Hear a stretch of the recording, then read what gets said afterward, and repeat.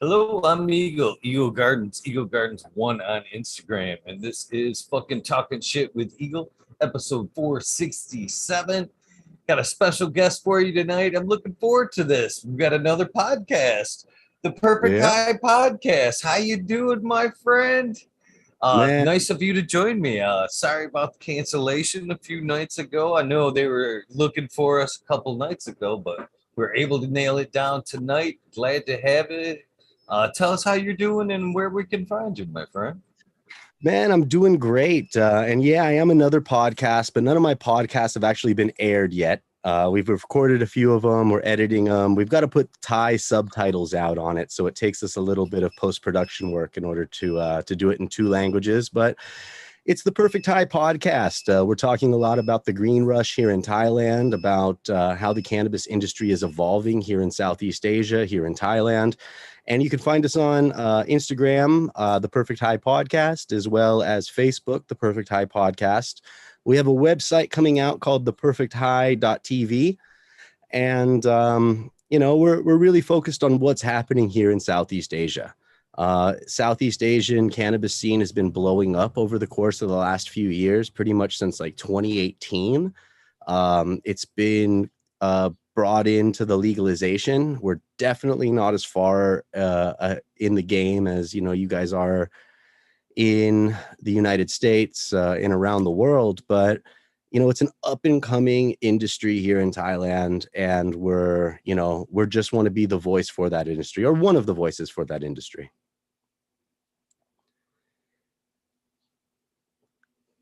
Um, It's a pretty awesome place to be right now on the forefront of all that, I would think.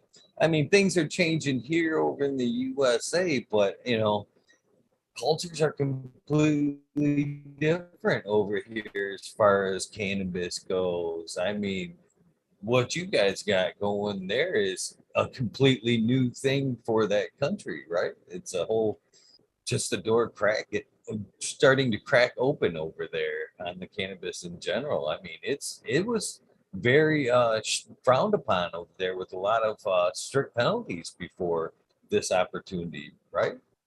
Out big time, big time. I mean, I've been here in Thailand on and off for 20 years. I've been coming between here in Thailand and going to do my business in Northern California during the seasons, and then I'd come back here to Thailand. And during my my first few years here in Thailand, I mean, cannabis. Now, everybody, well, a big portion of the population used cannabis, but they were very, very secretive about it. I mean, it like when I was sitting there, smoking with my friends, doing stuff like that, I felt like tweakers, man, like peeking out the window. Are the cops coming? Did someone smell that? Like, I mean, it was there was a lot of paranoia around the cannabis use because of how hard the laws were. Um, and all, everybody's seen videos like the Bangkok Hilton and what Lost in Paradise, where some people get caught up in some drugs and they end up doing life in prison or something like that. So there was a lot of stigma around cannabis up until the recent years, up until about 2018, when, cannabis or ganja, went from being a bad word to a word that could be good. They're learning, they're still learning about it, but the stigma's coming out. Here in, here in Thailand, where I'm at, I started helping with the legalization movement in 2018 here. I was invited to the Royal Palace to meet the King of Thailand at the time. That was King Rama X, who's the current king. And we had a big organization of people that were creating cannabis medicine for patients. They were creating cannabis oil based on very old principles. I mean, based on, the original Rick Simpson methods, but, it's medicine, and they are treating patients. And I helped them a lot in their endeavors. And they invited me to come meet the king in 2018. So we all went down to the Grand Palace. We brought, hundreds of patients with us. We brought all the our whole entourage of cannabis enthusiasts and professionals and activists and politicians with us. And 7 of us were allowed into the Grand Palace with for an audience with the king. Now, the king never showed up, but he had a representative there. And it was the first time that the you know the that Thailand has the royal family was presented with a cannabis project for the people. From there, I kind of just spiraled into working with the Farmers Council, trying to get good, sustainable, organic grows up and running. I did have an opportunity to meet the princess and present a cannabis project to her.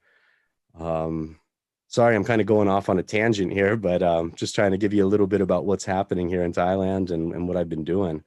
Because there's a lot happening, and it, like you said, it's a very new industry. All right, it's brand new here, unlike the industry that has been set up in the United States.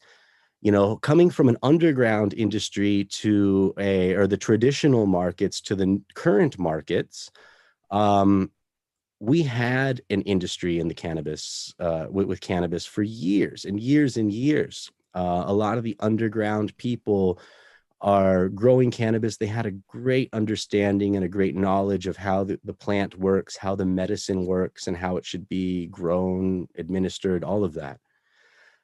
Here in Thailand, we're sort of starting from a blank slate. Now, back in the Vietnam times, we were told that the best cannabis in the world was coming from Thailand. And at the time, it was probably true. But since the whole war on drugs and all this, prohibition of cannabis, all the stigma was created around it, a lot of the knowledge that was here on how to grow commercially viable crops has been lost. I mean, the only people that still understand this stuff are 80, 90 years old, and nobody listens to them. It's all about the politics and how we're going to make money now. But yeah, sorry, I'm just going off there. Oh no, man, I'm loving it, man. We're looking in. You know what I mean? This is our opportunity to take a little look into what's going on over there. You know, we don't get here a lot at all what goes on in Thailand. What's about the cannabis industry and how it's starting to take over up over there. I mean, I'm all ears. I'm all ears, man. Take me All on right. a journey. What's going on there? All right. So, uh, I can't even imagine. I mean, here we've got a little bit of framework to work with there. Are they looking to any other countries or even us over here as a model to go by, or are they just kind of taking off with their own? They have models that they are going by. The models that they're working with now, originally, the first political movement here in Thailand was based off of the 6 plants per household. The California model is what they called it. It was based off of Proposition 215 in California, out of 96, 97, that was put into play. And I'm a huge supporter of that model because I am a supporter of cannabis patients being able to grow their own medicines, to have plants like you have in the back there, to be able to grow your own medicine and, grow what's right for you, not being told by the government that you need this strain or you need to ingest cannabis in this way. Because the fact of the matter is they don't know. They don't know how we should be using cannabis. Their knowledge of cannabis is still very fresh. They're still learning about it. So, the California model was initially put out to the people where they were going to allow 6 plants per household to be grown for personal use and to help your family medicate itself. And I was a huge supporter of that. I think that's the way it needs to be. But then this little thing got in the way. It's called money. And they just saw the green rush going out around the world, how much money Canopy Growth is making, and Aurora Cannabis, and all these guys are turning into, cannabis, super conglomerates. Jungle Boys is valued at billions of dollars. So they're seeing this thing and thinking that, okay, well, if they can do it, so can we. And they're right and they're wrong. We don't have the infrastructure in place that we have in the United States, on every single front, from recreational cannabis to home growing to industrial CBD projects. Like, we don't have any basis for that. Like, we don't have, or just over the course of the last couple years, have we had access to something that resembles a grow store that we'd be used to seeing in the United States, where they actually have a variety of nutrients, some cannabis specific products, where prior to this, we had nothing like that. There was nothing to base it on. People were ordering nutrients. They're ordering advanced nutrients from the States, reselling them here for insane amounts of money. Like, I mean, hundreds of dollars per liter, just because, well, first off, importing fertilizers is illegal here to Thailand. So they have to smuggle them in, and we have to pay smugglers' prices just to get nutrients. So, the industry is starting, but it's, it needs a good base. It needs for these underground growers, in my opinion, it needs for the underground growers to grow for a few more years, develop the products. I mean, we had an underground scene, forever in the United States, from before I came into the scene. There were grow shops around, and everyone was super sketch about the grow shops, that the feds were watching the grow shops and all this stuff. And but we had them, here. They've just started popping up. They're popping up online. So we're just starting to have access to some more unique products. And that's on the home growing front. The industrial side of things, they're trying to put into these big industrial projects and, commercializing this stuff, where we're moving away from the original thoughts and theories we had about letting the patients grow 6 plants for themselves and letting them treat themselves. Now they're trying to figure out how they can make money with it. And a lot of that whole 6 plant model kind of got pushed aside to let the big boys come in and make their money first. So right now you can legally grow hundreds of rye worth rye is a unit of measurements out here for land. So there's about 2.2 rye to an acre. So but you can grow hundreds of acres of high CBD hemp that can be made into isolate, that can be made into a product, but you still can't grow 6 plants to treat yourself and do anything like that. And even worse, like the products that they're saying that they're going to be able to make out here, I just saw a draft law. And this draft law states that we're only allowed to put 75 milligrams of CBD into 1 kilo of final product. So if we're looking at, just to break that down for you, a normal can of soda is about 330 milliliters. So you could have approximately 25 milligrams per soda, per drink that they're going to make.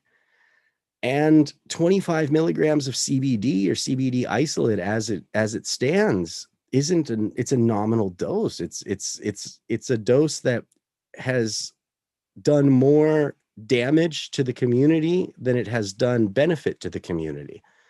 And not only on, the product itself, but they're putting 25 milligrams of this product into a product with 40 grams of sugar that comes from high fructose corn syrup or cane sugar. And a lot of those farming practices are not sustainable here. It's something that we stand up against in Cannabis Agronomics, my consultancy company, is we can't continue to grow crops the way we're growing them. We can't continue to, support this kind of non-sustainable agriculture. So, when we're adding 25 milligrams into a product, into a CBD, 25 milligrams of CBD into a sugary drink, not only are we fooling the people into thinking they're doing something good for themselves and they're giving themselves diabetes in the process, they're also, thinking, oh, we're helping sustainable cannabis farms, when in reality, we're helping the more unsustainable farming practices than anything else. The corn, the sugar. I mean, that's a whole other episode. I can go into how nasty the farming practices are here. It's disgusting. So, it's a start with what we're doing here, and it starts with education, and it starts with trying to educate the people in the right ways to go. So yeah, I mean, it's still the wild, wild west out here. It really is. Man, that's crazy. I agree with you on the very minimal dose of CBD there. Basically that it gives everybody false hope. It's snake oil from day one. I mean, if it's not gonna work, it's not gonna work. I mean, why even put it on the can? At that dose. Yeah. I mean, more than just false hope, it takes away from what you and I are doing for the cannabis industry.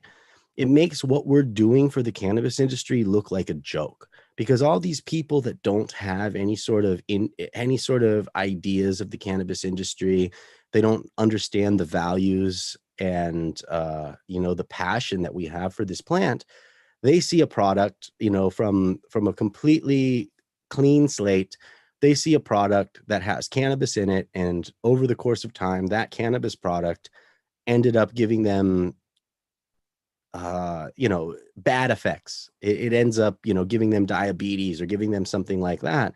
You know, I don't know exactly why you got into the cannabis game, but I got into it to help people, in order to help people on every front, whether it's stress, whether it's cancer, whether it's anything in between. Like, I want to give people a good quality product and give them a good quality medicine.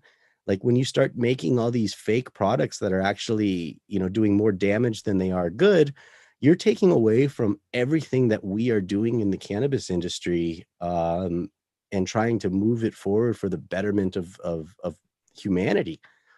You're turning it into a poison, is in my opinion.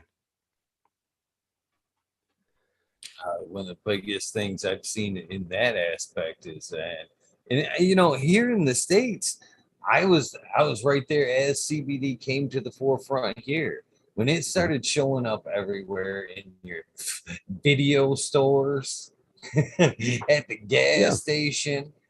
you know, I was happy to hear that everybody was opening their mind to the CBD, whole thing of it, but to see it come from every direction so people could try it from one of these bad sources and not get like pop, more than likely an inferior CBD product, and to try it and go, well, that don't work right from the beginning before while the Right. doors are opening.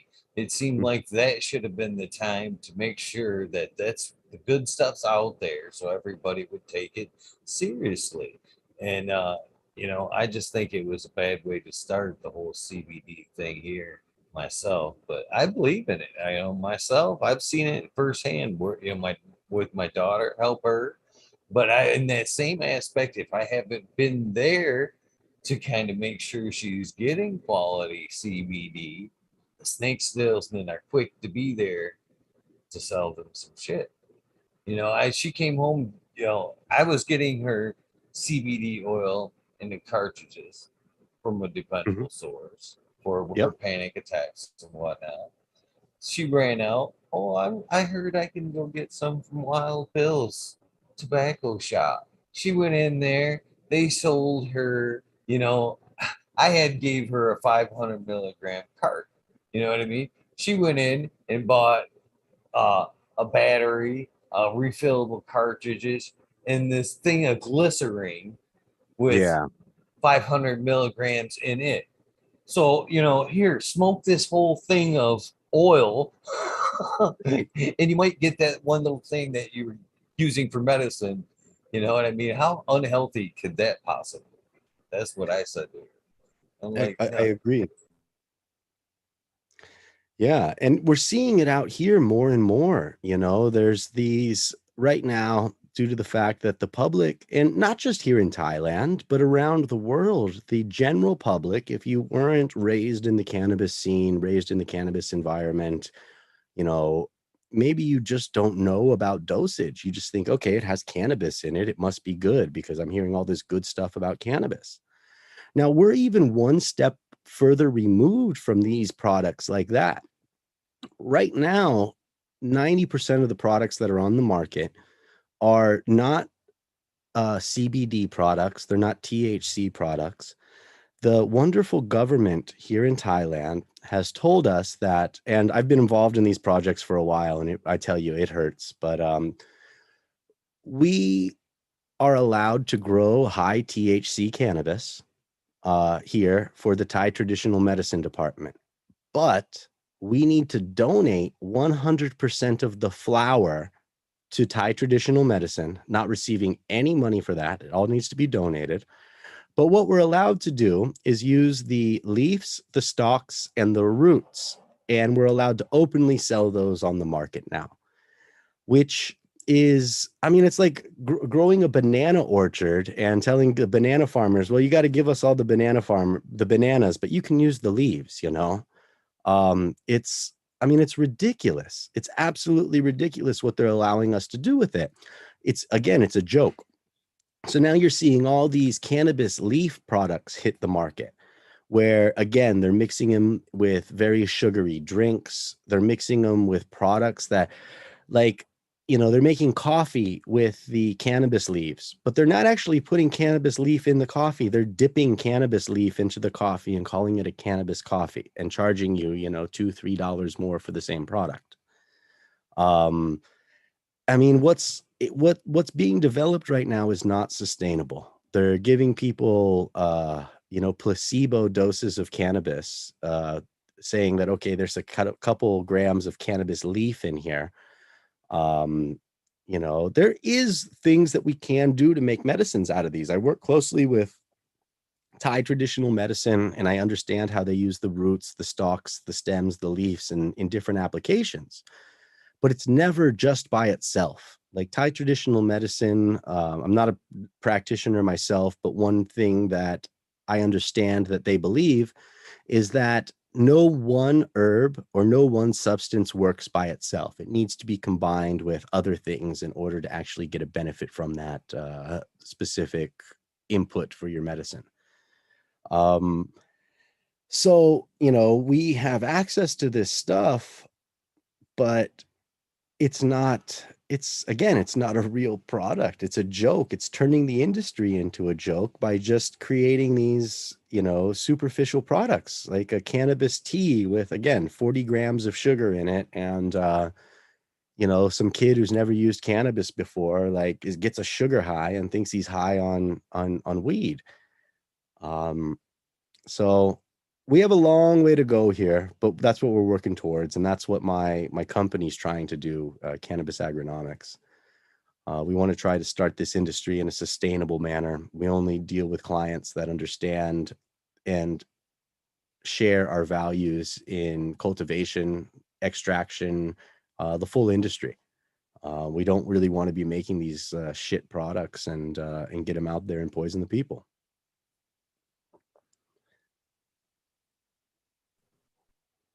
It is sad to see that the shit they're willing to put out there. That's for sure. Yeah. So one of the other things that you're seeing, I've heard and talked to a few people that's utilized the roots. A lot of people Mhm. don't realize that there is at least an anti-inflammatory property in the cannabis roots. Is there anything else that you guys are finding in any other uses? I mean, I hear of people boiling them up and putting them into creams for the anti-inflammatory properties. Is Yeah. there any other uses that you know Again, I've heard a lot about the anti-inflammatory properties of this, and I've talked to the practitioners a little bit on how they extract them, and they believe, and at least the ones that I've talked to believe that they need to be extracted using an alcohol over the boiling method. Using it, they do an extraction on the leaves. They ferment, or sorry, the roots. From what I've seen that they do is they ferment the roots in alcohol for extended periods of times. They could go years. They would prefer to go the longer the better on these extractions. Now, one thing I haven't seen is sort of the actual test results that, you know, that get us to where we're going with these anti-inflammatory properties. I don't know what is contained in the leaf that actually that produces these effects, or sorry, in the roots that produces these effects. But I'm interested in following up with this. Currently, my one of the guys that I work with, the guy who's helping me set this whole thing up, he's in training for Thai traditional medicine at the moment, and it's a 2 to 3 year course in order to become a Thai traditional medicine practitioner. And he's doing it right now, and he's learning, and we're all learning together, including the Thai traditional medicine department, because they're working with these cannabis recipes that are hundreds of years old. And when they were written, it's not very clear about the cultivation process of the when the collection practices on when to use these cannabis, the parts of the cannabis plant. In the recipes, they say, okay, you need 10 grams of cannabis leaf. Now, 10 grams of cannabis leaf from a plant that is only 3 weeks old has very, minimal cannabinoid concentrations. But now let's say we took 10 grams of cannabis leaf from a plant that's in full maturity, where we're about to harvest the leaves. And there's even, you're about to harvest the buds. That even the leaves on that, are sugar leaves, they're covered in trichomes. So 10 grams of leaf from a mature plant versus a immature plant, there's going to be a huge difference in cannabinoids, even in the leaves alone. So this is stuff that they're still learning in the process of creating these formulations for Thai traditional medicine.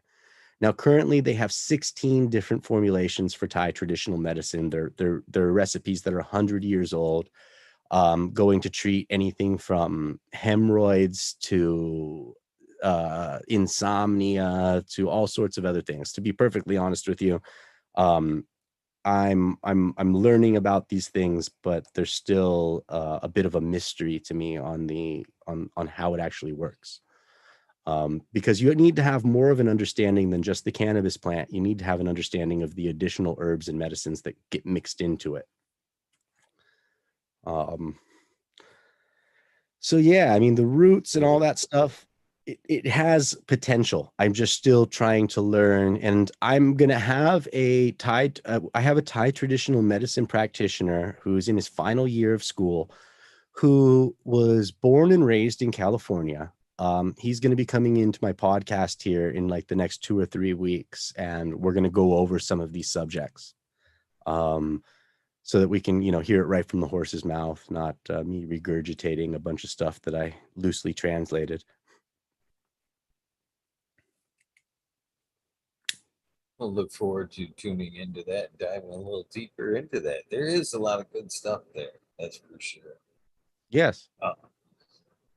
So, uh, pretty cool thing you got going there so far. But one other thing I wanted to bring back to is you mentioned the lack of being able to get nutrients over there. I kind of, when you said it, I was like, sounded like a plus, to be honest with you.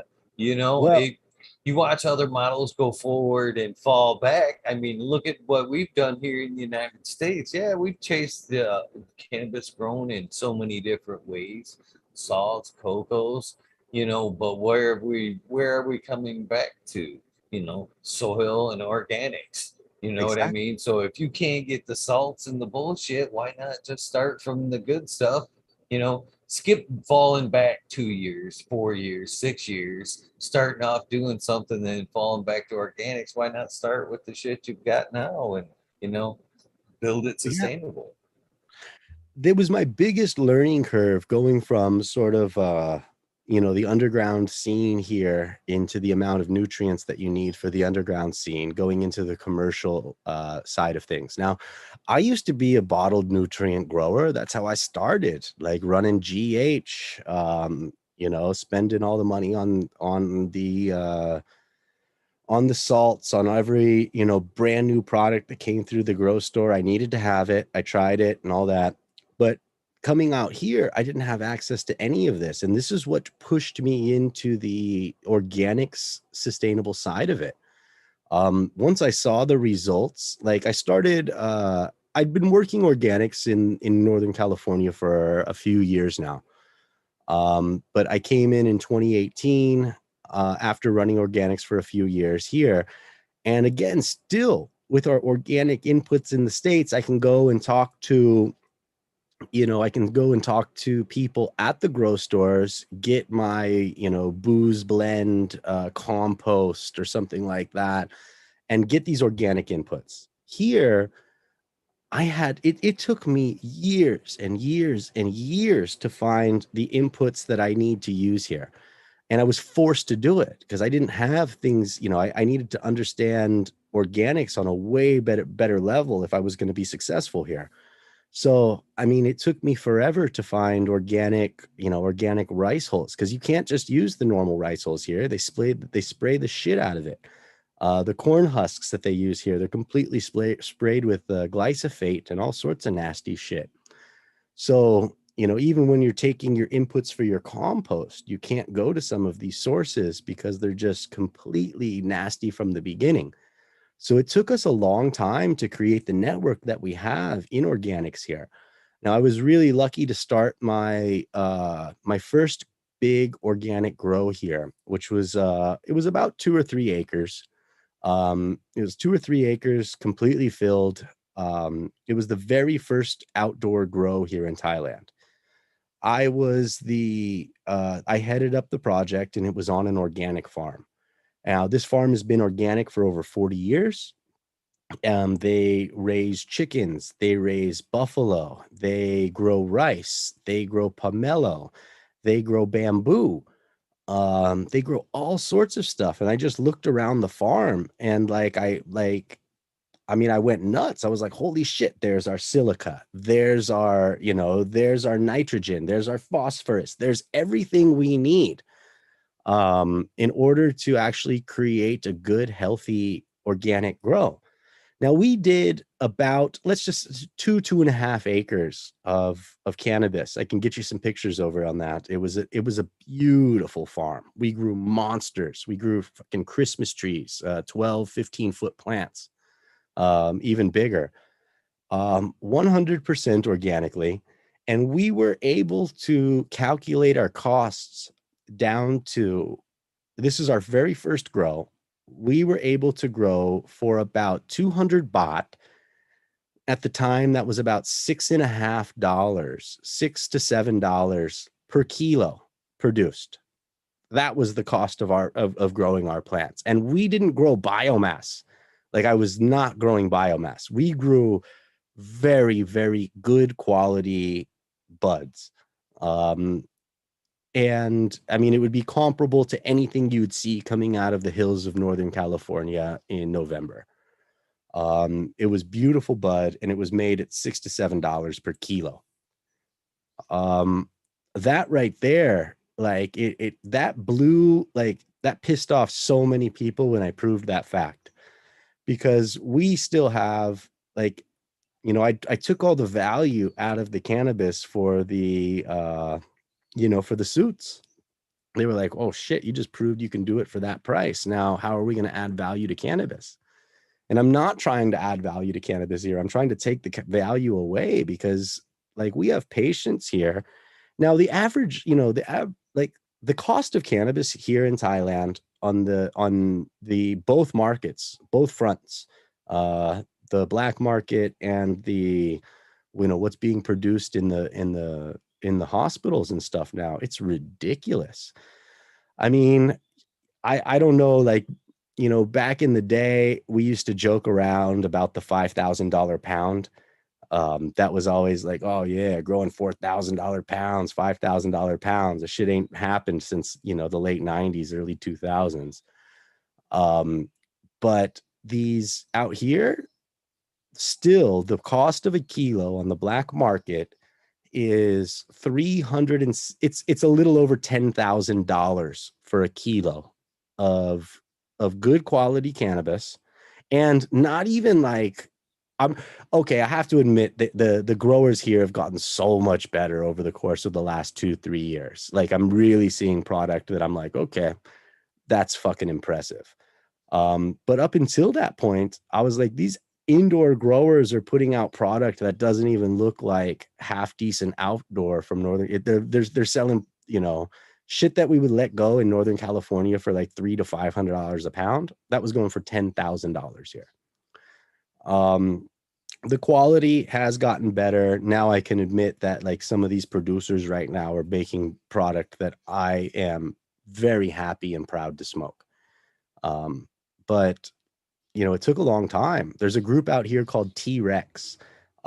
They do organic indoor soil. They do their own organic nutrients, or they do all their living soil, their organic nutrients. And all the product that I'm seeing produced by their team or their purchasers of their nutrients and inputs, fucking amazing. Really, really nice stuff.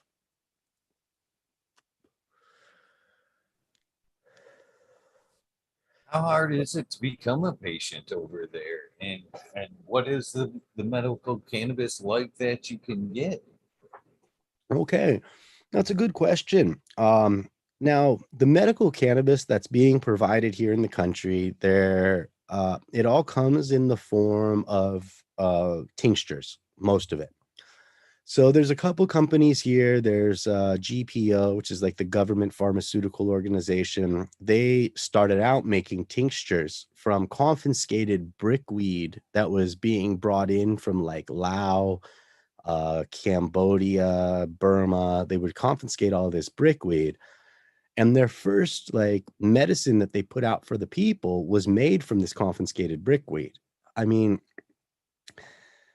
I wouldn't give this shit to my dog. I mean, it's horrible. I mean, it was the worst. Like, I mean, it was disgusting, bitter, nasty shit. They finally did some tests on the stuff and they found out that it was, containing heavy metals, rat poison, all sorts of nasty shit was mixed up into the stuff, into the original product that they grew. So they put out all this nasty medicine. There was a couple traditional Thai folk doctors that made medicine out here back in 2018, and they were using like Rick Simpson's original methods, working with like naphtha, which we've learned that naphtha is not the shit you should be extracting cannabis with. In order to boil off all the nasty toxins that are in it, you need to get your product up to like 200 to 300 degrees, something like that. Which nobody who's making cannabis is purging their product at over 200 degrees. So, their learning process was slow. Currently today, you can go to certain practitioners, Thai traditional doctors, certain doctors that can give you a prescription for medicinal cannabis. Now, with that, you can get tinctures. They have a CBD tincture, they have a THC tincture, and they have a 1-to-1 tincture. That's being created by the GPO, government pharmaceutical. And there's a couple other little guys that have their tinctures in the mix as well. So basically, all you can do is get some form of tincture to treat your ailments at the moment. There's no standard. They say that they're trying to regulate the standards of what goes into them, and trying to give you some sort of accurate THC CBD analysis of the product. But from what I'm seeing, it's not very accurate.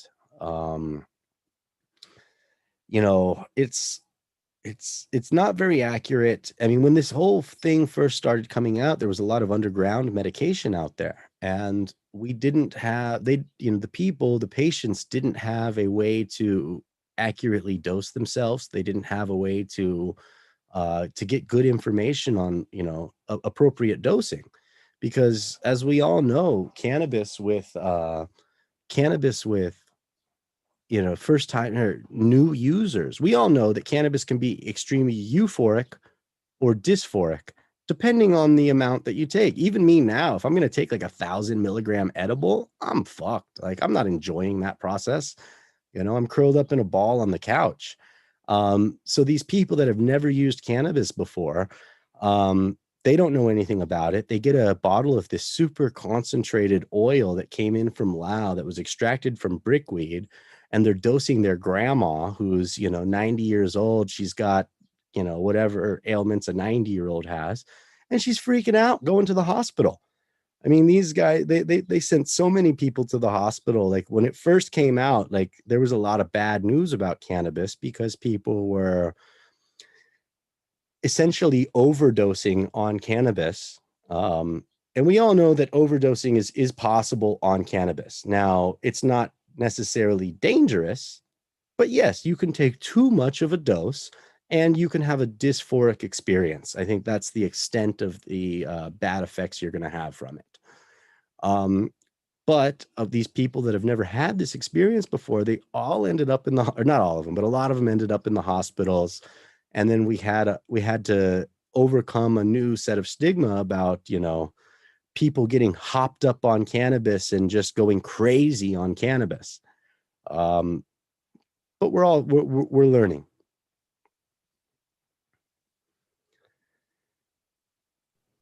I've often said I wish I could find some of that reefer madness. I don't think it would be all bad in doses. Right. But I've actually seen paralysis from edibles firsthand. Yeah. I never thought, again, it wasn't me, and I found it terrifying on my end, just because I didn't know. I didn't know how to handle it. I was afraid for the person. What do you do, when that happens? And man, it was scary. It was really scary. I never thought it could get that deep. It got to the point where the person had like a hard time breathing, was totally locked up. I mean, locked up to where they weren't moving or could move. And it was a scary experience. I could see how people could be very turned off from like that. And they talk about wanting to introduce a stable product into the market, but I mean, there's so many different strains out there, and like you're saying, source is everything. You know what I mean? Unless you've kind of done some pheno hunting and all that, it seems like every batch they put out would be inconsistent too, I would think, because of source. They're not necessarily sound like pheno hunting. It's just more like fields, you know what I mean, of certain strains, if they're there, they're that lucky, I guess. Mm-hmm. So, man, that stinks. No, they can't even grow. I mean, you kind of hinted that earlier, but they can't even grow their own flower if they needed or wanted flower. If you could get flower, could they have it? Is it in the law to even possess? No. So that's the thing. What a lot of people are doing right now is they're getting the certificate to say that they have a high THC medicine. And they're using that certificate because there's something that's still done here in Thailand, especially down in Bangkok around Sukhumvit Road, which is the main road going through Bangkok, the Thong Lo police department who are, oh, they're very interesting guys. They still take people and piss test them right on the side of the road. So if you come back and you piss test for THC, you're starting to get yourself into a world of shit. We've, it's a very common practice. Everybody in the area is known for it. But if you get pulled over and you have THC in your system and you pull out this certificate, there's nothing they can do about it. Now, I actually got a story about that. I have a certificate here in Thailand that not a lot of people have. I have amnesty for cannabis use here in Thailand. I'm allowed to possess 1 kilo of cannabis, 12 bottles of extract, and grow 30 plants. I registered for this amnesty. There was like a window you were allowed to register with the amnesty with the FDA and the Thai DEA and stuff like that. So I registered for this amnesty.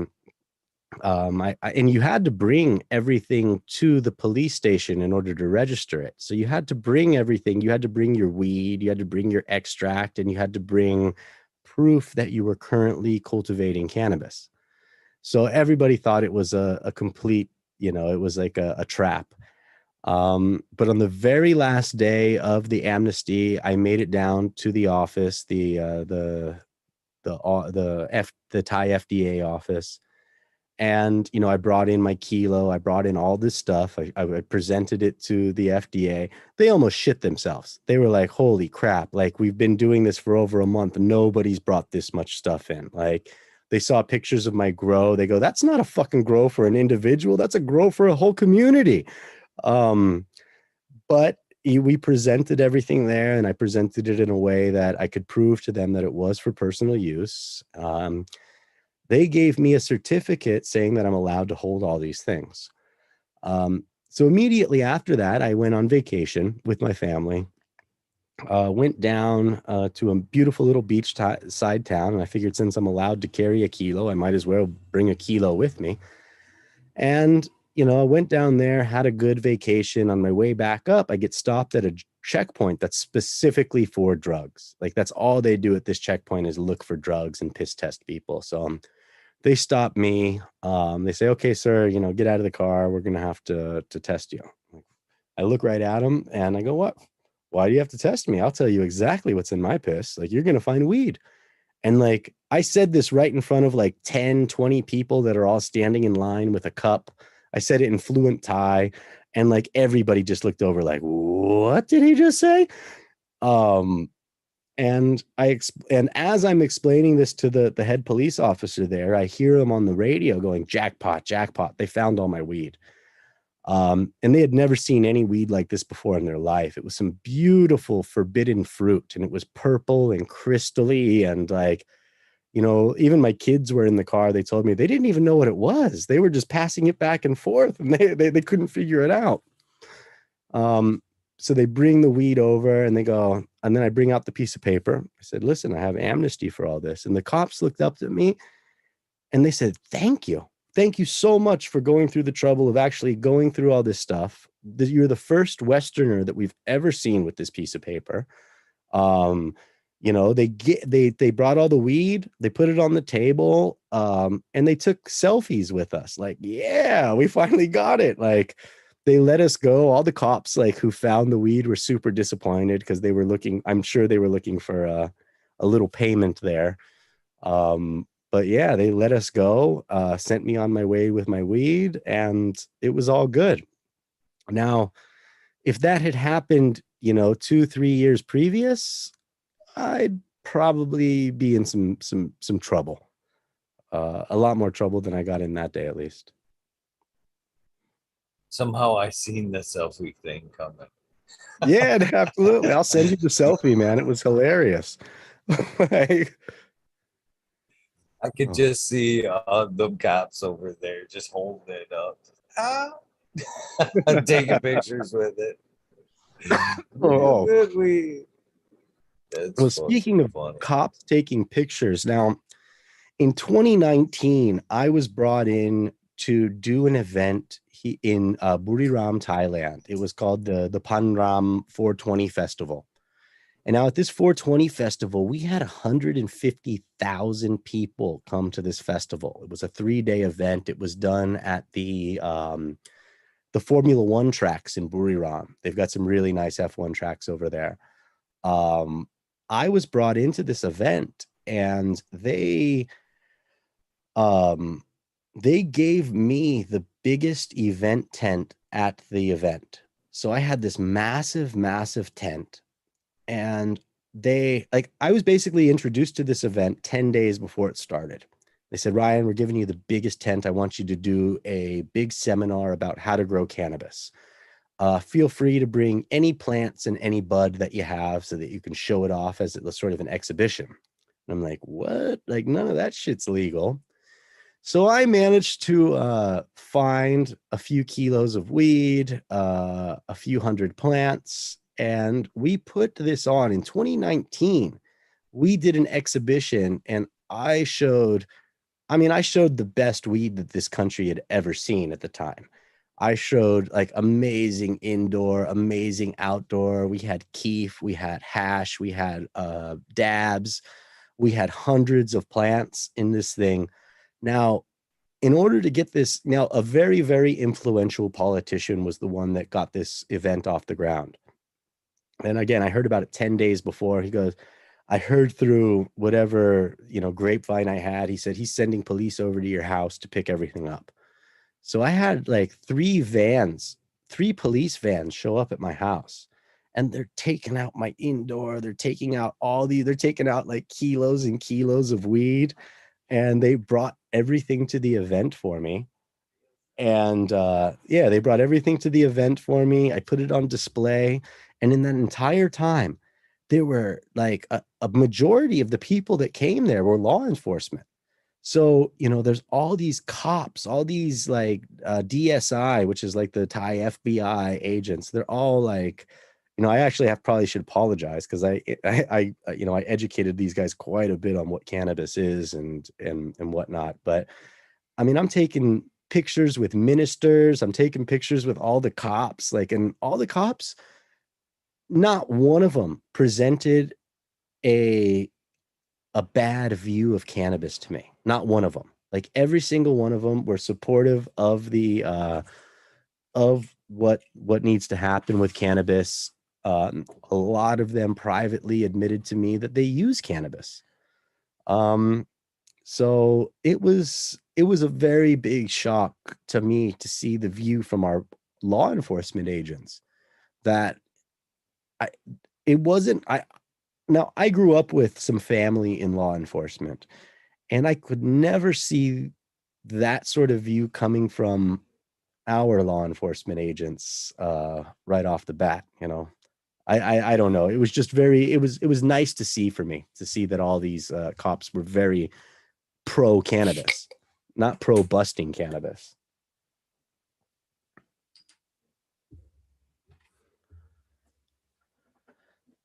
Eagle, can I ask a quick favor and apologize? Can I run to the little boys' room for 1 minute here? Absolutely. I'll just talk with Chad a little bit. Heck yeah. All right. Chat for a second. I'll go as fast as I can here. Oh, you're good. How you guys doing there in chat, you guys? What are you guys smoking on? Do you have any questions for the cannabis industry in Thailand that you would like me to ask our guests? Please, this is your time to put those questions in chat now. Hopefully, you guys have had a great Sunday or weekend in general. Nice to see everybody. Geez, we got 67 of you awesome people watching currently. Greatly appreciate you guys tuning in.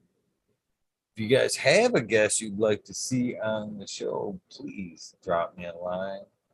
Or if you know somebody in particular who would like to be on the show, tell them to please give me a DM on Instagram. That would be pretty awesome. Always looking for some great guests. So, got a lot of great people. Got a lot of great people to go. Cannabis flower, how you doing?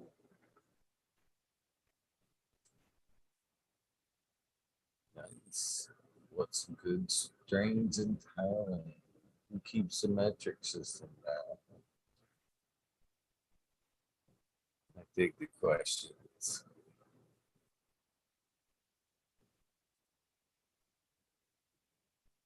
Okay.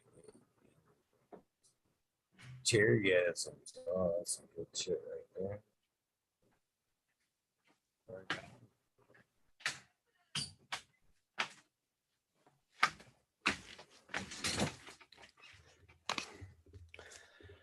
Oh, sorry about that, guys. My apple juice is running through me here. No worries, my friend. No worries. So they want to know what kind of strains do you have over there in Thailand? Okay, so this is one thing that like even I was more like I've been my eyes got opened up here. Like a lot of times I kept hearing about the Thailand race, Thailand race. Like, but what is Thailand race? I mean, we have so many different land races here and so many different like I've grown back in 2018, I did a huge field full of Thailand race that came from every corner of the country. And I mean, it's as wide of a spectrum as you could really imagine. Yes, they do all have the sativa style structure, um, but not it's so we have, there's one strain here that you hear in Thailand a lot. It's called Hangalok, which is squirrel tail. And squirrel tail, the buds grow very much like a squirrel's tail. They're big, loose, larvae buds that need to grow like this because these plants are growing a lot of time. They're started and even finishing in the rainy seasons here. We have some really interesting climates here, and the different strains, they finish at different times. We have a purple Thai landrace that we've been growing that's just amazing. And that purple Thai landrace really comes out with like nodes of like Jack Herrera.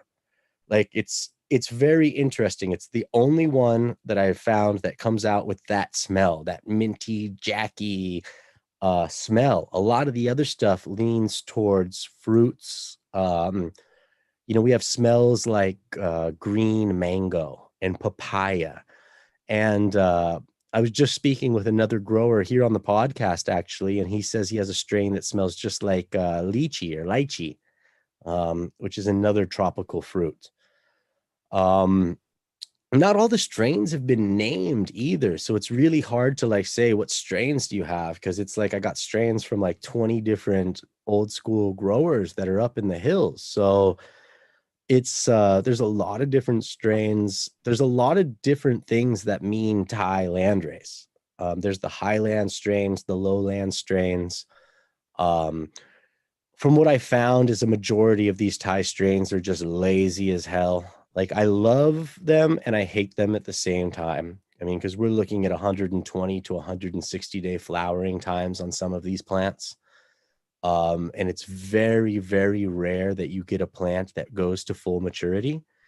Um, it's the seasons here are so weird that the plants just show how weird the seasons are. Because we have like our summers now, we're very close to the equator. So our difference in time doesn't fluctuate that much over the course of the year. Depending where you are on the map, you could be in the very south, which is closer to the equator, all the way up north in Chiang Mai, Chiang Rai, which I forget, the exact latitude that we're on there. But you're basically looking at a difference between 11 and a half to 13 and a half hours of sunlight per day. Even in the sunniest environment, you're getting at about 13 and a half hours per day. Now, some of the strains that we're traditionally using on these northern latitudes will flip immediately, even in that 13 and a half hour range. Like you working with these strains that typically come from these northern latitudes, they're going to flip in these, they're going to flip any time of year here.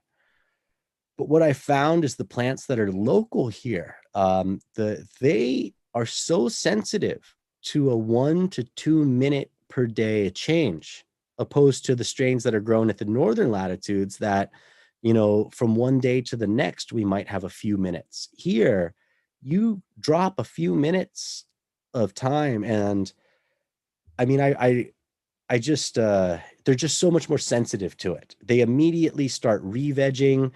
So with the Thai local strains, I've noticed that a majority of those strains start to re-veg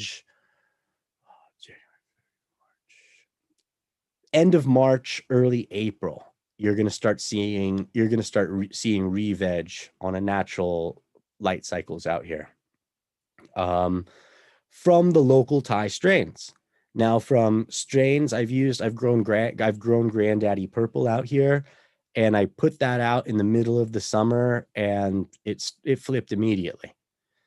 So, you're dealing with like the strain. There's a lot of strains out here. The Thai landrace is its own unique entity. There's so many different flavors and smells, and even plant structures that I've seen from that.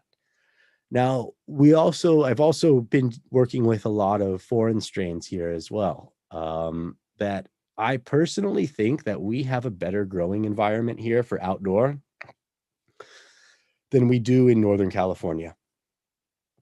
Our growing environment here is it's just way better than California.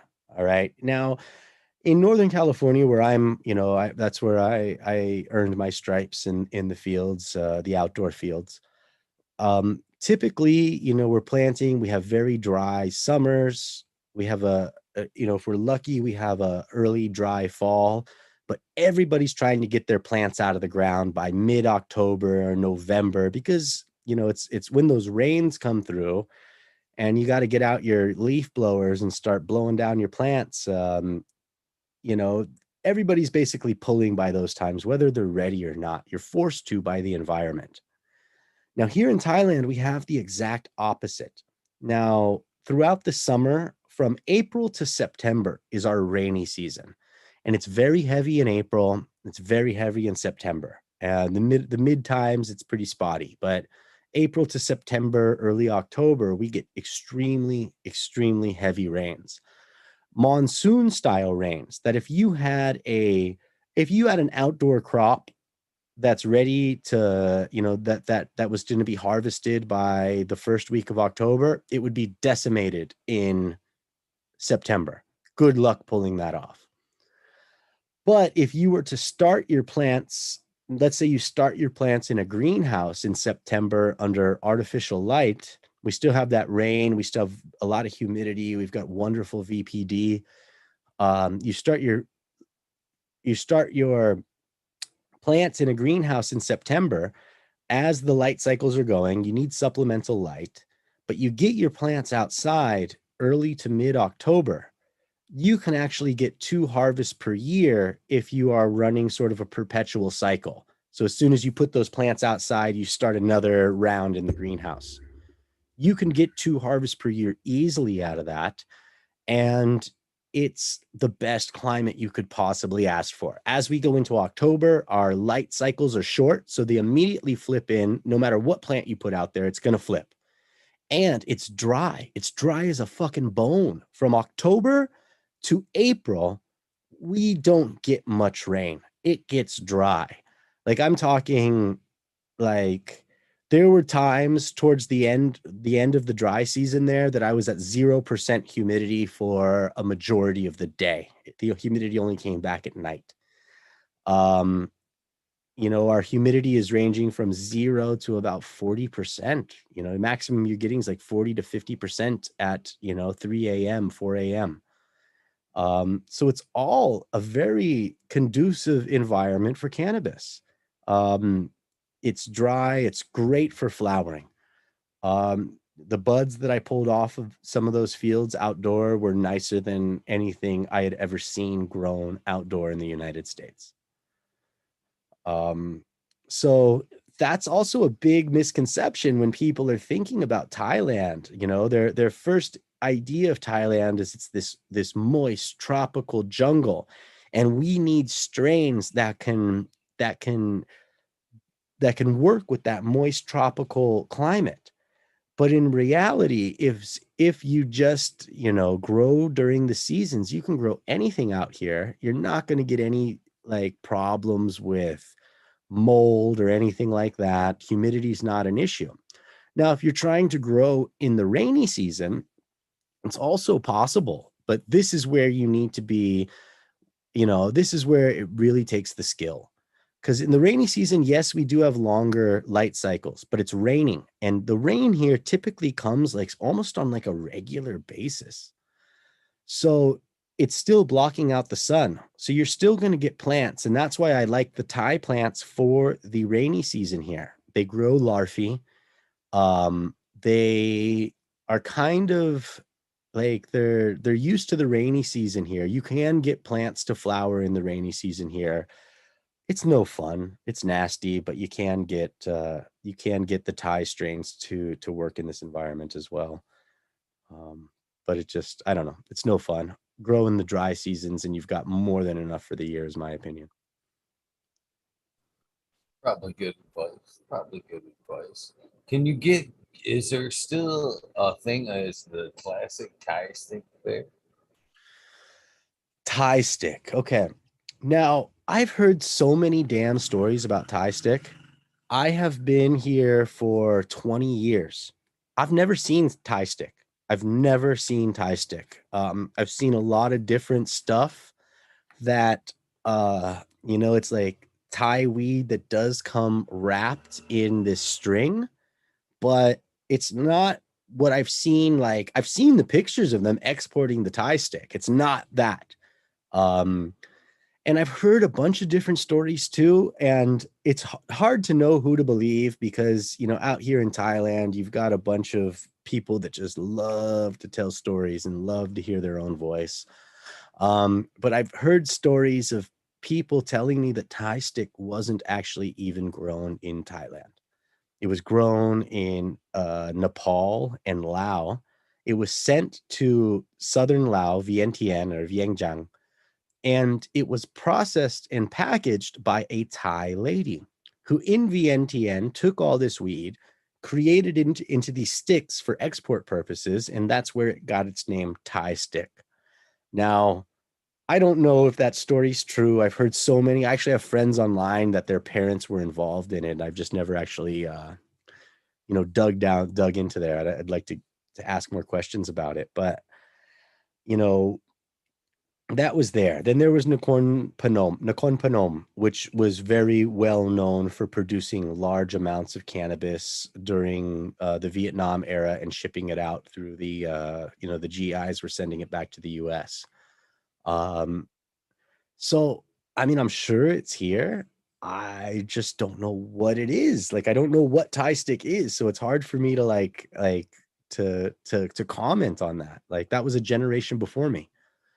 Um, and I wish I knew. I mean, I have strains that have been bred out of the or so-called the original Thai stick. What did I grew what was it called? Chocolate pineapple, which I thought was a fucking amazing strain. It was the truth. The truth is like three different OGs mixed together, crossed with the original Bangkok Betty Thai stick strain from you know the 70s. And that was an amazing plant. It was, yeah, one of my favorites in the field, to be honest with you. It grew very much more like an OG, but it just loved the environment here.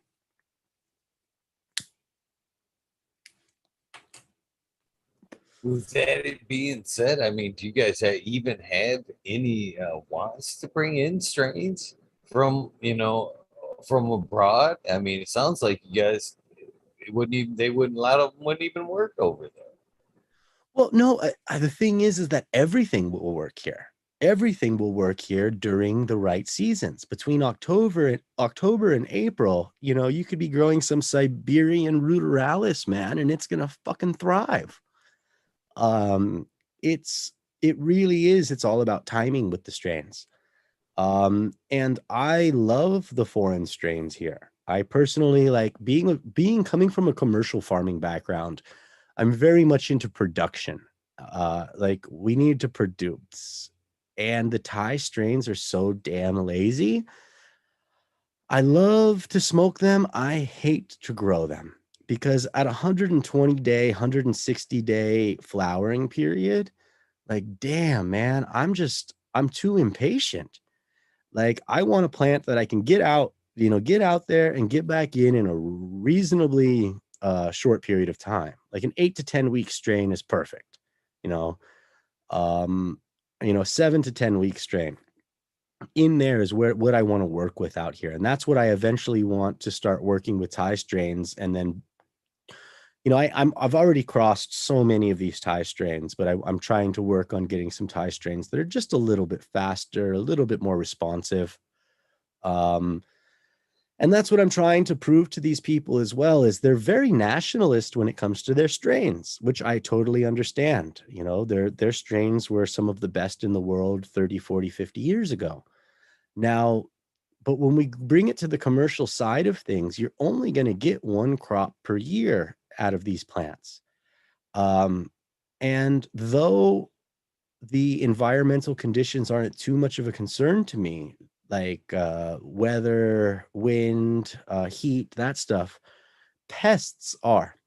The pests here they can be brutal.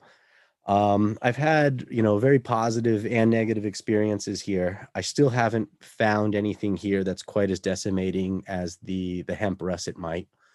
We are lucky, knock on wood, that we do not have the hemp russet mite here yet.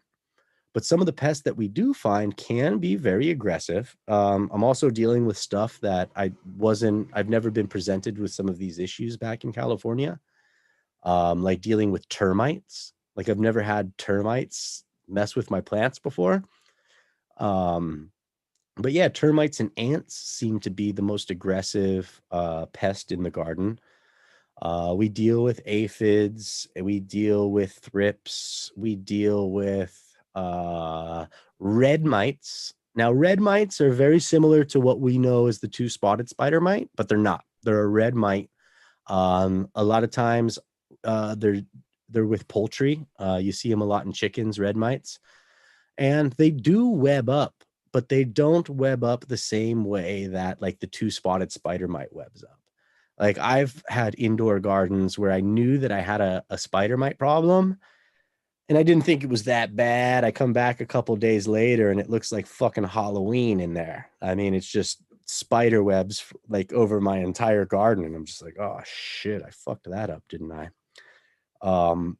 But here with the red mites, like, okay, I've had problems with red mites, but I've never had what I would consider like an infestation, like a complete devastating infestation of any one particular bug. Like, sure, if you have an outdoor garden, your garden is part of the ecosystem. Things are eating your garden. You need to protect it. But, if you don't have any bugs on your plants outdoors, like, in my opinion, like something's really, really fucking wrong.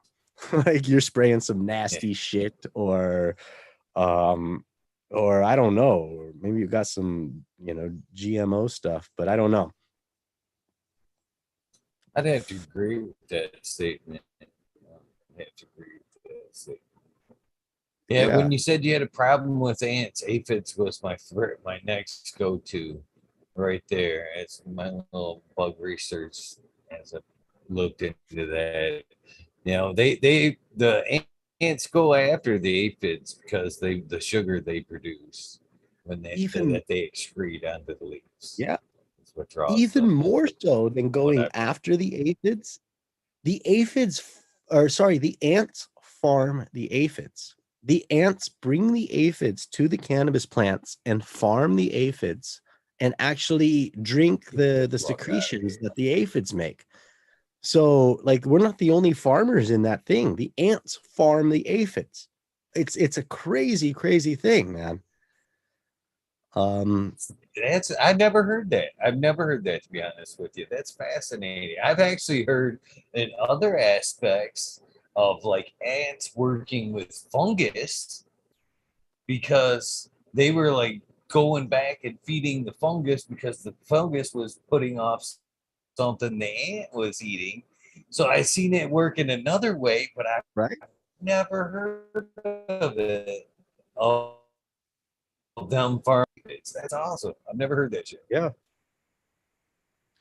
And I mean, like, I just ants as well. Like, in the United States, or at least where I'm from, we have a couple different species of ants. They're, very, like, they're ants. They're almost all the same. Out here, we have so many different species of ants. And like, so dealing with ants, I originally looked into, organic ant treatments. How do we fix these ants organically? And I decided to give borax traps a shot. I don't know if you've ever used borax traps, but you mix borax and sugar. Um, Basically a mixture of borax and sugar. You dilute it in water a little bit, soak it up in some cotton balls, throw it in plastic bottles, punch a bunch of holes in the plastic bottles, and you put it in the plastic bottles so that, like, your dogs and your other things don't end up chomping on this stuff. The ants go in there, they eat the sugar that's mixed with the borax, and they bring it back to the hive. They feed it to the queen. Now, over the course of 3 to 7 days, it basically crystallizes in their stomachs, makes them not able to eat, and over the course of 7 days, you can really see the ant population diminish. Um, but that's just with sugar eating ants. So now I had to get creative with this. I had to get like raw pork and mix the sugar and the borax in the raw pork, because then we have a whole species of meat eating ants. And as soon as like all the one ant population dies, a completely new species of ants moves into their same home and just continues doing what they were doing. So there's so many. It's something I'm still learning. My IPM is always developing out here. Um, but yeah, the borax seemed to do something for it though. Like the borax definitely kept the ants at bay. But you can't just do it with sugar. You have to do it with meat as well. Um, so yeah, the ants. I think they're my biggest problem even at the moment. I can't stand them. They get into everything out here. Uh, yeah, even adding too much molasses to your teas and stuff, they love that shit. Wow. Now, so what other it's the it would seem like for most people it would be the zero humidity that would be tough to deal with. Have you noticed that that type of environment uh brings out different traits in the cannabis plant that you've seen or know of from, say, your California years, and then you've Yeah. seen the strain there, and you're like, wow, this is something completely different. And I have you seen something like that?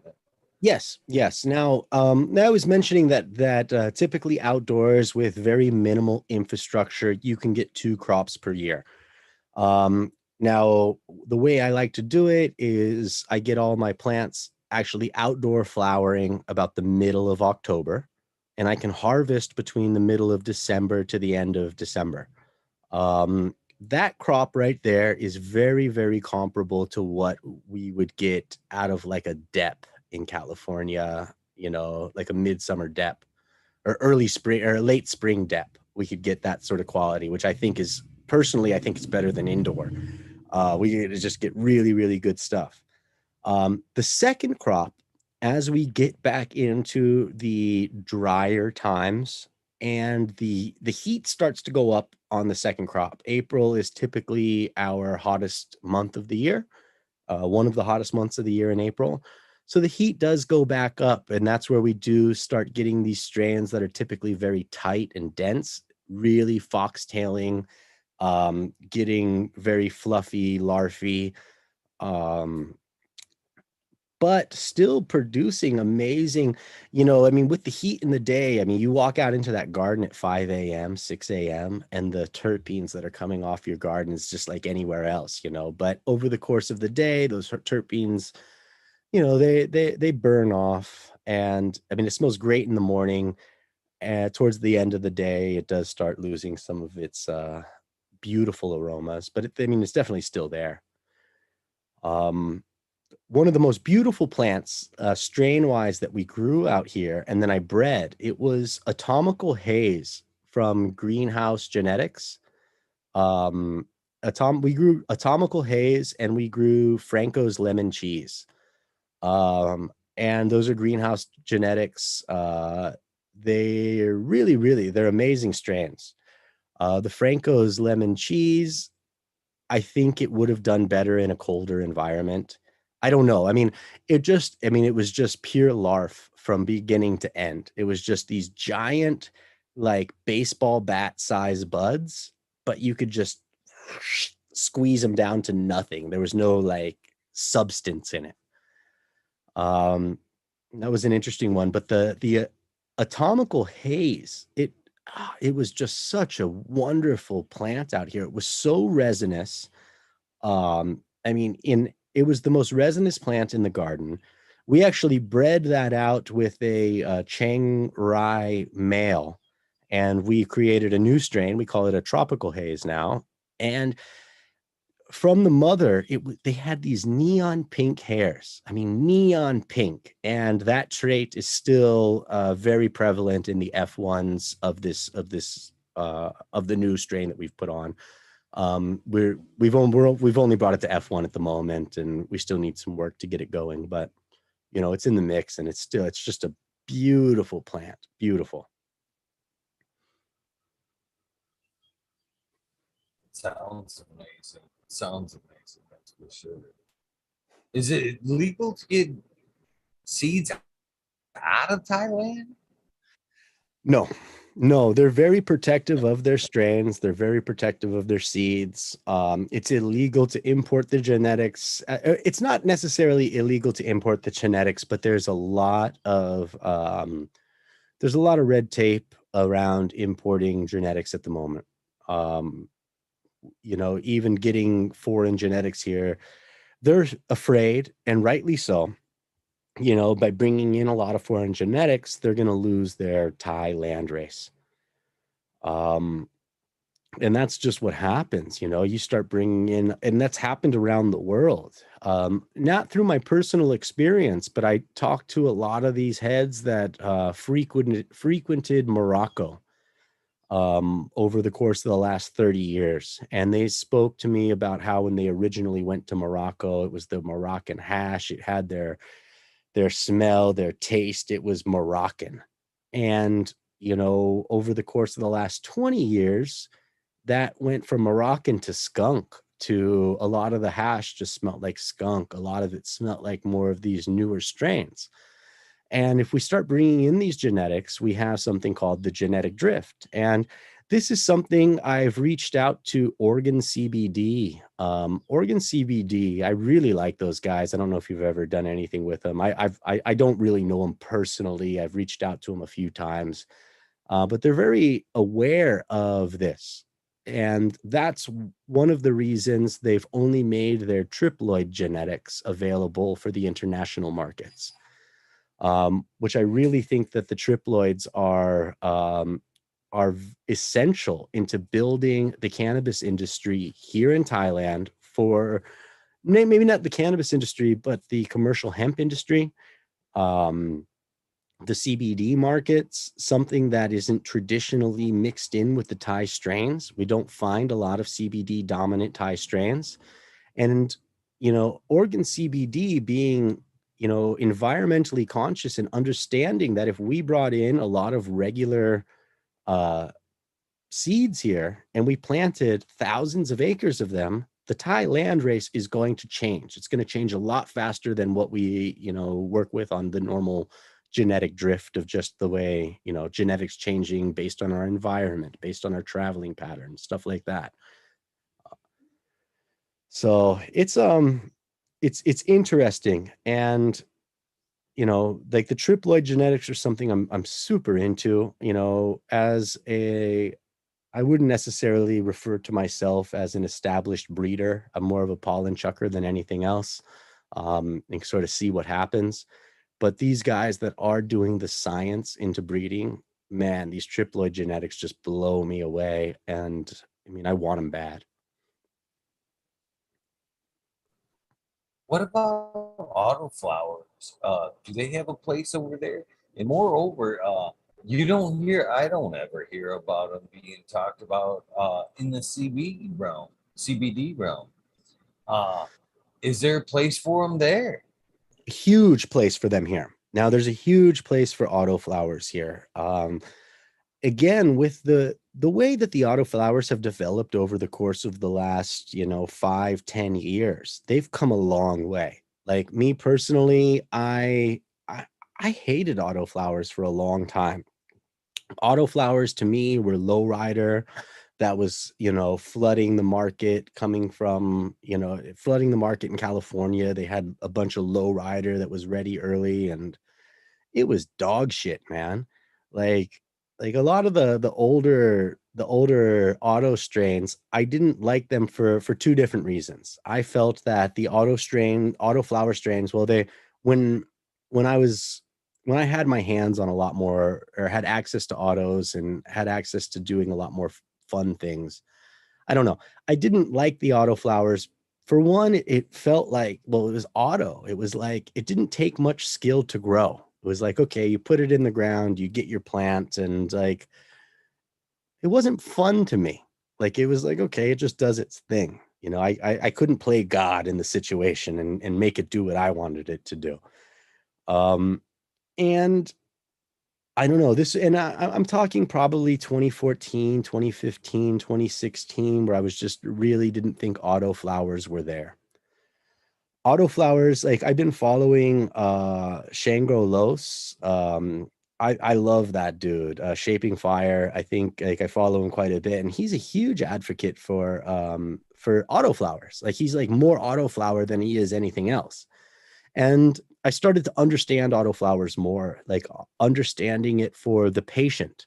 All right. I think autoflowers are perfect for a patient who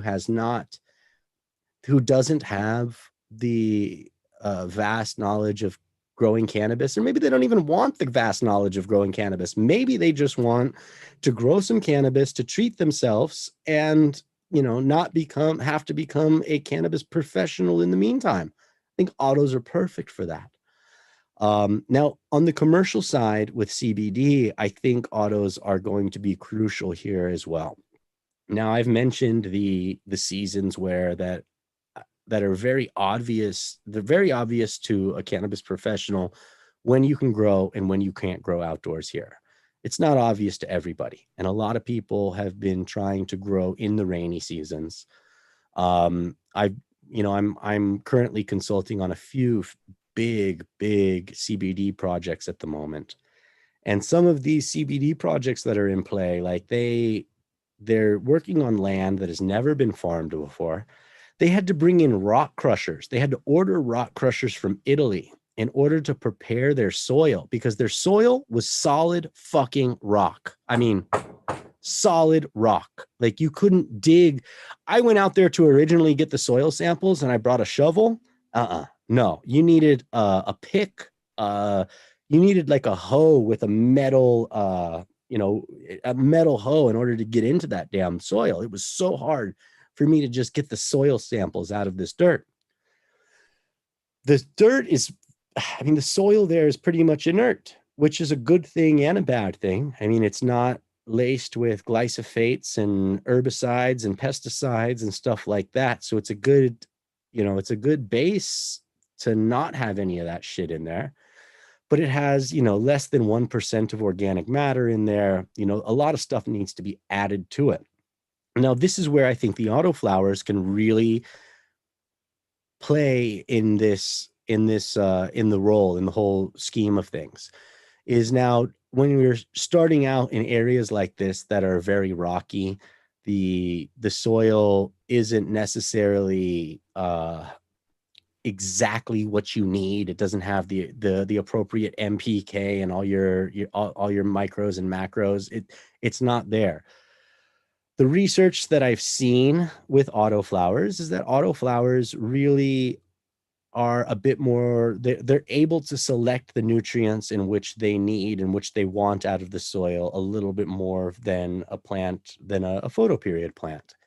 So I think, and this is an opinion, but I believe that the autoflower plants will do a great job in starting the regeneration of the soil. I don't think that you're going to be able to throw photos out there and get the same sort of result in this nasty rocky soil in the first couple years. I think we need to I think it's just sort of a step in the development of the soil. But also, we have this rainy season from April to October. We have a season that does have a lot of rain. We get a lot of heavy weather in there. I think if we had an autoflower, again, fast flowering, fast autoflowers, we could get autoflowers out into the field. And if we're going for the commercial production of CBD, then we're fine. If that's going to isolate, then they can take some weather, they can take some bugs, they can take this stuff, because at the end of the day, it's going to isolate anyway. As long as our entire crop's not ruined, we are going to have isolate coming out of that field. The faster flowering, the better, in my opinion. But there's a huge there's a huge market for autoflowers between the April and October time period. And in fact, I think it's needed for that.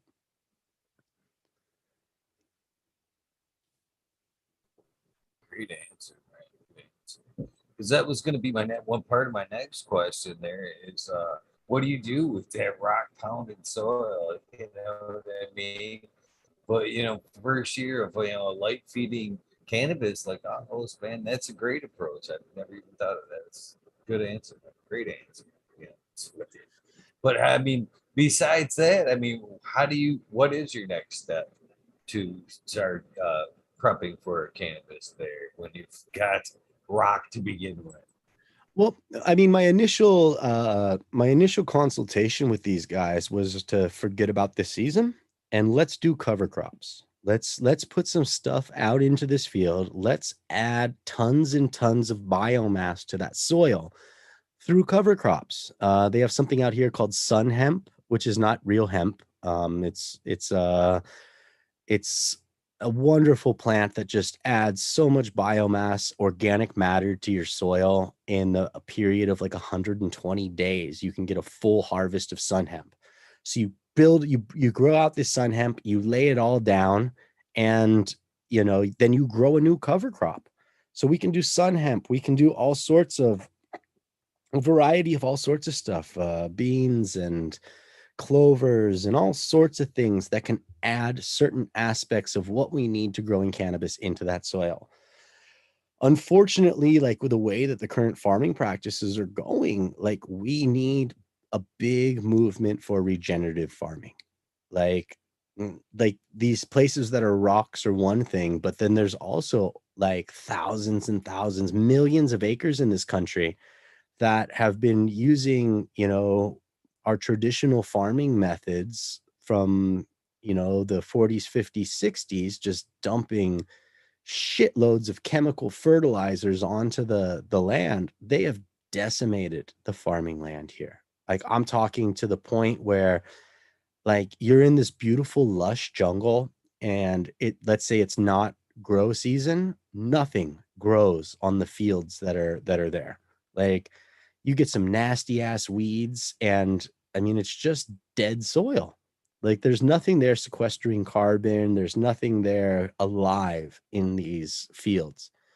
And when they do grow there, they're just dumping tons and tons of chemical fertilizer onto this stuff. And it's a sad state. And that's why I'm hoping we can do a few different things. That's why I have a foundation here as well that is focused on the restoration of soil. we have a foundation through Cannabis Agronomics that's focused on trying to convert these farmers that are growing corn and cane through the traditional farming practices. We're trying to convert them to grow a variety of crops, industrial hemp being one of them, and using that to start restoring their land into what it was, or what it, the best possible land it can be. And it's a long process, and it's a lot of times falling on deaf ears, but there are a few people that are into it, and there's a few people that have already started with our organic practices, and we hope to expand it.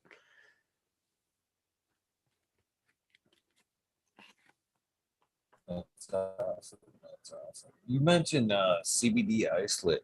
Uh, what in your opinion is the best form to take in CBD?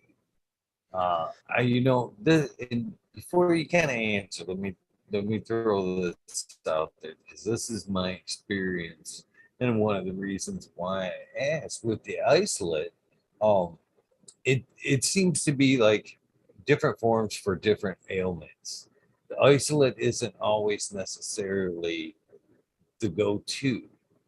In my experience, the isolate's good for uh, quick quick and necessary kind of like pain relief, because the isolate doesn't have basically the fats and the lipids kind of to retain it, or the THC to retain it in your system. So when it comes to the isolate, it's kind of in your system 5-10 minutes, maybe a half hour relief, visit more the long-term relief.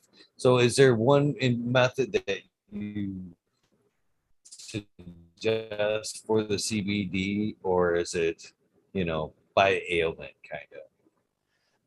I'm not a doctor, though I have been making medicines for a long time. I make a lot of oils.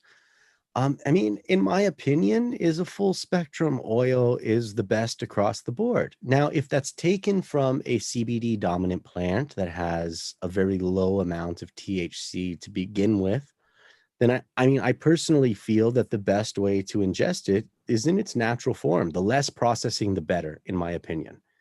Now, I was, Potent Ponix. All right. He had mentioned that he had very similar views to me on CBD because, in just a very blanket based statement, I kind of look at CBD isolate as like the anti-cannabis, the antichrist in cannabis. And he opened my eyes to some different views on it, though. Like CBD isolate, it's, like it takes the required dosage for CBD isolate is quite high if you compare it to like a full spectrum cannabis oil. I forget the exact dosage off the top of my head, but like from what I remember doing the calculations based on my body weight, I needed like 150 milligrams per dose for CBD isolate. Now, if I was going to take a 150 milligram dose of a full spectrum oil, whether it be CBD or THC dominant, I think that would be a very, very, like if it was THC dominant, I'd be very intoxicated. Like it's really hard to say. And again, and this isn't coming from this is coming from my rudimentary understanding of cannabis medicinals.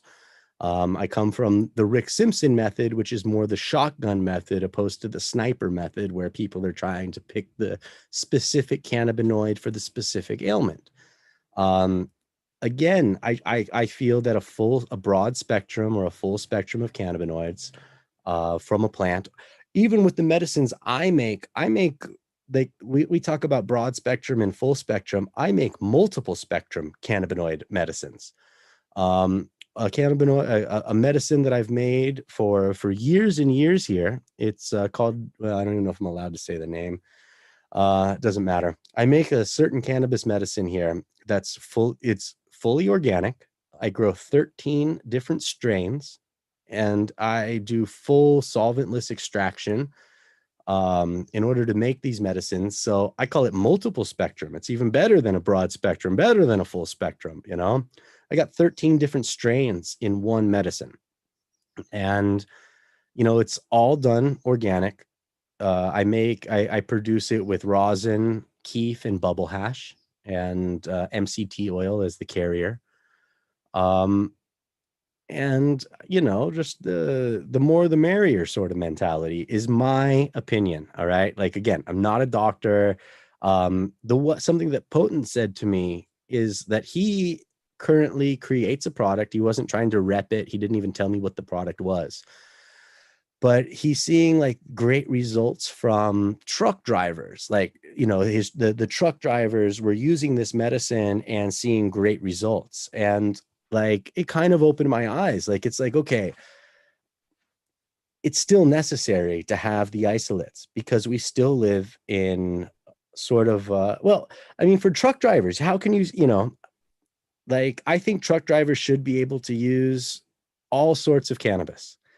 But when traveling down the road carrying, you know, 10 tons of whatever, should you be smoking a joint? Probably not. You know, you know, I mean, I'm a great stone driver, but so these truck drivers need to be extremely careful on what they do. So, you know, he kind of opened my eyes saying, okay, well, if the cannabis, if CBD isolates put into a product that actually does benefit people, it's not a, the problem I have with isolate is that it's so much, you know, there's so much gimmicks about it. Like, it's a lot different if you get your CBD product at a medical clinic or a cannabis clinic than if you get it at 7-Eleven. You know, it's you know, they're two completely different things. One's actually doing something good for you. It was crafted by people that care, and the other was crafted by people that just care about making a profit. And that's something that just, it pisses me off, and it confuses people. It confuses people about the industry as a whole. And I don't know. I'm just trying to do my best to try to change that. I really appreciate that. I agree 100%, 100% on the full spectrum thing, man. And that's what I was so bummed out about here in the States when it fucking came out, was it was CBD. You know what I mean? It was singled out. I knew that, you know, CBD does have its benefits. Yes. Don't get me wrong. Yes, it does, without question. But for it to be what they're claiming it to be, it does need to be full spectrum. You know, Yeah. I seen like throughout this process, like cops, you know, interviewing these. I tried these vape pens, and these claims are bogus. Well, yeah, that's cheap. That's because you're missing that one little molecule that is helps with pain, the THC. And as I kind of hinted to when I was talking about the distillate there, THC is a fucking great, yeah, I mean, it has great medical properties itself, but it holds CBD in your system longer when they're Right. attached. So it's a necessary evil there. Sure. You know, it has to be full spectrum for it to be a profit, and that's not what was being sold around there. There were so many opportunities for people to call it snake oil, and that's why I was bummed out to see it get that kind of start without proper education. Yeah, and that's why I'm saying it. Like, it goes back to the, you know, the general public who doesn't really understand the you know, they don't have a great knowledge of what's happening in the industry, and it's making what we're doing look bad. Because now they look at you as like, oh, look at those plants behind him. He's going to make CBD isolate with those, and it's not going to do shit. You know, he's wasting his time. But no, you're just, you know, you're hearing the wrong part of the story. That's what I was actually I was on a podcast yesterday, filming my second podcast, but referring to Joe Dirt, and nobody ever here has ever heard of Joe Dirt, and he's one of my favorite people on the planet. But you know, there was one thing he said in there, is like one part of the thing. He's like, man, you're focusing on the wrong part of the story, man. CBD is the wrong part of the story. THC is even the wrong part of the story. If we look at everything that this plant can possibly give us, Now, we as a people, we are going, as the human race, whether we have cannabinoids in our system or not, we are going to continue to be the human race. All right. The medicine that we have from cannabis, I believe it's wonderful. I do believe it's essential to making us who we are as, you know, as a person. But if we took that out, right? Let's say cannabis wasn't available to us. Well, we'd still live. We'd probably be grumpier and more pissed off and drinking a lot more beer. But one thing we can't live out without is some of the essential products that cannabis or hemp can produce for us. You know, the industrial side of hemp, I think, is way more sustainable than the medicinal side or the recreational side of hemp and cannabis. It's something that we're going to need forever. And we are currently destroying our earth by creating some of these products that can be easily produced with hemp, a renewable resource. Now, saying that, it's a lot easier to say than it is to actually put into practice. All right. We don't have a huge infrastructure for hemp, especially here in this country. I can't speak for, you know, the United States and the rest of the world, but we don't have hemp fiber processing plants at the moment. And to be honest with you, they're not interested in them because they're not selling hemp fiber for thousands of dollars a pound. You know, hemp fiber is going for pennies a pound.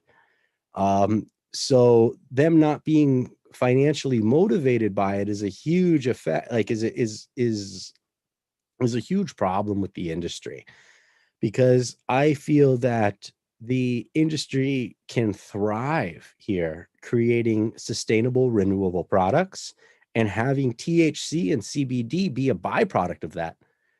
Because we need everything in the plant, but the CBD industry, this THC industry, I don't know, in 1,000 years, will it be here? I don't know. I can't speak to that.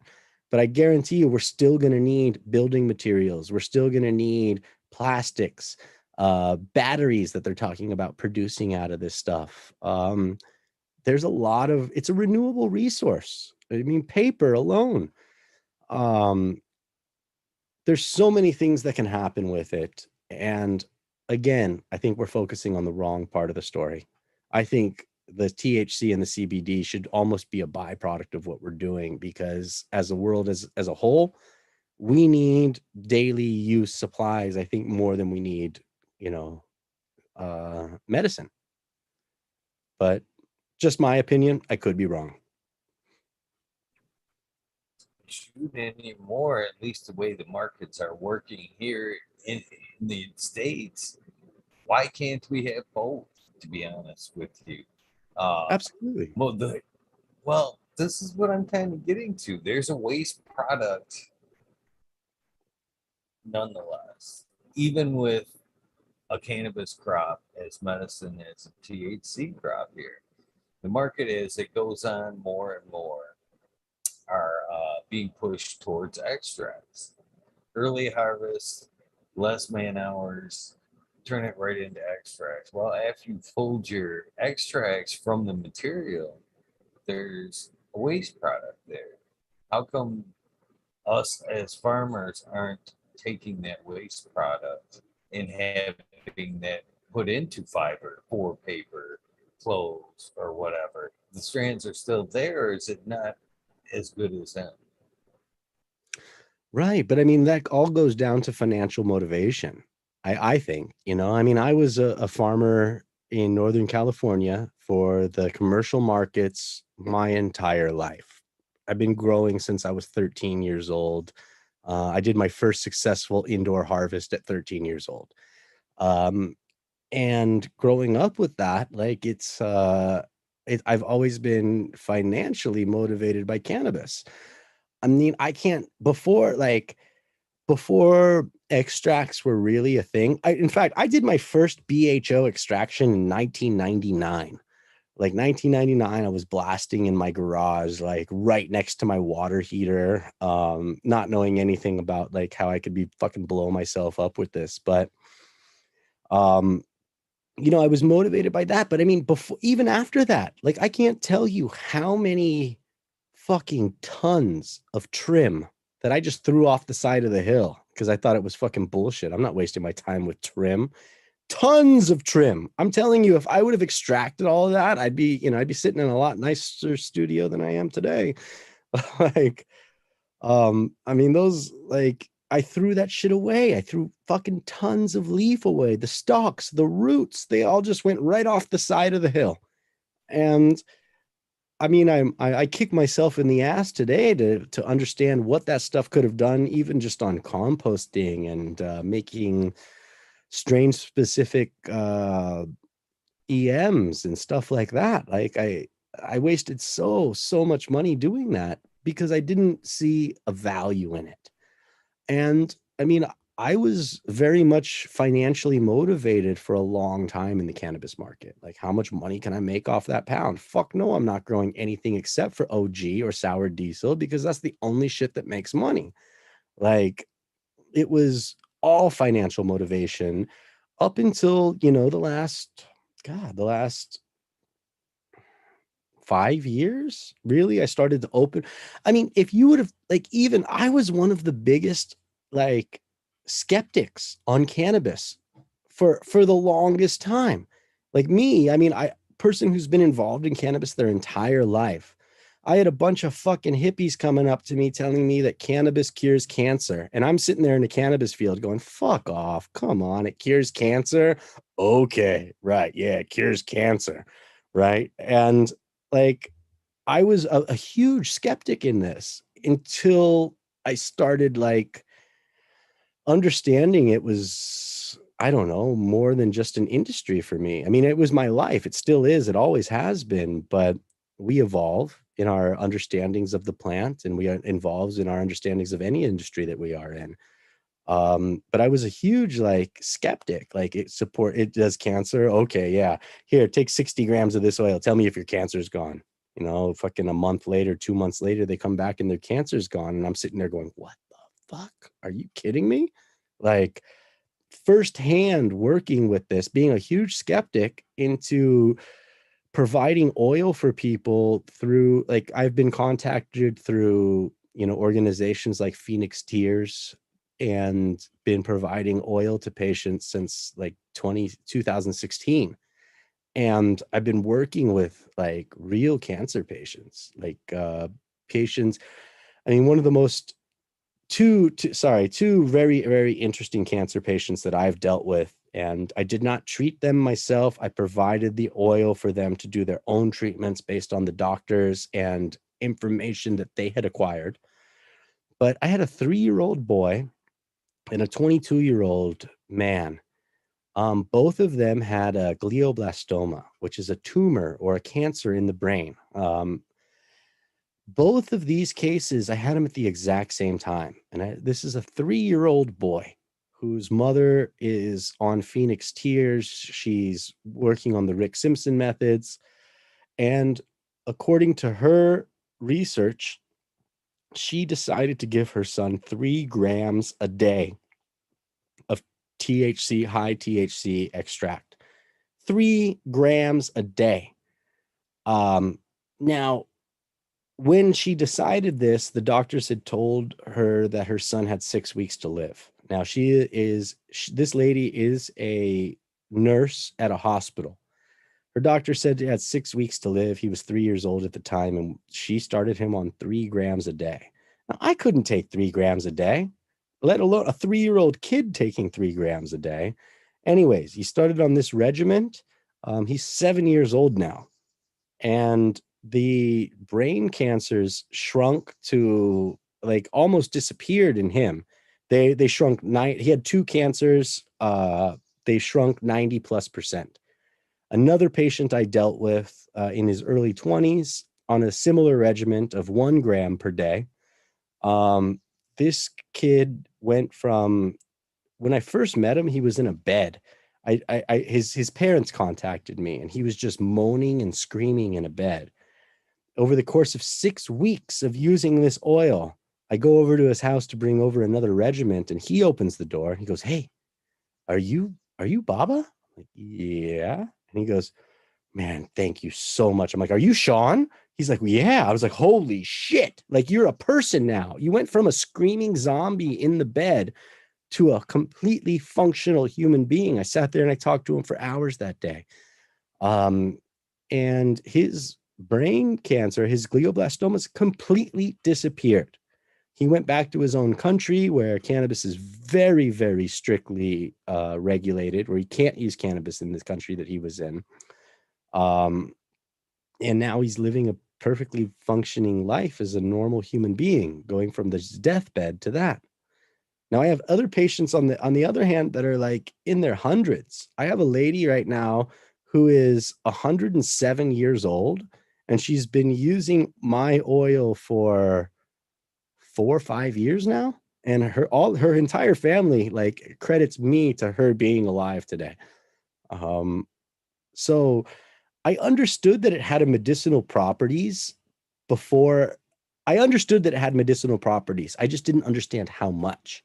I was like, okay, well, it makes a cancer patient, relax. It makes them eat. It makes them, not stress too much. And if we think back to like when we're sick and what our mom tells us to do while we're sick, our mom, like if we're sick as a kid, she says, okay, stay in bed, eat this good, healthy food, get lots of rest, relax, don't stress too much. And the basics of healing are based around that, in my opinion. If we can't get good sleep, we can't relax, we're going to stress too much. And if we have those things, we cannot heal ourselves. But if cannabis can help us do just that, then our bodies can kind of allow ourselves to heal. And that was my understanding of cannabis as of like 2016.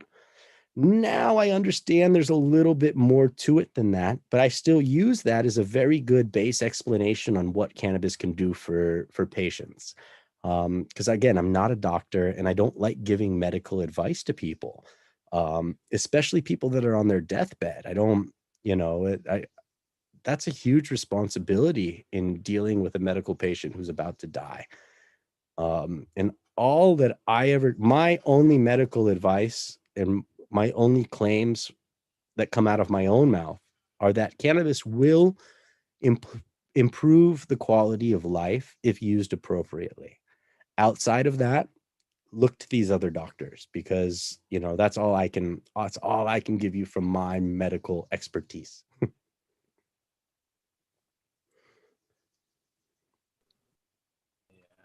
Always impressed what this cannabis plant will do. It's for sure. I have a gentleman that hangs around in the cannabis community and has been on this show and many other shows. The American one, you may have seen him around a few cannabis chats. He swears by them cookies, his cannabis cookies there. He said he swears that a cookie a day will keep you young and you'll live forever. Swears Hey, by it. I agree. It I could I be. don't I'm not gonna put that to the test. I totally believe him, man. And cookies, I've had some big debates about the edibles and stuff in this. And, with edibles, from research that I've read, again, just regurgitating research that I read, I want to be clear on that. But, through edibles, it is, it's very much more bioavailable through an edible than it is smoking it or taking it in some other ways. You could take it sublingually where it has a lot of bioavailability, or another way where it does have quite a bit of bioavailability is through a suppository, but that's not always the funnest way to go. But yeah, through the edibles, like it's yeah, I mean your body is using a majority of what's available there. And I'm totally for it, but I also try to warn people about edibles because the most common dysphoric experience about cannabis normally starts with a story about how I ate a brownie and it didn't do anything. And in an hour, I ate another brownie and it was really good. Then I ate another brownie. Then I ate another brownie. And, after that, you can't walk. You're like your buddy who was paralyzed on the couch. I mean, I watched this happen just a couple days ago. A very, very good friend of mine took a little bit too much of cannabis caramels and, lost her legs. She couldn't walk anymore. And she's an avid user of cannabis. Like, she's not new to the substance at all, but, she needed to be brought out and put in a bed and let to rest for a few hours. Nice. Again, I would probably find that to be a beneficial situation myself, and probably would have laughed it off. But Right. to each their own. We all handle cannabis differently, which kind of brings me up to I want to pick your brain about this. I have a thought about or a theory about edibles here. They have to come from quality stores, so you know what you're getting, I guess, in milligram type forms for this to be somewhat plausible. Because if you're just getting them from your buddy who's made him, the dose is going to vary from here to there. But Sure. you always have them friends, and a lot of people I've seen, and we can take the same edibles side by side. You know what I mean? And they could be strong. Let's even like say, they here around Michigan, we've had syrups 1 point with 800 milligrams of fucking THC, which is gonna hit you. I don't care really who you are. At 1 point, you chug 800 milligrams of syrup, you're gonna feel that shit one way or another. Oh yeah. So you have them people that could go side by side. I don't feel nothing for edibles. You know what I mean? Okay. Well, this is my theory on that is kind of not necessarily the edible itself, but the person. Say me and you, we go side by side with that syrup. You know what I mean? You chug yours down, you're tore up. You know what I mean? You perfect high lost his legs. You know what I mean? Oh yeah. And I'm walking around like, oh, this is nothing. This is my theory on that is I think your body as it's intaking it is processing it differently. I may have something in my body where my body is telling me, no, no. We're not doing Delta 11 today. We're turning this into something else, and it's going to your knees, your back. You've got an issue you might not even be knowing about. You know what I mean? That's almost what I tell them people anymore when they tell me they're not getting high off or are noticing any effects from edible. I'm thinking you might want to see your doctor. You might be in Really? bad health and not even know it. Yeah. Yeah. I mean, with edibles, you're 100% right. And, a lot of people try to base edibles like on weight. They're like, oh, Ryan or Baba, you're a big guy, you could take a lot. And from my personal experience, it doesn't have to do with weight, because I have a friend of mine who has like 0% body fat. He stands about 5'2". And this guy can use more cannabis over the course of a day than I can use in a month. And, it doesn't have to do with body weight. It has to do with like your body design, your body structure, how you handle cannabis and your current tolerance as well. Like, I talk to a lot of people here that, due to the fact that here in Thailand, a lot of the usage is regulated through tinctures and edibles, opposed to smoking it. We're not legally allowed to smoke it. So, I have some people that are on very, very high doses of edibles because that's what's legal here. And they come and tell me, they're like, right, wow, I can't even, I smoke a joint, I don't get high. And I was like, well, edibles also increase your tolerance a lot faster than like smoking on a regular basis. And I try to coach them into tolerance breaks, which I think we can all use, like good tolerance breaks, they increase your CB1 receptors. They really, a tolerance break is good for all of us, and sometimes I do tolerance breaks, sometimes I don't smoke till 5. And, rebuild my my endocannabinoid system. But you know, it definitely does different things to different people's, and edibles are like the most like apparent of it too. Like some people can really handle their shit. They take an edible, the guy right next to them could be, you know, curled up in a ball on the floor. So, you know, they're dangerous to a degree. And that's, you know, with edibles as well, is what I try to tell people when a lot of people here are trying to dose edibles. And they're like, yeah, let's make 1,000 milligram edibles. I'm like, no, fuck that, dude. Like your food is really, really good. Make 10 to 25 milligram edibles. Okay. Cause I want to eat more than one. I don't want to, you know, eat this amazing piece of food and then know like, oh, I can't have any more of that. Like, oh, it's going to fuck me up. So I try to tell people with edibles, low doses, you know, low and slow. If the person wants to get really fucked up, we'll eat 5 brownies and you'll be there.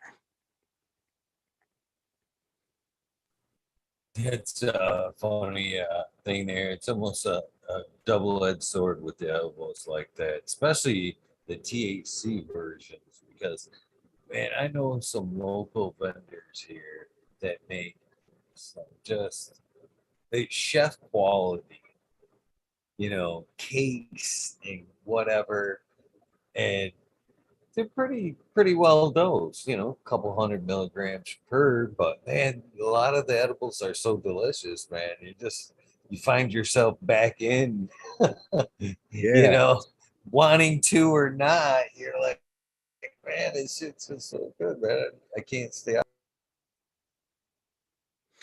for sure. No, I know it, man. I know it. I have a very weird relationship with edibles. The first time I actually made like okay, I've made edibles for a long time, but I made hard candies one time. And again, I didn't understand the dosing at all.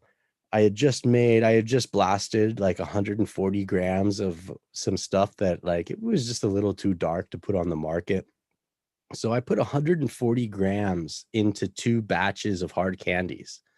So each one of these candies was like a 2,000 milligram candy. It was like a ball. We called it Blue Death.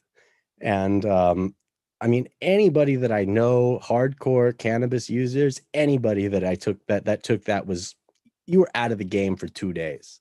Like it just wasn't happening. I mean, 2,000 milligram candy, something like that. Um, so yeah, that was a hard lesson, but it was interesting. So, do you mind telling us what got you to into cannabis originally? How did you fall into cannabis? Sure. I mean, okay, so cannabis, like, so I've from the day I was born until today, I've lived in over 50 different houses. I've moved around my entire life. I've changed schools. Like growing up, I was never at school for more than like 1 or 2 years at a time. You know, my dad was a cannabis user. He was the one that sort of opened my eyes into cannabis use and how it can be used healthy and not just what Dare told us it was. Um, and at 13 years old, like fuck, the first time I used cannabis was very young. Um, Probably like recreationally. I tried it in 4th grade, but I don't think we actually did it. We just found a bud and tried to wrap paper around it, and I don't think we actually got high. But in 7th grade was like the first time I actually used cannabis. And again, even at that time, I was moving around a lot. Southern California at the time was, I mean, it was very clicky, especially in schools. You know how it is growing up. There's like the skaters and then the jocks and then the this group and that group. And I found that cannabis allowed me to integrate with everybody. Like, so I started my first grow at 13 years old in like a shack on the side of my house. I had like a 600-watt lamp in there, had like 100 plants under a 600-watt lamp, like in 4-inch pots or some shit like that. And you know, you know, it was a learning experience. But cannabis itself has always been sort of a segue into meeting good people, moving around from place to place. Like even in high school, I went in there and I could walk into any group and be accepted as one of theirs. Like, it didn't matter. Like, there was no separations between like the jocks, the skaters, every other group that was in there. I could walk into any group and everybody knew I had the good weed, and I was accepted like family. And that right there made me understand that cannabis like crosses boundaries. Cannabis like allows us, like, you can be completely different than me. And you know what? We can sit down, we can have a joint, and we can discuss these differences in a fun manner that like nobody's judging each other. Nobody's sitting there like, oh, you're a piece of shit because you believe this. It's like, hey, what do you believe? Let's have this joint. Oh, that's funny. I believe this. And every single group that I was involved with, they had that relationship with cannabis. Doesn't matter who you were, you know? And so I saw at a very young age that cannabis is a way to get to know people. It's a way to get people to loosen up and relax and not put prejudices against it. It takes away prejudices. Like, it's not a racist drug. It's not a Republican drug, a Democrat drug. It's like, it just brings everyone to an even playing field. So, I mean, I had a very good relationship with cannabis from a very young age. Pretty much an everyday user since like 12, 13 years old. Yeah, I just knew it was right. Nice. I like to the way you talk about that with the people there. I've actually kind of changed people my perception of people from cannabis. I've met people in my life where I've been either like a little leery with or mistrusting. You know what I mean? I don't know about that person. And then you find out, you know, they smoke weed and then are cannabis, and you have that moment with them where you share a joint and you're like, well, I guess the person I have misjudged that person completely. Shink off that listen to the cool list. You know what I Yeah. mean? You're Yeah. cool. Mm-hmm. Yeah. I mean, and I mean, that's what cannabis was for me. It was a connection to other people. It was a connection to being able, like, for me personally, I mean, I have a lot of like moving around as much as I have been, like, it's scary. You get anxiety in that. And especially when you're like, 14, 15, 16 years old, it can be extremely intimidating coming into a new situation as an outsider. And you know how kids are. Like, kids are assholes, man. Like, like, they can be really, really mean. And coming through with cannabis, like, it immediately got me from that, like, who's this weird fucking new kid, to, okay, he's on the cool list. And I think I've been on that list ever since. You know what's kind of funny is I've done it. I've done it today. Well, to this day I still do it. Let's put it that way. It wasn't Right. not too long ago where I went and seen Tool with my oldest daughter, and which was a Father's Day present. It was super Yeah. cool. Yeah, it was, man. I'd never seen Tool. She even made sure it got like front row. Well, it wasn't front row, but dead center, 16 rows back. Might as well been front row. Hell You yeah. know what I'm saying? Oh, but one of the best experiences I've ever had. But I snuck in like I always do. So three, three 1 foot joints, stuffed cones, which fit in the. Yeah, I got scoliosis, which sounds like a bummer, but it has a lot of its pluses because the way my shoulder blades sit back leaves like a negative with a shirt leaves that negative space right there, which makes putting 3 foot long joints in the small of my back perfect. Okay. So I take them and some nice sized joints in with us to the concert there. And she's like, "Well, what are we gonna do?" We were a little bit early. And I'm like, don't worry. We'll walk around. So we walk around, we'll go up top the hill, which is a nice place to be. She's like, "Well, we ain't got no place to sit." I'm like, "Well, don't worry about this. Watch this." I pull out one of them foot long, light that thing up, and instant friends. Instant friends. You know what I mean? Yep. Uh, and a place to sit right off the bat.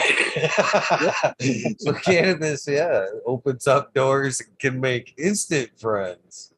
Uh, Sure. so I think I've actually like instilled that into her as like kind of a icebreaker or a good way to introduce yourself almost into certain subcultures. Just Sure. fire it up and join, man. It's the best way to start off a friendship. How old is your daughter? Or how old you have two daughters? I have three, brother. I had three. Three. Okay, I have three Two of children them myself. are cannabis you. Two of them are cannabis users. One of them's in chat right now. Nice. 26, 22, and soon to be 18. Damn, man. Daughters. Cannabis did wonders for you, bro. Like you don't look like you're old enough to have 26-year-old kids, man. Man, I appreciate that. And looking back, I have to agree with Tao and some of your older people that use the oil there. I think it does, man, because I don't drink, man. I smoke cannabis like there's nobody's business.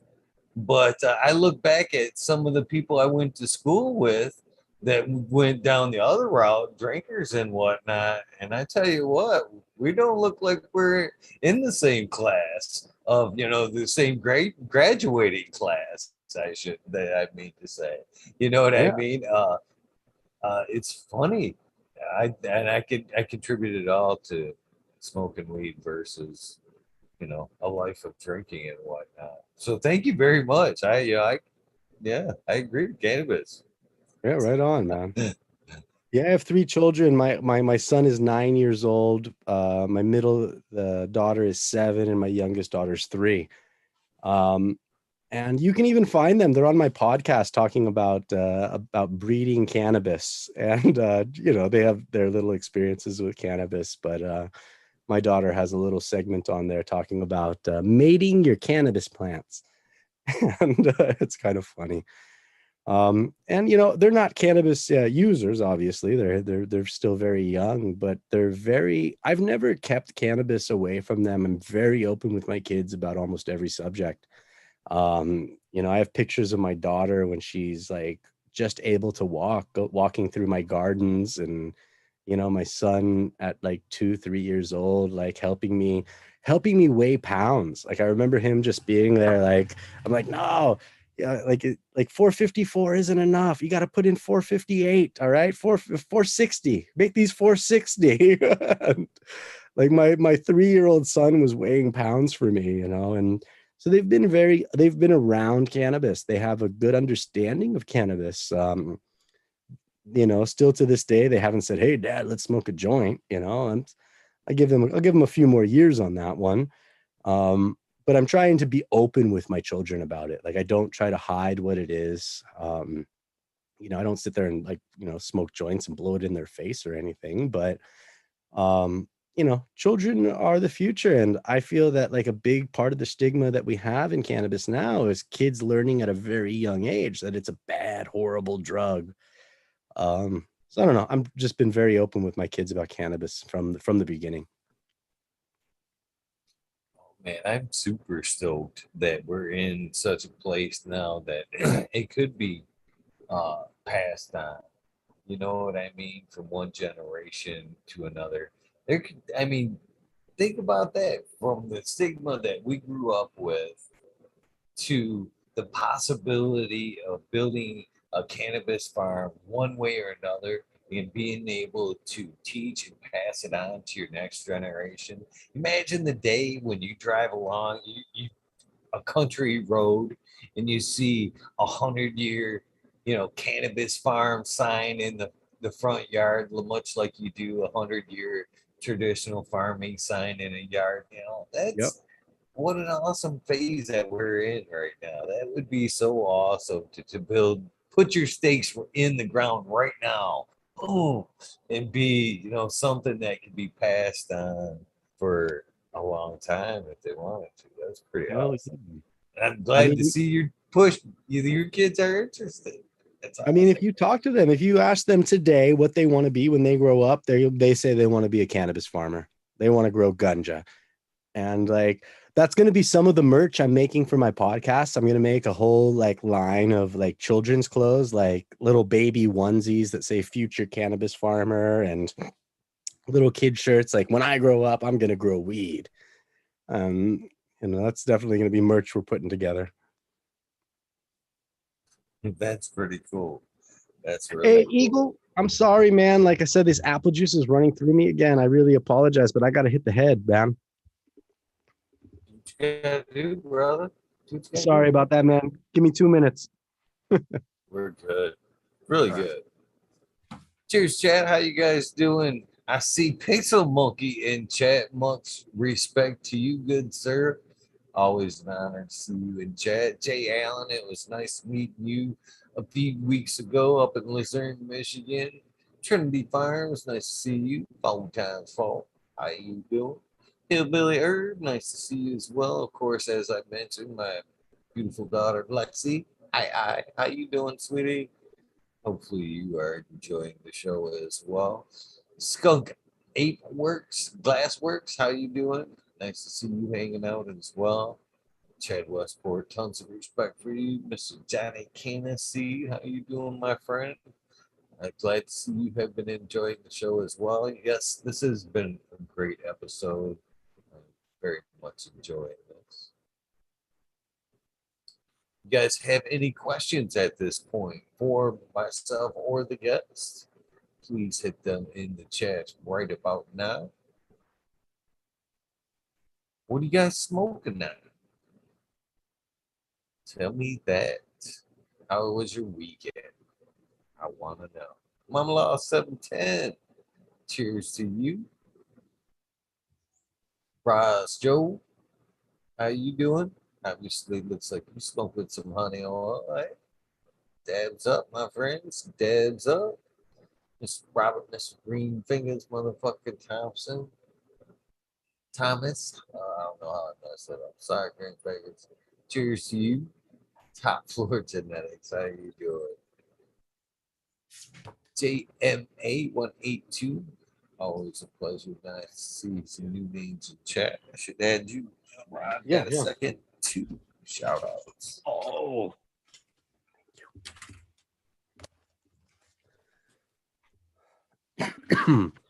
All right, I'm back. So, do you see your work with CBD currently having some benefits in case you're able to switch over to the THC market there? I mean, are you able to search terp search? How are the terps on the CBD side? I Are mean, they as pungent or something that we could utilize for crosses? I mean, do you notice different terps when you're searching for just CBD? I can't speak to that 100%. A lot of the strains that I have grown here are I've only grown a few strains that are just pure CBD. Right now, like I said, I am consulting for a lot of farms that are gearing up to go into production this year for pure CBD. But I have yet to grow a pure CBD crop. That's I've grown commercially. I just haven't grown pure CBD yet. But I mean, some of the I can only speak to like the 1-to-1 strains that I grew out here, which isn't really true to CBD. But I grew a strain called Cancer's Nightmare out here, and Cancer's Nightmare is a 1-to-1 THC CBD. I didn't know much about it The reason I actually bought it was because on one of the seed banks that like advertised it, they misrepresented what it was. Or no, that was a different one. Sorry, I'm going back to. Anyways, Cancer's Nightmare.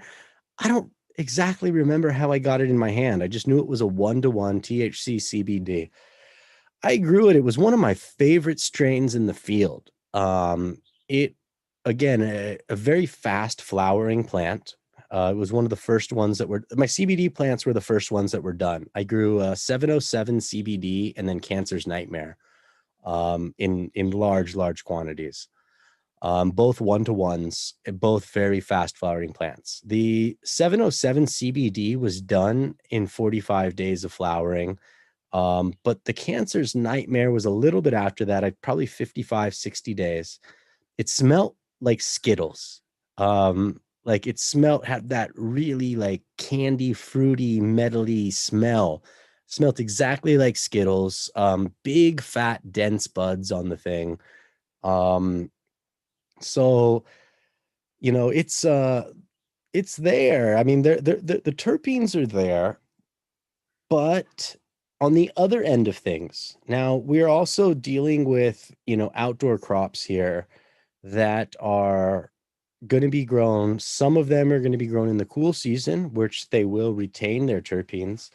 But if we start getting into the heat and the hot seasons, I believe a lot of the terpenes are actually going to be lost on the plant itself. I don't think they're going to retain outdoors the same way that we can retain terpenes indoors in a controlled environment. I mean, we're getting up into the Celsius and Fahrenheit mess me up. But like Celsius wise, I mean, you're at like 38 to 50 degrees, which is like 90 to 115 degrees, something like that. I'm kind of reaching at straws. I'm guessing on that, but it's pretty damn close. I was dealing with a greenhouse a couple months back that was at 55 degrees all day long, and they couldn't figure out why things wouldn't grow in it. 55 degrees is hotter than anywhere on the face of the fucking planet. It is hot. And so when we go terps on this, if we're talking terps, I really don't know. Like, a lot of these guys aren't even interested in terps because they're going to isolate. And I know some of like I've looked at the COAs and I've talked to the breeders that we have a whole range of seeds here right now that are going to go their first round pure CBD. They're going to go their first round here in Thailand this year. A lot of them say that their cannabis is currently being cultivated for smokable hemp. So that gives me the impression that they do have nice terpene profiles. It's just we're still sort of in the beginning stages here, and terps are being talked about, but they're really not being talked about in the manner in which I'd like to see them being talked about. In which a lot of the terpenes, a lot of people are creating synthetic terpenes here. Like they're creating like synthetic terpenes from OG and sour diesel and shit like that. And they're including it into food products, which I don't agree with basically at all. Like OG, sour diesel, like that's not, it smells wonderful to me, but it smells like fucking diesel. It smells like gas. I don't want to eat a food that smells like gas. There's a lot of terpenes that my plants put off that I think would be great to smell. I don't necessarily want them in my food. So I've tried products like OG milk that they're trying to sell here, like milk that tastes like OG or milk that tastes like Northern Lights. And like my first impression about these is it's the same as these fucking Harry Potter jelly beans that came out. They tasted like vomit and grass and shit like that. Like I think it's a fun gimmick, but you only need to try it once to realize that that's not a product that you're going to be using on a daily basis. At least with the synthetic terpenes. I mean, a lot of the synthetic terpenes that I've smelled like don't smell anything even similar to the flower. I have yet to smell a good OG terp. Now, OG, in my opinion, is the one strain. There's OG, and then there's everything else. And OG, in my opinion, is OG is my, like, I love the gas. I love the fuel. That's a real weed to me. And I've yet to smell a terpene that has been synthetically produced that smells anything like it.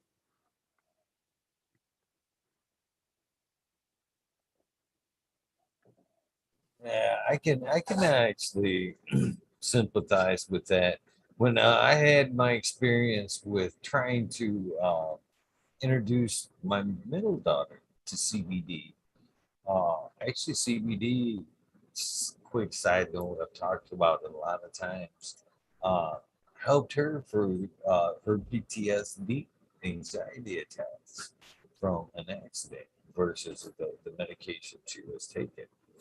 So, and when we were going through the pens, that I was discussing earlier on, when we were searching through all these CBD companies, uh, they were, a lot of them were weed kind of terp based. And I'm thinking, here it's supposed to, in this case, it's being sold and kind of marketed as medicine. Even to, at this point, she wasn't even using cannabis as a THC or as recreational or as medicine at that point. You know what I mean? Wasn't even on the radar. So the CBD, she didn't want it tasted like OG or Right. sour diesel. You know what I mean? I was thinking, why are it's supposed to be a medicine here? Why are we taking it to these taste levels? Right. Yeah, and I mean the terps that I do enjoy with the vape pens, is it just brings out like the real, like, the my American roots and whatnot, but they have like, I don't like the OG terp vape pen, but I do like the cherry slush puppy vape pen that tastes exactly like a cherry slush puppy that I had. Like, I don't know what it is. Maybe it's just me, but I like these like artificial terps that taste like candy, because I mean I gave up candy. I've eased up on sugar over the course of the last, like, I don't know, 8 years or so. So when I get these vape pens that taste like a Jolly Rancher or a Starburst, I really fucking love it because I don't get those flavors anymore. When I get something that pretends it's, OG, I'm like, I'm disappointed. I'm throwing that shit out the window. Like, I don't want it.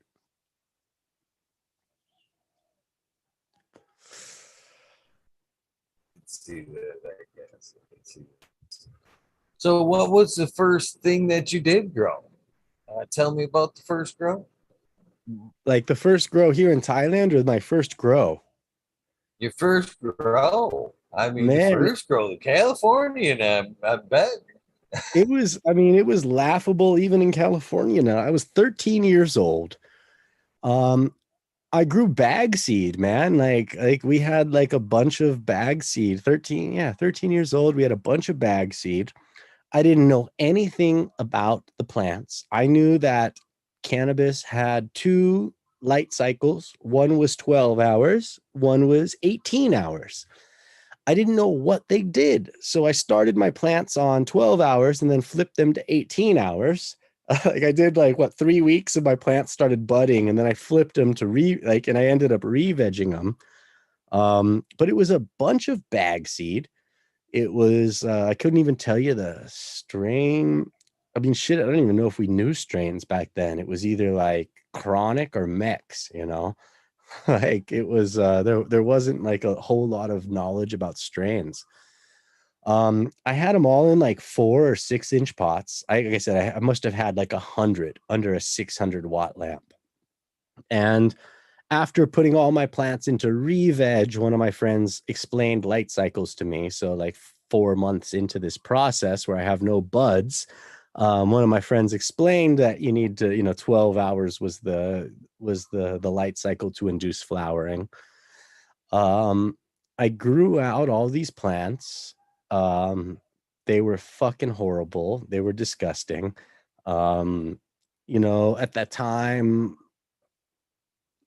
that's the process. What I learned, like the hardcore difference between males and females. So it was seeded. It was a nasty ass crop, man. But it was my first crop. And fuck, we smoked it. It got me high. So it worked. It wasn't like it was, nothing in comparison to what I've done since then. But yeah, man, it was this like little tin garden shed on the side of my house. I had a 600-watt lamp in there, probably doing a 6 foot by 6 foot footprint. And that's when you learn, man. Like, I mean, I have way more like oh fuck gardening experiences, well, at least more better stories on my failures than I do my successes, because my failures is where I learned a lot into this. But I learned a lot with the first grow, the very first grow. It was extremely educating for me, learning that plant, just seeing how it reacts, how it works. Yeah, but it was a bunch of bag seed, man. I don't even couldn't tell you the strain. Um, I could tell you I couldn't sell it today. I know that for a fact.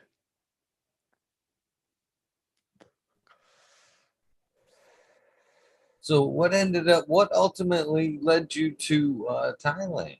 That's a big jump. Holy cow, beautiful coastland to Thailand. Oh, that's a huge difference, my friend. What made you Huge. do that?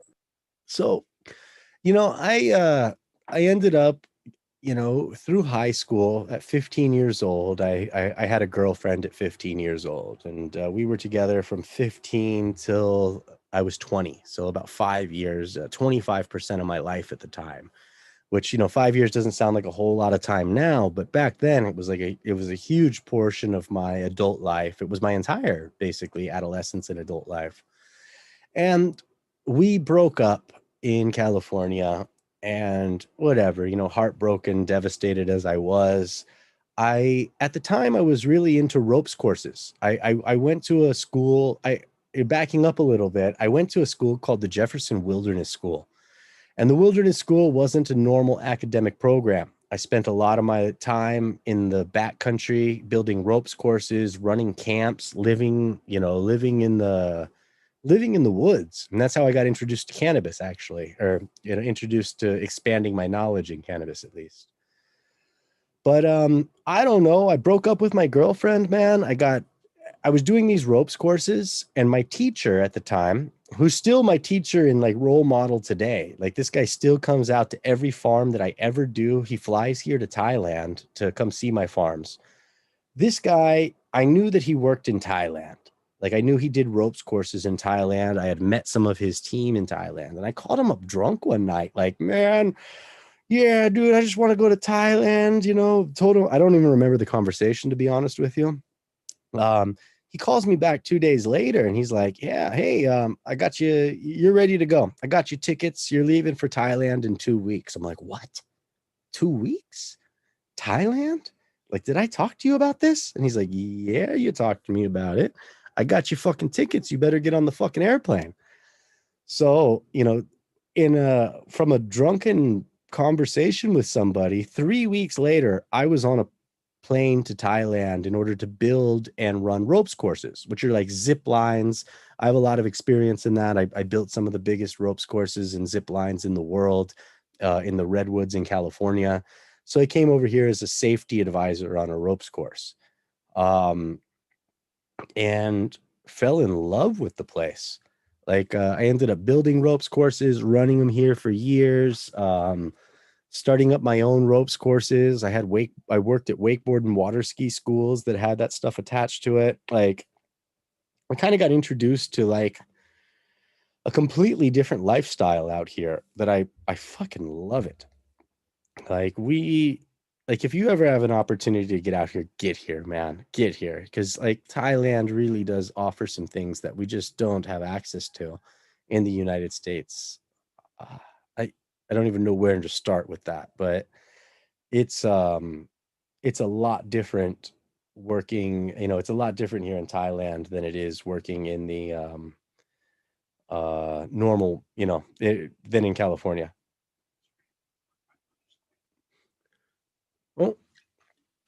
I'm supposed to fill this first. But yeah, man. Like I said, Thailand is I came out here sort of to build ropes courses to help on that end of things. And every year I'd fly back, I'd still do my outdoor crops, and then I'd come back here to Thailand and blow all my money, and then go back, make some more money, come out here, blow it out, blow it. And then, that cycle went on for about 15 years. And yeah, I've been here for damn near 20 years now. I haven't left the country in years, though. I haven't left the country in 5, 6 years. So how did it turn from the rope courses there to cannabis?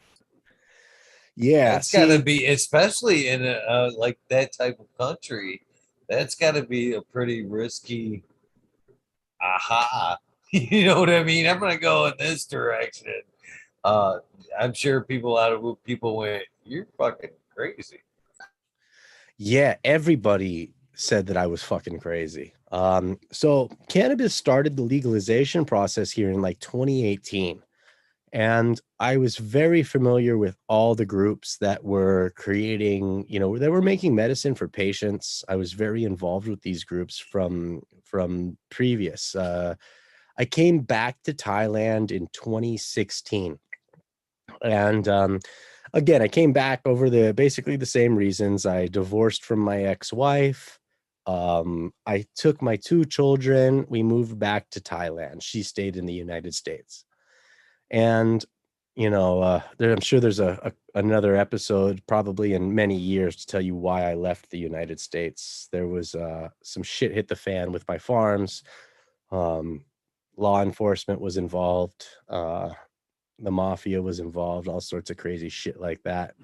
I picked up and I moved back here to Thailand. And I came over here on fucking a wing and a prayer. I came over here as a single father. At the time, I had a 3-year-old daughter and a 5-year-old son. And, I came out here not knowing exactly what I was going to do. I knew my skill set, which was cannabis. And so I came back and I reestablished myself with the underground scene here. I've always been very well known here in Thailand for cannabis, just through who I deal with. I have a lot of friends in the industry, in the underground industry, and then I have a lot of friends that are also celebrities here in Thailand.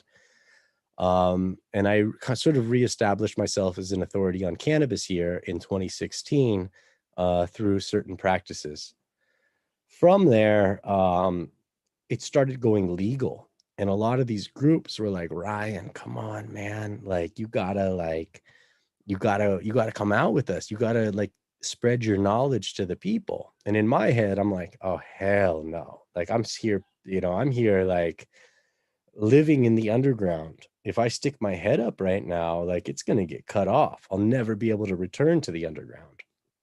And one way or another, it was that meeting that the king invited our team to come and speak at the Grand Palace. And I knew that was an opportunity that I would never ever get again in this lifetime and maybe next lifetime to present something that I'm passionate about to the royal family of Thailand.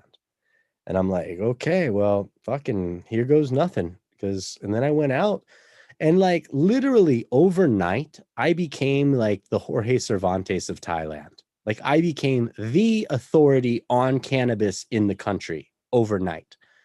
I was hired by the Thai National Farmers Council to be their advisor on cannabis. I've advised at every major university here on cultivation, and I do what I can to advise on the medical uses, but I'm still very much, I tell people I'm not a doctor. So I mean, it was a very scary process too, because like all I was doing back then was running ropes courses and enabling the cannabis industry without talking about specifics. And so I was doing that, and like to come above ground and then turn into like going from there, going to meeting the king, being at the royal palace, to then again being like like the #1 cannabis speaker at the biggest cannabis event that has ever seen this country's ever seen. I mean, 150,000 people came to my event. I did like basically the same presentation 20 times a day. Like I did like just kind of did the same presentation over and over, talking about growing cannabis here in Thailand. And from that, I was like put out on the media. I ended up starting all these grows off of those connections. Um, and it's something that's so fucking weird to me, man. Like in the United States, like, yo, I'm just a normal dude, like maybe a below average dude in the United States. I don't brush shoulders with politicians. Like I don't know any ministers in the United States. I don't know any members of parliament in the United States. I don't know that if I've ever even spoken to somebody like that has more power than the sheriff. Like I think that was the highest political party that's ever like engaged me was the sheriff.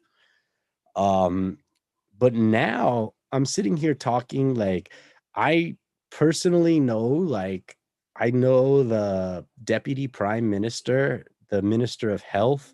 I've talked to the deputy minister of industry, princesses, a lot of very like powerful political figures. And it blows me away because I don't know any of these people in the United States. And here I know more on the political side than I do, the active the active producer side, the active people that are active in the industry. I've been into parliament, I've spoken in parliament here. Um, I mean, like being able to speak in parliament, like I don't think I would ever be given that opportunity, no matter what I did in the United States, to go into parliament and actually give my opinion of what the cannabis industry is and where it can go. Um, so I mean, that alone right there has really like has motivated me to stay active with the cannabis industry here. I don't know anybody that's doing things on this level in the States. I know there are people that are, but I just don't know them. I'm not involved with it. So it's it's definitely an interesting process.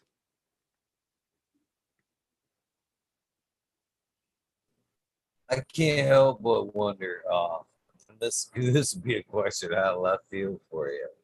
Uh, how is your ink interpreted? Cannabis is a touchy thing as far as like the legality of it, as we're talking about.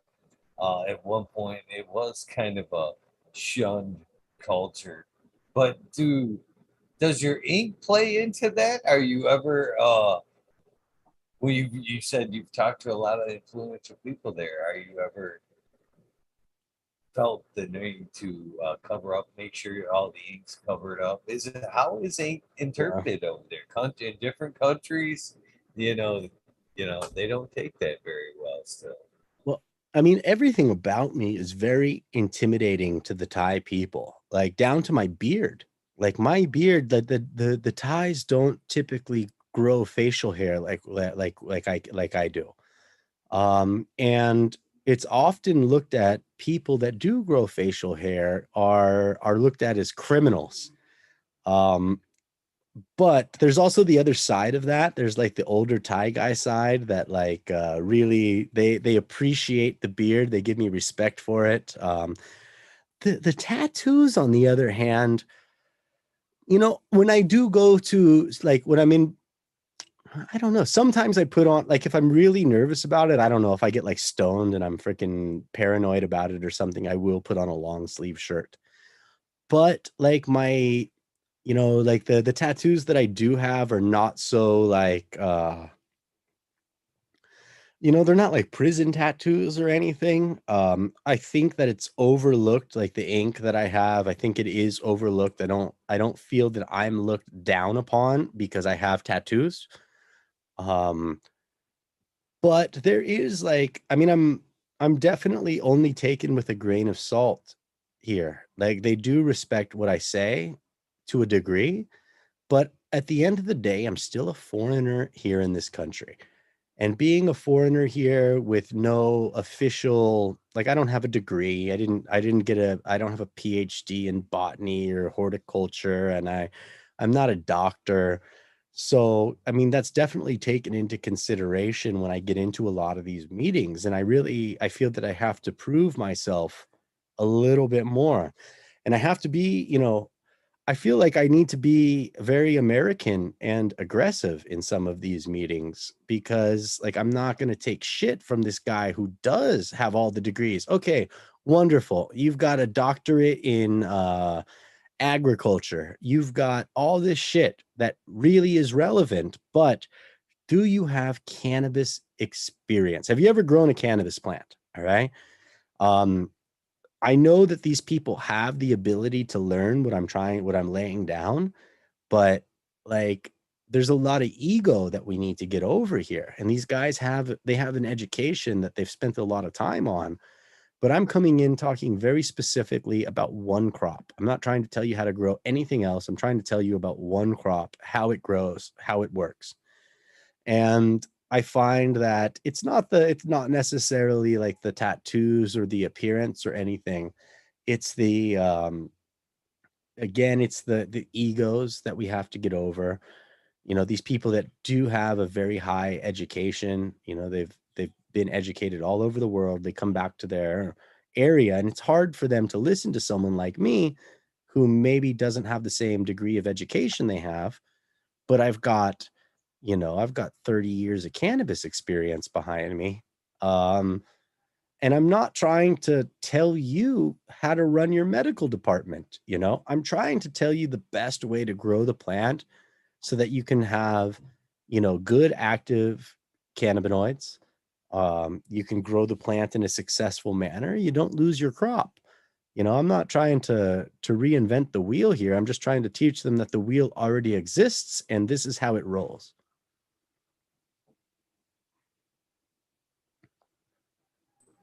With that being said, have you picked up any tips from the local culture?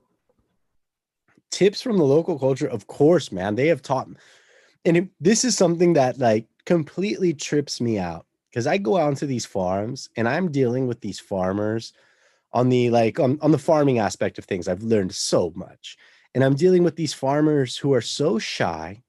They're so like, oh yeah, we can't grow cannabis, we don't know how to grow cannabis. And I'm looking at their peppers, their organic peppers that they're growing. I was like, okay, you're growing these peppers, hold on, you're growing these tomatoes, these are all organic. So tell me, like, what are you doing with this? They taught me a huge portion of what my IPM is today. Like, before I ever came here, I had never used wood vinegar as a deterrent to pests or anything. Holy shit, wood vinegar itself. Now I use bamboo wood vinegar on like almost anything now. Like I put it in my beer. I mean, this stuff is amazing. Bamboo wood vinegar. Not only is it a deterrent to pests, the plants absolutely love it. You spray a round of bamboo wood vinegar all over your plants, like the very next day, this wood vinegar, like your plants are praying. They are just all right up here. There's no down here. They are up. They are getting explosive growth. The bamboo wood vinegar helps facilitate the uptake of nutrients. Now, in itself, it doesn't have a whole lot of nutrients, but it helps facilitate the uptake of nutrients into these plants. Um, the introduction to bamboo wood vinegar was a huge learning, like a huge benefit into my like toolbox here, because like that alone, I use that shit on in almost every one of my IPMs. I use bamboo wood vinegar. Now, I started this before I understood like about Korean natural farming or anything like that. Like Chris Trump came out here to Thailand, and a buddy of mine that I work with, like he's like, yo, Chris Trump's here. I'm like, who the fuck is that? Is that Donald's son? Like, who is Chris Trump? And like he couldn't be fucking, he's like the coolest Trump I've ever heard of. Um, this guy is like, he came out to Mad Joe University, which a year later I ended up working with Mad Joe University. but he was the one that like turned me on to this whole like what Korean natural farming and you know, jadam or jadam, however the hell you pronounce it. um like, so I've taken a lot of those recipes and I've been watching Chris Trump like ever since he came here, and like I was introduced to him. He's the soil steward on Instagram. And I was introduced to this dude, and like, man, like I've definitely got like a bro crush on this guy. Like he does so many cool things with this plant and with KNF that like I'm breaking it down right now. Like I have all of his ferments that I've gone through quite a few of just his like, you know, YouTube videos and shit like that. And I have all the ferments brewing right now for the KNF. I use a lot of the JDAM recipes. Um, and like that right there, I mean, that all came from a different area in Asia, but it was a huge learning curve for me because I didn't have access to the grow store. Like I couldn't go down and get your Nukem or your whatever the fuck else they're putting out on their plants these days to you know, to prevent bugs and stuff like that. So I needed to look into what these local guys are doing, and I learned about this stuff called how they produce this stuff called la cow, which is white mold. Oh, white mold. You guys have been doing this for how many years? Have you guys ever heard of mycorrhiza? Because that's what you're fucking producing right here. And so, like, trying to learn the differences in what they call it and what we call it are completely different things. Um, you know, like white mold.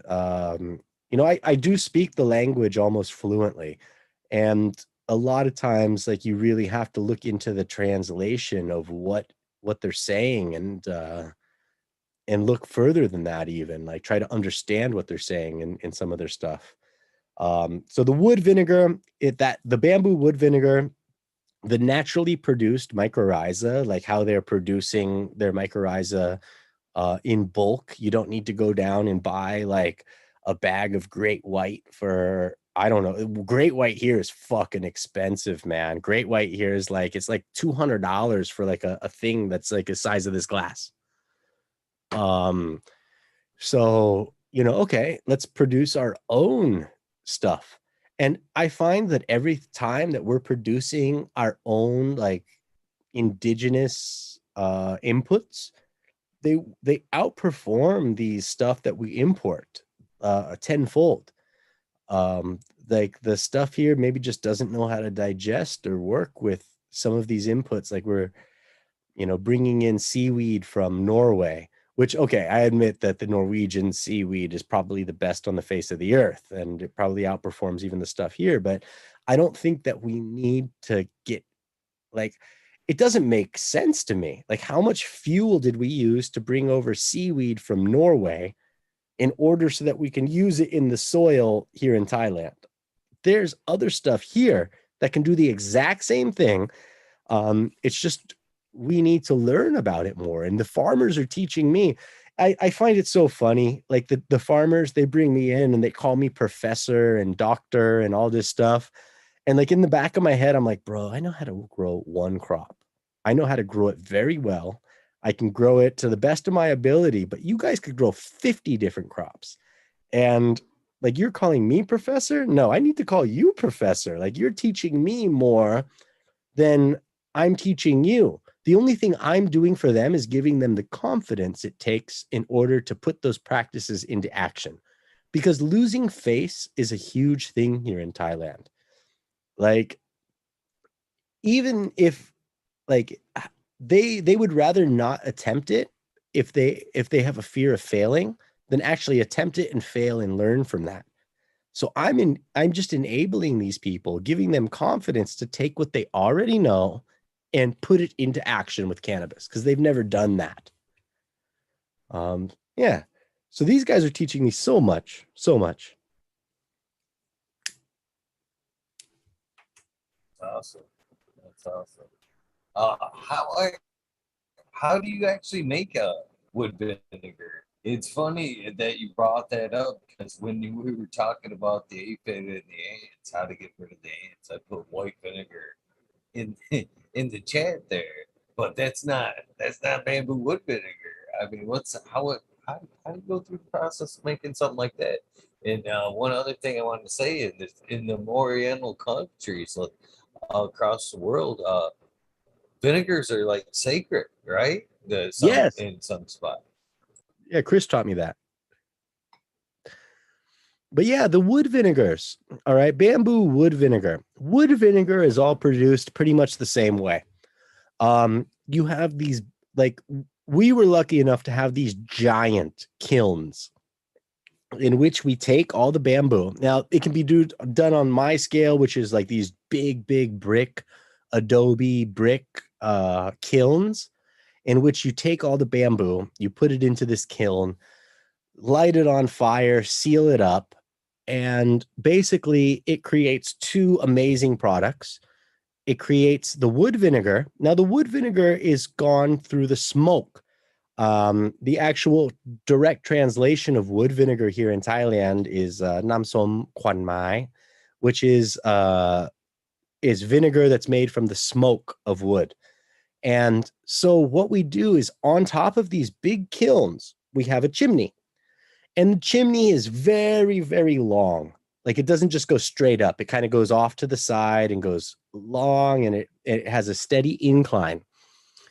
Now, as the smoke cools down in the chimney process, what it does is it creates the wood vinegar. So that right there, so the smoke cools down, it creates the byproduct of that is the wood vinegar, which forms in the actual chimney itself.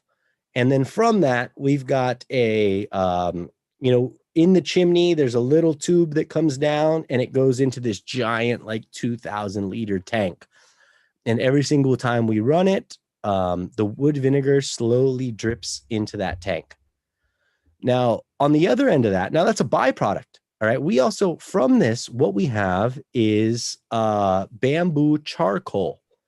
Now, that bamboo charcoal can be activated and turned into bamboo biochar, which, damn, you throw some activated bamboo biochar into your soil, man, it's like natural steroids for your plants. Like, it's and on top of that, the termites fucking hate it. So, like, every single time they plant like bamboo, for instance, they put like a kilo of this biochar down at the bottom, then they plant the stuff, and that right there kind of creates this bowl of a barrier for the termites. Once the roots hit it, the roots aren't affected by it, in any negative way. So the roots love it. Everything goes, and the ants and the termites hate it. Now, bamboo biochar can also be made on a smaller scale. They have like these barrels, like these 55-gallon steel barrels that have the same sort of exhaust system on them, and it can be made on a smaller scale. But we were lucky enough to have the largest bamboo kilns in Thailand. That was just another, and it's actually where when we actually had a very small infestation, not even an infestation. We had a presence of spider mites in our greenhouse, which was a 9-foot by 9-foot area that was affected by spider mites. So we had to destroy those plants. Like, I chose to destroy those plants, and it turned out to be like a big like news thing. Like, oh my God, the first cannabis farm in Thailand has spider mites and they need to destroy their plants. I'm like, bro, I'm talking about 18 square feet. Like, I mean, they're whatever, 27 square feet, 9 square meters of what I'm dealing with here. It's not an infestation. It's it's just an issue that I got to deal with. But anyways, I put those into the bamboo kilns, and so we burnt all those plants, and like we had one of those big parties, like you see, like when the cops are burning all the weed, like all the smoke's coming out of the place, and everyone around was getting high. And I don't even know why I brought up that story, but it just I don't know, it was a good story. Something I remembered from that farm. It was a good it was a good side note there. I can't help but wonder again when the bamboo kiln there. Uh, does it matter uh, if it's fresh or dry material? It seems like it would want to be because you're looking at harvesting something moisture that you'd want it to be wet going in or somewhat wet. And do you ever clean that pipe, or is that soot, that carbon buildup in the pipe there, part of like a filtering process that could almost make what you get, the vinegar you get out of it, any better? That's a good question. To be perfectly honest with you, I don't know how often they clean like the chimney sort of thing of that. While I was there and in my last 2 years of being there, I have not seen them clean the chimney aspect of this. One thing I do notice though is in the raw form of the oil is, I could be wrong on this, all right, but one person told me it's creosote that actually builds up in there as well. So we actually we do have a buildup of that. We'll either do one of two things at this point. If there's not a lot of it, we will siphon the oil from the bottom or from the middle of the tank so that it doesn't so we don't get the chunks of creosote in there. Or we'll take this and we will distill it one more time and make a distilled oil, which in that point, it's a very, very clean oil. But I don't know. I personally feel better about the siphoning it off and then distilling it one more time. This isn't based on any sort of factual evidence or anything like that. It's just my own personal observations that I think the plants did better with the raw form of the oil than they did with the distilled form of the oil. But that's not based on anything. So don't take, don't take what I say as, the word of the grower.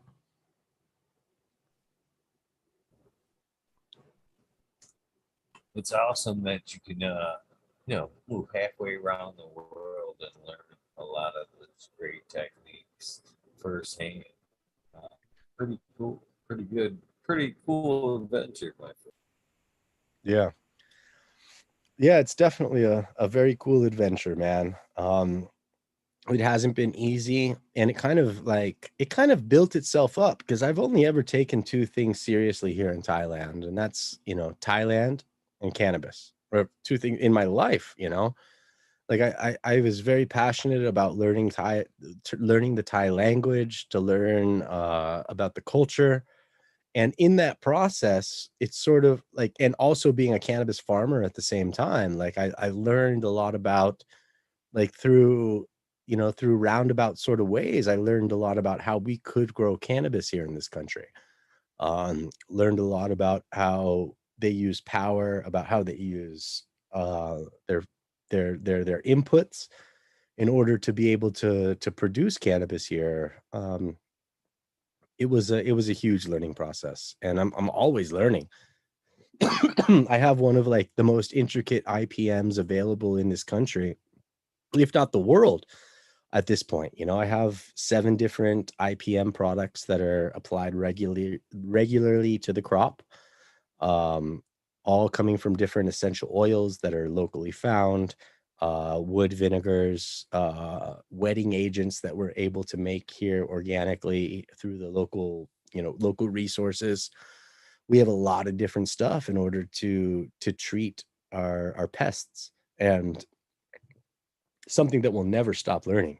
It's something that's I don't, something that everybody's learning. It's a new industry here. It hasn't been, all the old knowledge of this industry was wiped out 40, 50 years ago. So, we're all learning together, and we're trying to apply a lot of this stuff, and some of it works, some of it doesn't, but hey, that's all part of the fun of learning. I was wondering the other day, since you brought up the use of, like, say, essential oils and whatnot. A lot of my favorite products, as far as IPM, are oil based or essential oil based, I guess. But my question was the other night in one of the wormholes was we were talking about basically essential oils. We all know that certain oils, like say peppermint, is good for to keep like say spiders and other invaders away. And I'm in a dry environment today. I'm 48% humidity, which is a little above average for me actually here where I'm at. So I was wondering if there would be a benefit to say running an oiled diffuser with peppermint in my room as part of my say IPM. You know what I mean? Just off in the corner. Is the smell alone enough, or does it have to be applied to? I personally think that that's actually a very good idea. Now, I mean, when we're talking about an IPM, we're talking about controlling the environment of your plants. Now, like behind you, you've got like a few tents right there. Now, I'm sure you're very, I'm sure you control the environment in those tents quite often. But like, how do we control the environment outside of the tents? How do we give ourselves a bigger buffer zone in that? And I believe that adding peppermint to like adding stuff like that to your diffusers, leaving in the rooms, leaving them outside your tents adds a bigger buffer zone to your plant's environment. Um, the I mean, the only thing about essential oils is they're damn expensive. They're not cheap. Like you get like the little bottles of oil that are like 5 milliliters, and they do cost money. And especially out here, like the DTerra oils or whatever. Like I can't use DTerra oils. Those things are so damn expensive. Um, so it's a matter of, does it make, it like, how much of that do you really need to put into your diffusers and stuff like that? And I think it does, what it's doing at that point is giving you just a little bit bigger of a buffer zone. Um, I do spray a lot of the essential oils, right on the plants. And I there was a time I was running we have here in Thailand, we have like the swamp coolers, but they're like portable units. They're not like a swamp cooler that you stick out of your window. And in those swamp coolers, I was running essential oils in the swamp cooler so that it was like constantly like going down the evaporative thing there and blowing out into my plants. I was using a lot of microorganisms in the swamp coolers as well. Using gosh, why can't I remember the name off the top of my head? God, the essential microorganisms, Bulvaria. I was using Bulvaria, Bulvaria, the God, if I there's two others that I use on a regular basis that I just can't think of off the top of my head right now. And I was putting all those into the swamp cooler in order to add sort of like a mist version of this to try to again deter bugs on a further level. And it seemed to work very well, except that my unit, the evaporative unit would eventually get so like inoculated with microorganisms that it would just completely like crust up, and I'd need to get rid of it in like a year. Like I had about 8 months to 12 months on that thing, and then throw it away because it just gets so inoculated with these things on the cardboard and whatnot. It just turns into more of a problem than it is a solution. Yeah, the Bavaria, gosh, I can't even remember. Trichoderma, Bavaria, and there's like the main one. Those are the two like smaller ones. But anyways, I can't remember it right now. It'll pop up into my head eventually.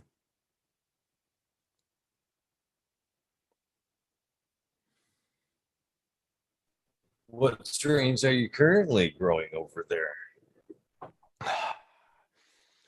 Currently, we are growing a lot of Thai strains.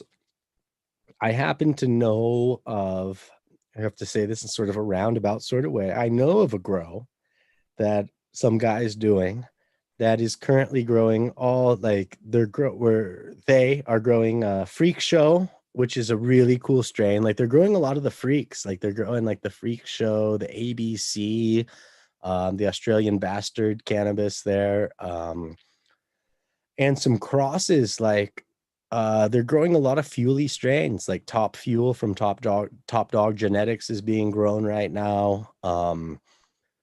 And so what do we have? We got Top Dog or Top Fuel, growing a lot of the hybrids that I created last year, which is like Franco's lemon cheese crossed with Thai, um, Moneymaker crossed with Thai. Moneymaker was a really good strain. That's like three original like Hindu Kush, Skunk Number One, and some other Kush. It's like a true Kush. That was crossed with Thai. I'm growing so many. The Cancer's Nightmare crossed with Thai. 707 CBD crossed with Thai. True Genetics. I just started, or they just started a bunch of SFV Kush, which I didn't even know this. Like one of my favorite strains in the world, San Fernando. But I didn't realize there was a difference between SFV and SFV Kush, and SFV Kush has been crossed back with OG. So that's being grown right now. Other interesting ones. I got some Black Domina growing. I've got some Blue Dream, Wedding Cake. Oh, I didn't even talk to you guys about this. So one of my really good friends who's here right now actually acquired some genetics and passed them off to a guy that I know who knows a guy that I know who's growing them right now. And they took the real critical. So they crossed critical with OG. So critical OG, but this is a new cross. It was actually bred by a good friend of mine who's here in the country. I don't know if you guys have ever heard of Jaime from Resin Seeds. Jaime from Resin Seeds was the original breeder of Cannatonic. He's an amazing dude. He's actually the guy that hooked me up with Jorge Cervantes. I actually wrote a small part of Jorge Cervantes' new book about his new grow Bible that's coming out. I wrote a section of the tropical growing part of that. But Jaime's out here. He's been out here for like 3 years now, and I've been working with him quite a bit, helping him develop. He's got a really fucking cool project right now, and he's growing Cannatonic and derivatives of Cannatonic up in Chiang Rai right now. He's turned me on to some interesting genetics. But yeah, so I mean, the stuff that he's working with right now are all derivatives of Cannatonic with different cannabinoid ratios. He's working at a research project up in Chiang Rai right now, and he's been here solid for like at least 2 years. Been coming here for 3 years. He turned into a really good friend. I've gone out and checked out his operations, which are like on par with anything that you could put together anywhere in the world. Like he's got some beautiful indoor grows right now, with a canopy that is just like a canopy that I've fucking never seen before, man. His canopy is so even and uniform. Like he might have a 3-inch differentiation in his canopy across the entire canopy, and he's growing 400 square meters. Multiply that by 9 if you want the square feet, or multiply that by 10.7 if you want the square feet. Like it's a fucking massive place, and he's growing. Like his canopy is so beautiful, man. Perfectly even canopy. It's the first time me and him both sort of entered, from the indoor world. Coming from the indoor world, from the early 2000s, late 90s, we're HPS growers, man. HPS, there was nothing that could outperform the HPS for the longest time. And now the way LEDs are developing, he had never grown with LEDs either, but we all sat down and we're like, So with LEDs, that the way the canopy works, the way that the light, works on, how much you lose per inch or foot you get away from the LED, the idea would be to grow an even canopy so that you have an even spectrum. I know a lot of the problems that we discussed with LED to HPS was the penetration of the light and how much you lose per distance you are away from the light. So it was one of his first experiences working with LEDs as well. And man, did he fucking kill it, dude. It was beautiful. Like he pulled 1.6 grams per watt on his first harvest. And man, I'm just saying, I was very, very impressed from what he did on that first harvest. He's only improved things from that point on. He's got better lights and everything in there now, but man, I just want to give some shout outs to that guy because he's doing some really, really good work. And he's facing a lot more troubles than you would think starting an indoor.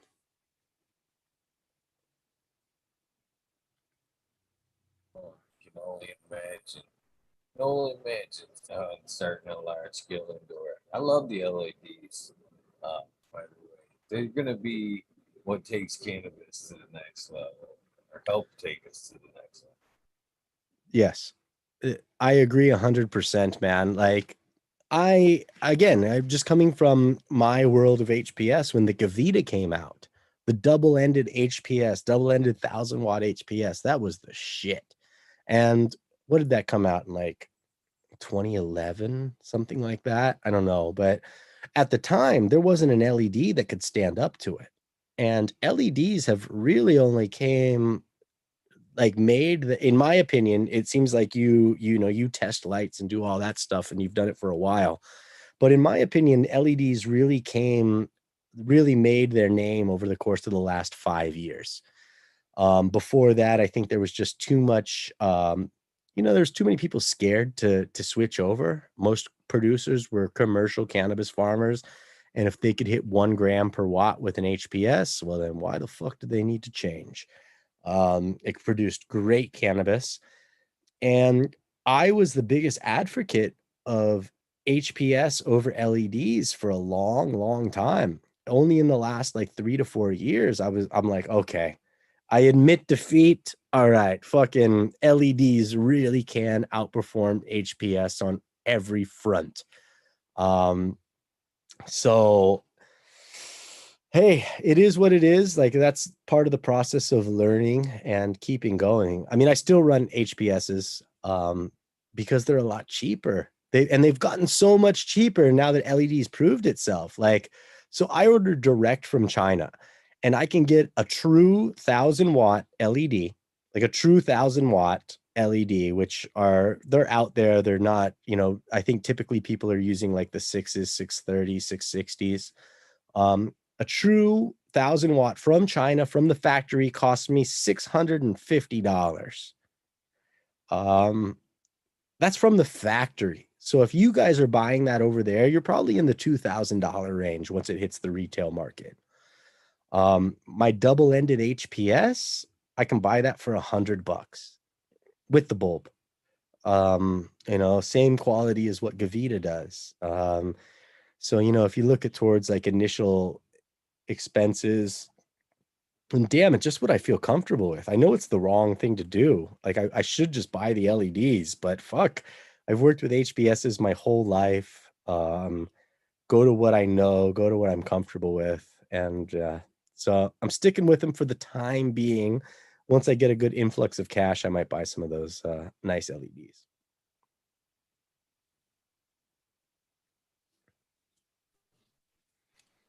You can see the dinosaurs hanging behind me. I haven't completely given up.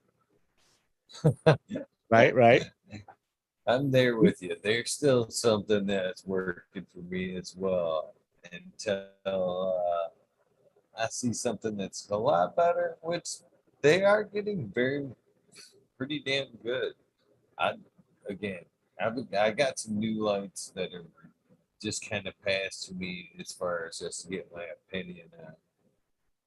I was surprised, you know, the output this round. what they kicked out for. I'm slowly wanting to take these down. Not yet. System isn't broken yet. Right. Right. And I mean, it's funny though, like we replace these lights and whatnot, and it'll cost you, $700 or whatever, $1,000, $2,000 to replace your lights, and maybe they're going to be 10% more efficient or something like that. It's it's hard for me to justify buying new equipment when I buy the equipment when I normally get my initial equipment and go, this is going to last me for 10 years. And then someone comes out with something better. I'm like, oh fuck, that lasts me for 20 years. Like, uh, but it's like computer technology, man. It's always moving.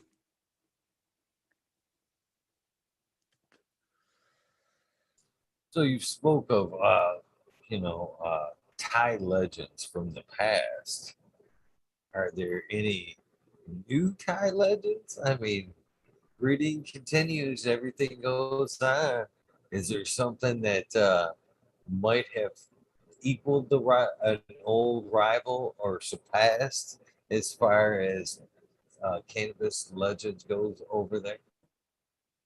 Yeah, man. Yeah, there are new legends like being, developing here every day. Right now we have a guy here in Thailand called Lung Dam Godam, which Lung means uncle, but Uncle Black is the direct translation. And he's been breeding here for quite a while. It's called they call them the KD strains out of Koh Tao, which is an island down in the south. This dude's been breeding there, and he hasn't been breeding like on like a huge scale. He wasn't doing like acres or anything like that. He was breeding at home on his balcony, but he was doing it for years and years before it was legal here. So he already took a lot of these strains and he crossed them with Thai strains. He continued the breeding process with these strains and has stabilized his work. Like he has some pretty stable strains here right now that are acclimated to our climate. They just grow like a fucking weed. Um, Produce amazing flower, not very, it doesn't really resemble what we know as like Thailand raised flower. It more resembles the foreign strains, stuff that we're all used to. I know he has bred it with Thai, and I know he has a few different strains out there. So KD is definitely one of the local legends that has really made a name for himself here as a breeder, as a grower. He has a lot of grows that are popping up around the country right now. And he's just doing great work. I have nothing but respect for this guy. We had another guy here named Buntun or Lung Tu, Uncle Cabinet, or I guess that's the fucking direct translation. But Lung Tu was a advocate for medicinal cannabis. He was an ex-police officer that started making cannabis oil for the population. And due to the fact that he had these police connections, he never got busted. So he had this big reggae bar down in Bangkok that he was like serving oil out of. They're still serving oil out of that place. And he was like the Rick Simpson for Thailand. He started getting oil out to the people. He started teaching people how to use it, how to make it. And he wanted to get it to the people for free or next to nothing. He was a real advocate for the people. And he was the one that actually brought me into the meeting with the king. I had been to multiple seminars with him afterwards. We shared a lot of we shared a lot of views on cannabis. We disagreed on a lot of things too, but it was great talking to him because he was somebody who was open to learning. Unfortunately, last year he was at a temple administering cannabis oil to patients, had a heart attack and died. And Yeah, it was like out of the blue, man. Like this guy he was literally at a temple at his hometown in Pizzanulok, and he was giving oil to these patients. He didn't feel well. He went and sat down. 30 minutes later, everybody went over there and he was, he was dead. But he went out a legend. He went out as somebody who even him not being here, he continues to help the cannabis industry because no matter what, his views were, he was always true to the people. He never changed his views. As the industry continued and money was thrown at him and money was presented saying, oh, you could make more money doing it this way, he never changed his views. He made free oil for the people, or if he charged the cost of what it cost to make the oil. He was a true, like, a pioneer of cannabis here in Thailand. To be honest, I mean, he was kind of an asshole too. He was a really outspoken person. And like, me and him got into multiple arguments over like his views on things, but not necessarily arguments, just debates. He was a debatable person. You could present him with evidence. He would, he'd either buy into it or he wouldn't. But I always respect, I will always respect for what he did in the country. And now those are two sort of like guys that were involved in the cannabis scene. There's some new teams coming up here too. Have you heard? I mean, I'm sure you guys get Netflix back there in the US. Have you seen the movie Highland on Netflix?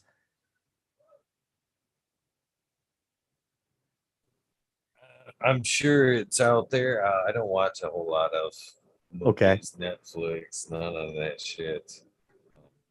Well, Sorry. Highland. Tell me. Hey, it's all good. Take a watch this. It's Highland. Thailand's Marijuana Awakening.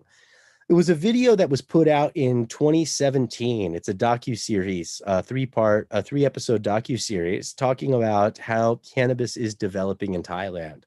They talk about the origin of cannabis, the medicinal uses, and the recreational uses.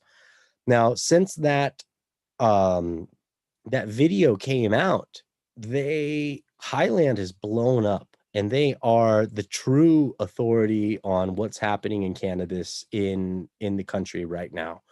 They're very, very good friends of mine. They were my first episode on the podcast. But they developed their page. They have over 400,000 followers on their Facebook page. They have Highland is for the foreigners, but they have a page called Ganjachon in Thai, which has 400,000 plus followers for it. And they are really, I mean, they are the pioneers. We're all helping pioneer this industry together, but they made the movement. They were the ones who, I mean, it took balls to come out with a video like that in 2017 here in Thailand. I know it just feels like a few years ago, but that's like ages ago as far as cannabis is developed here in Thailand. They put this series out and they've been actively involved in cannabis ever since. They do 420 festivals every year. They put out all sorts of up-to-date educational material, up-to-date legal material on what's happening here in the country at the time. They are the active pioneers in what's happening here today. Those are the true legends. Guide and Max and the rest of the team, those guys have been doing amazing work for cannabis here in Thailand.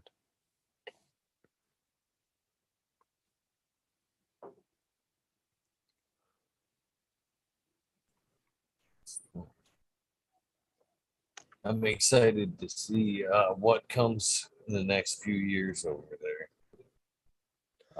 The whole world, to be exact.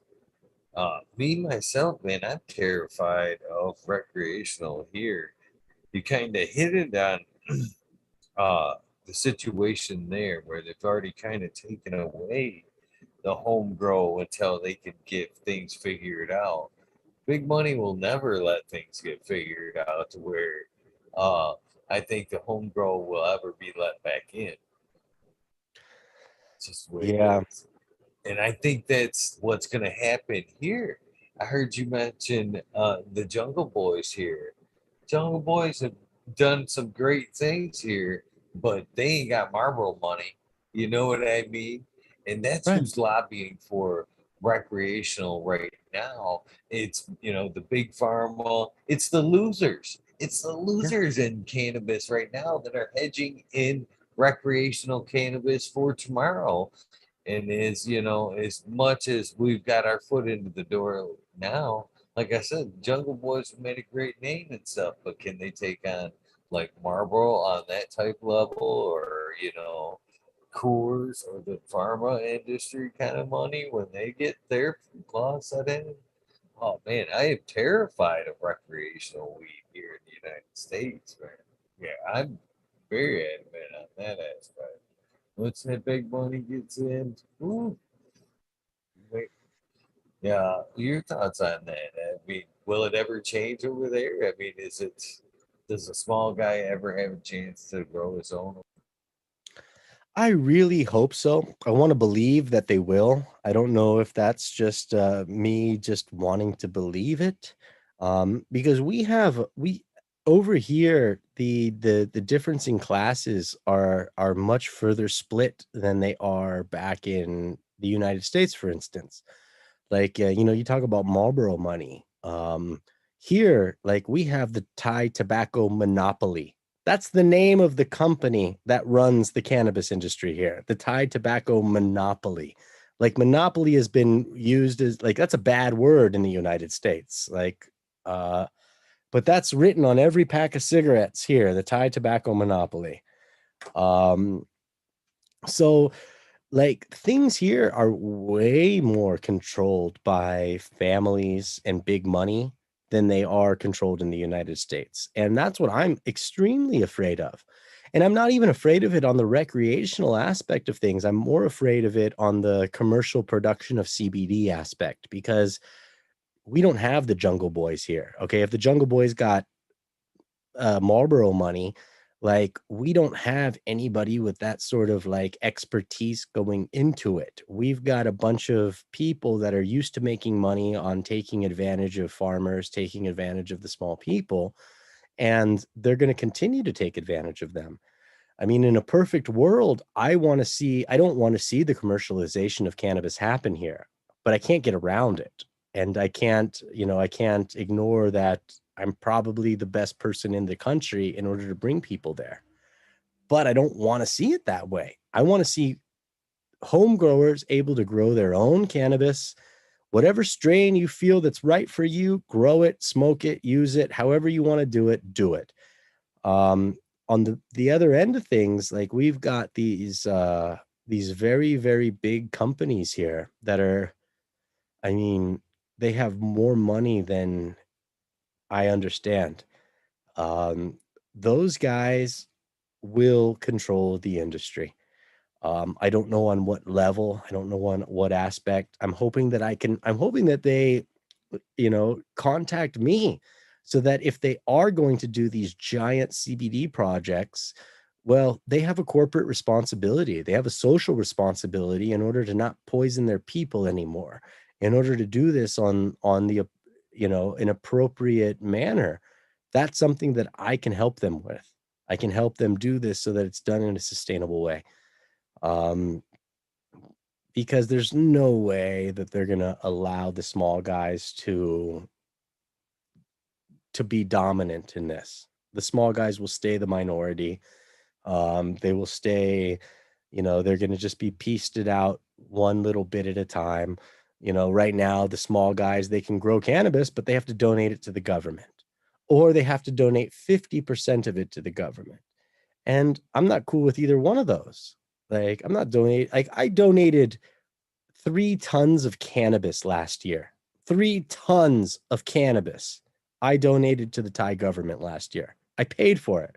I paid fucking $175,000 out of my own pocket. Went to those grows. I donated it to the Thai government. I received nothing in return. Zero. But I'm not complaining about that, okay? Because I knew that from the get-go that I was not going to receive anything from this. I knew it from the get-go that I was going to be donating everything that I had to cannabis, or to the government. It's unfortunate, but I want to see us take the next step and actually letting people start produce. Unfortunately, these guys are so into their own self-interest, money, self-interest, that fuck, is it going to be it's a long road here, man. Like it's not going to be easy. It's not easy anywhere, it's not easy anywhere. It's not easy where you're at. In Michigan, which has been a pioneer in medical cannabis, from the beginning. But we're still moving forward. We're dealing with getting over a lot of this, the issues that people have with, like money first, people second. And that's not what I'm about. Like people should, I mean, at the end of the fucking day, cannabis shouldn't cost any more than tomatoes, in my opinion. Like tomatoes are grown in a field. They're grown using the same nutrients, the same soil, the same everything as cannabis. Why shouldn't cannabis have the same price as tomatoes?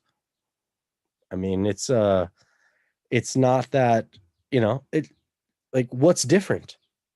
Yield per square meter, it should cost the same as tomatoes.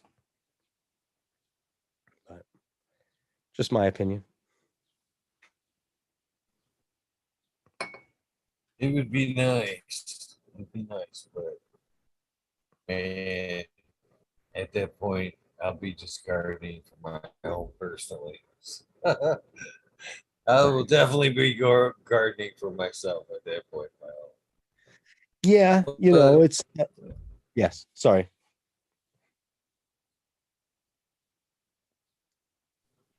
no, it'll just be for quality at that point. Yeah, Right.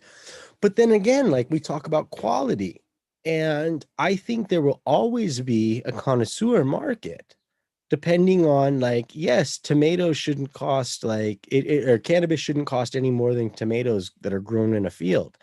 And for the majority of the population, those tomatoes are fine.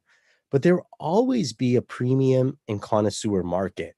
There will always be someone, like, even on tomatoes, right? There's those hippies that are up in the hills, and no offense to you guys, I love you, but there's those guys up in the hills that only want a certain heirloom tomato that's they don't want any GMO bullshit. They want like good quality stuff. And like in the hills of Northern California, they fucking pay for it. Like that organic produce, organic, like good quality organic produce, it's not cheap. Um, I left the United States in 14, 15, 16, something like that. I don't know. I've got a horrible memory. But I mean, my wife at the time was buying organic milk for our kids. It was $9 a gallon. Like, like that's in fucking insane. Um, but that just goes to show that there will always be a market for premium products. Um, it might not be the same price that we're used to now, but it will definitely hold its own, and it's not going to drop the same way that bulk cannabis is dropping at the moment.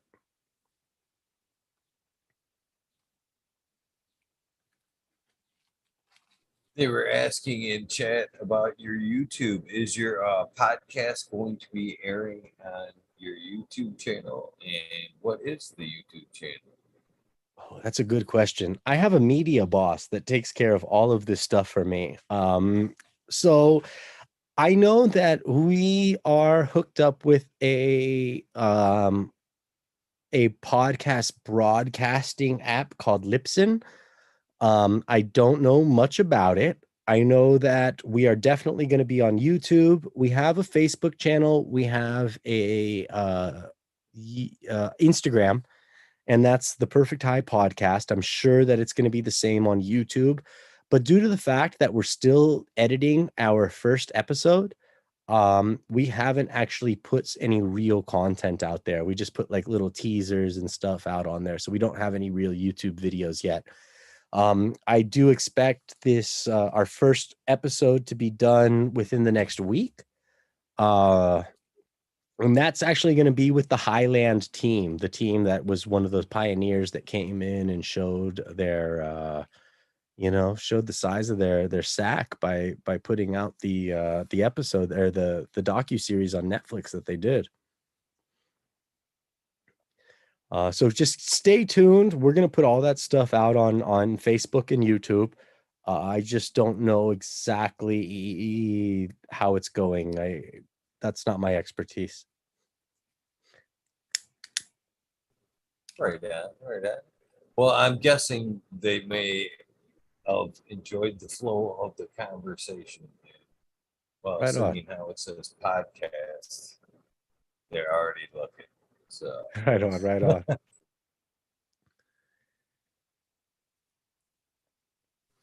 so do you have any? Tell me about the format. Do you have a little bit, if you don't mind sharing one creator to another? What's your approach with your podcast? What angle are you taking with your guests? I guess. Sure, that's still in development at the moment. I'm literally I'm watching podcasts like yours. I'm watching a bunch of podcasts at the moment because like I haven't really done this before. I used to be a DJ on the radio back in Phuket, Thailand, many years ago, but I've never actually done a podcast before. So I'm trying to break it up. Like we kind of break it into 3 segments where we do like we're not allowed to smoke on the podcast, so I give ourselves smoke breaks during the podcast. So we do about 20-30 minutes, go to a break, another 20-30 minutes, go to a break, and then the final episode. In the first 20 minutes in the first segment, I try to think our podcast is really focused on what's happening here in Thailand, the green rush here in Thailand. I'm bringing on all sorts of people from all over the spectrum. Right now, we have 3 podcasts that we have basically recorded. Our first episode is with the Highland team, who are pioneers. So we're really talking about what they did in the past, what they're doing now, and what their future is. My second podcast is with a very influential Thai person. She was Miss Thailand in 1994. Since then, she was actually born and raised in Michigan, funny enough, but Miss Thailand 1994, you can find her. Her name is Pop Arya. She just turned 50 years old. She is still absolutely gorgeous, and she's very active in Thai politics and in the Thai, let's say, high so community. She's a Thai celebrity. So I'm trying to get everybody's perspective on this, from Thai celebrities who are very active in thing. What are their opinions on cannabis? Where is cannabis going? From the pioneers here that are really trying to build up the industry. My next podcast that we're doing here is with the former prime minister, actually 2 of the former prime ministers, Thaksin Chinawat and Yingluck Chinawat. They have a very big family who I know very well. They were the prime ministers who were outed by a coup. Well, both of them were ousted in a coup d'état here in Thailand while I was here. They have done amazing things for the people. I'm a huge supporter of them. But their niece and nephew have opened a cannabis company here in Thailand. And I've been very active in helping them create their cannabis company. They're coming in on the 31st, and we're going to finish out filming that episode. I've helped them build their facilities out at Khon Kaen University. Um, they're doing amazing things as far as cannabis goes, things that are going to shock the country. And it's they just happen to be related to the former prime minister of the country. So these guys are doing great things. We're trying to be like, and okay, Jaime from Golden Triangle Resin Seeds, He's going to be down here. The CEOs of the big companies that are trying to make a name for themselves in the industry right now, I'm getting them on the show. Like, I'm very, very well connected with basically every cannabis company here in Thailand. I've helped a majority of them out in one way or another, whether it's just them giving me a call and asking for advice on how big their drying facilities need to be. I've given good input to a lot of these companies, and I've been very open and willing to help these companies. So, like, I'm accepted into a lot of these communities where a lot of them respect me. I haven't been driven on like fight profits in this. I've been involved in the cannabis industry here, and I'm yet to make a legal bot in this country, at least consulting in cannabis. But that's, I mean, I'm still loose. I mean, I'm watching a bunch of uh podcasts and trying to figure out how it relates. Like, do I do it Joe Rogan style? Do I do it Eagle Garden style? Do I do it Shaping Fire style? In all of which I'm taking things in. Like, I like certain aspects of your show, and I take the things that I do like, and I want to implement them in my show. And one thing that I have taken from your show, and I hope that I hope I'm not like looked down upon for implementing this into my show, but the fact that you have the wormhole that allows past guests, people of influence, to go in and comment on the show that you just did. Now, I'm not doing my show live. I've got to edit it. I've got to put the Thai subtitles in, but I still want to interact with my followers live. So I'm doing a segment after my show. It's going to be called That's a Wrap, or it might be called That's a Blunt Wrap. And it's sort of like the end of the show where I can come on after my show airs. It's been edited. I'm going to come on live. I'm going to like take the questions. I'm going to be there. My assistant or protege, Madio, he's a guy that I've been training to be like Thailand's new #1 grower. The kid really is the shit, man. He's a good looking kid too. Like, he's got a great following. He'll be on the show with me. We're going to be screening questions from the Thai community and everybody from abroad, and being able to give our feedback on the show. But I got that from yours. I was like, the wormhole, that's such a fucking good, like, it's such a good segment. And it's so like, it relaxes what's happened in your show. It allows us to be like, not so uptight and like, oh, I'm so focused on the show. It allows us to sit back, have a beer, smoke a joint, and give our real life thoughts about what happened, and how any sort of inputs that we can give. um so I'm still developing it. We still haven't even casted our first podcast yet, but it's very exciting. It's really, really exciting. And I really do respect people like yourself who are out there. What are you on, like your 480 something episode or some shit like that, which it's just like, it's insane, man. Like, it's really, really cool what you're doing. I And don't mean to brag, but since you asked, this is episode 468. okay. And then you think about this, there's almost as many wormholes on top of that. So you can take that number and almost double it as far as episodes I've done this last year, probably closer to the 900 mark versus the 460 number, all Right. in all. And that's included with four 24-hour episodes where the stream went live for two 420 episodes, a Thanksgiving and Christmas Day were 24-hour episodes where I just fired it up and opened it up to past guests, community. At one point on the holidays, when I do that, the majority of the day is past guests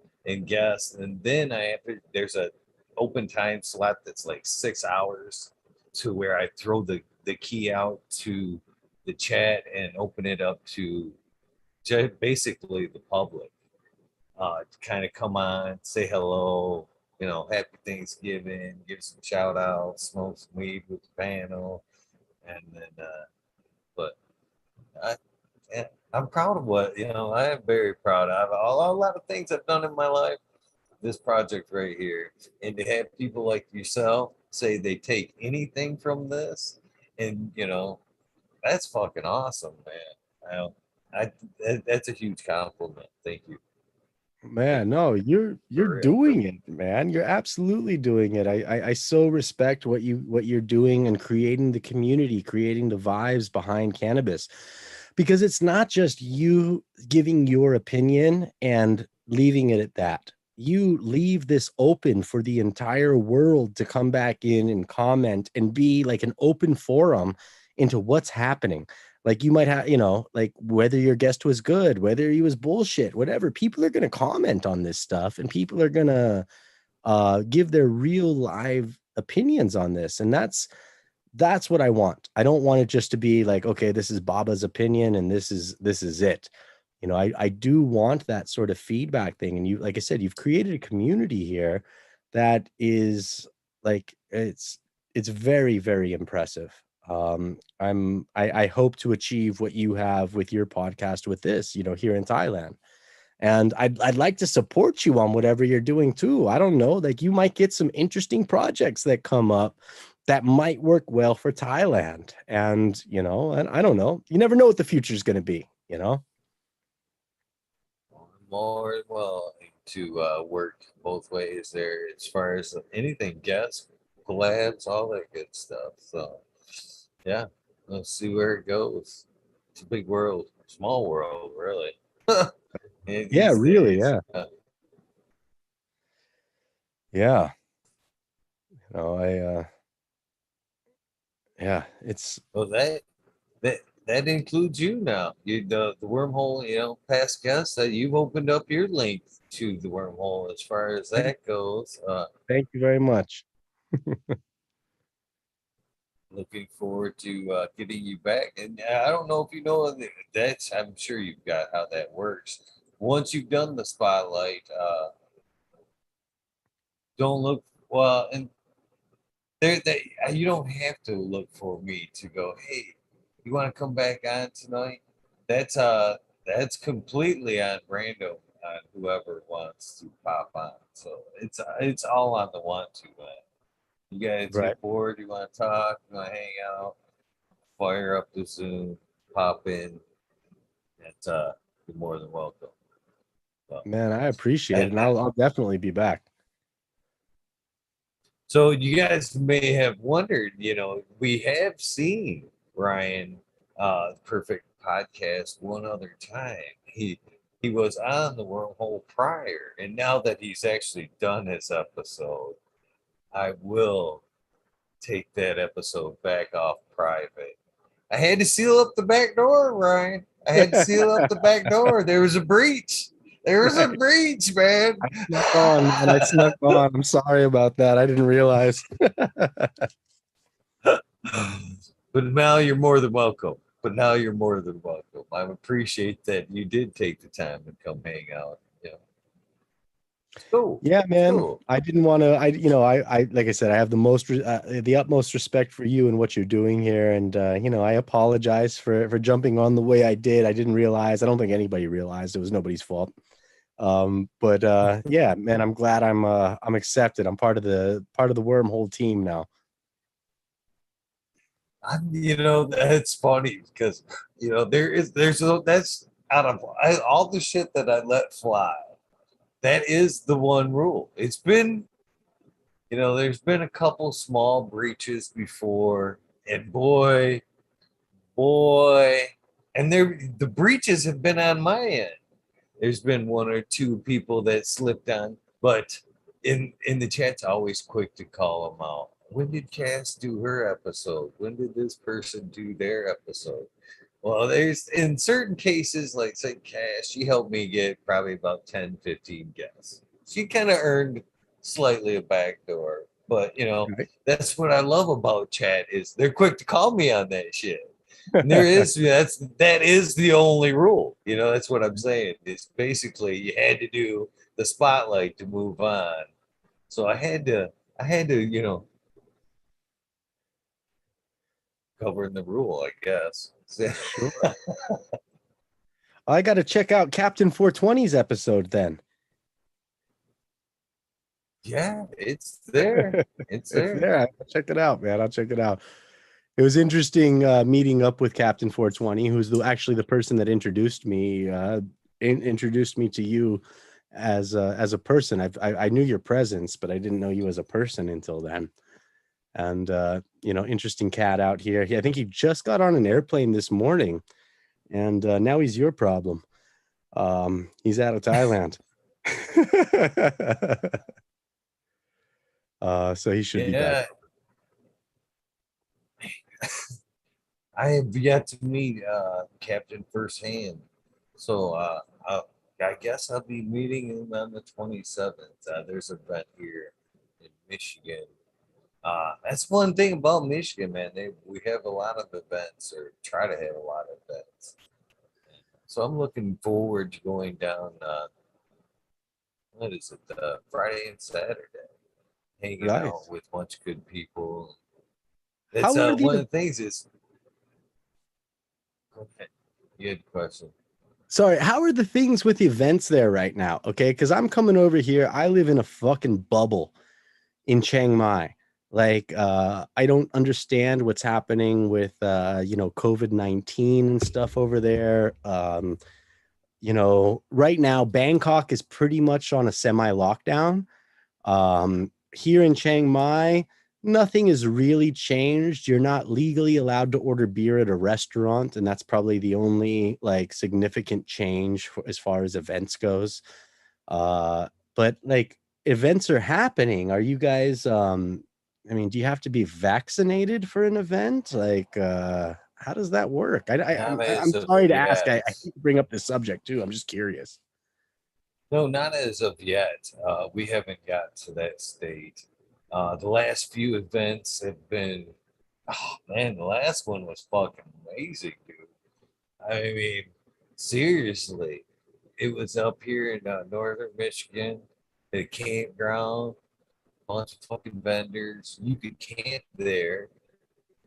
No, they didn't. They didn't, it was supposed to be like a $10 for like camping. I don't think they even charged anybody.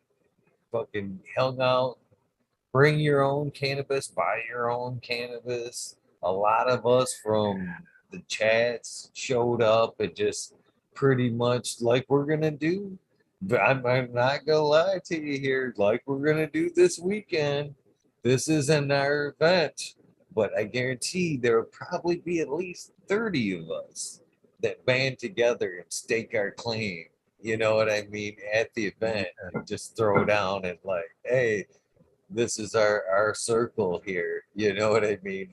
That's what we did up there, man. Get a couple of campgrounds, hang out, do whatever.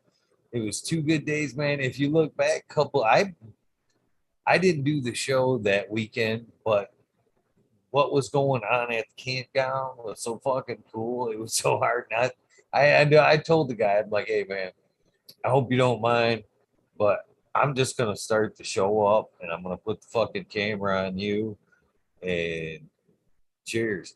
Even Johnny Green Thumb, 710, this cat comes up and played an amazing acoustic show. Guy could sing, he could play. First night, it's on the channel, man. The cat played for the first night. He broke strings and then restrung his shit and put on like another 2 hours of show. The first night, and then the next night after a long day of vendoring, smoking weed, and all that shit, he did another 45-minute encore. Uh, but yeah, that's kind of like events that we kind of have. And like 27th to 28th here in Clio, that's what way we'll have. A bunch of us are already planning. It's an event in itself, but we kind of make it like our own event. Even last the time when COVID was like in the max, like we were supposed to be wearing masks, 6 feet. we went in there and we just we had a good day, a much needed day of like feeling normal in the time of fucking weirdness. You know what I mean? Mm-hmm. We went in, put tables together, smoked cannabis like fucking regular people, and walked away like, oh, you know what I No, mean? like regular That's people, what. you mean you shared a joint? Oh, that's scary Yeah. shit these days. It's funny. I'm laughing these days. Like right now here in Thailand, like shit is pretty locked up. There hasn't been a real event in 2 years. Like we haven't had an event with more than like a few hundred people in it. If they have gone through, if they have been big events, they've been corporately sponsored. So there's no like little events, there's no concerts popping up. Like musicians are dying right now because they can't, they can't perform for people. We have no tourists here. Tourism is dead. So man, I'm missing a good event, man. Like, and I also laugh too because they're shutting down all the bars. Like all the bars, they're saying all these super spreaders are coming with bars and this and that. And when I'm at a bar, I rarely share a drink with anybody. But when I'm, amongst my friends, I often share joints with everybody. And my circle of friends, nobody's caught in COVID from a joint, at least. I don't know. I mean, I don't know. I don't want to go down that fucking wormhole. But it just seems Because like they deemed it medicine and essential here in Michigan. And I'm hell shit yeah. you not. I shit you not. I would I be agree with lying it. to you if I told you anything less. As soon as they said it was essential and all that good stuff, I stopped worrying about cloning shit. I swear to God. But I was going Sure. into a store, I will practically achieve clam bake right into the car all the way to the door.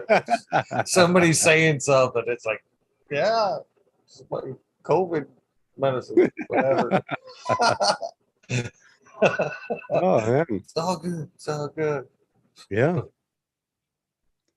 Oh man. Yeah, crazy times we're in these days, man. Crazy times. But I'm Who happy knows to where we'll go in the future, but at least they're letting us have cannabis. I'll give it fuck that. yeah. Fuck yeah. And I'm happy to see you guys are having events, man. Like I said, I'm very envious. Like I loved like the last event I was at the 420 festival in 2019 where I told you guys how I presented all these plants and all this cannabis and man, um it was great, man. Fuck, I can say it now. I actually rolled up 420 joints that day and passed them out to the crowd during a concert. And the fucking the lead singer of the concert was like looking out at the crowd going, what the fuck is happening? Like he stopped the concert and is like, is there a smoke machine in the crowd? Like what the hell's going on?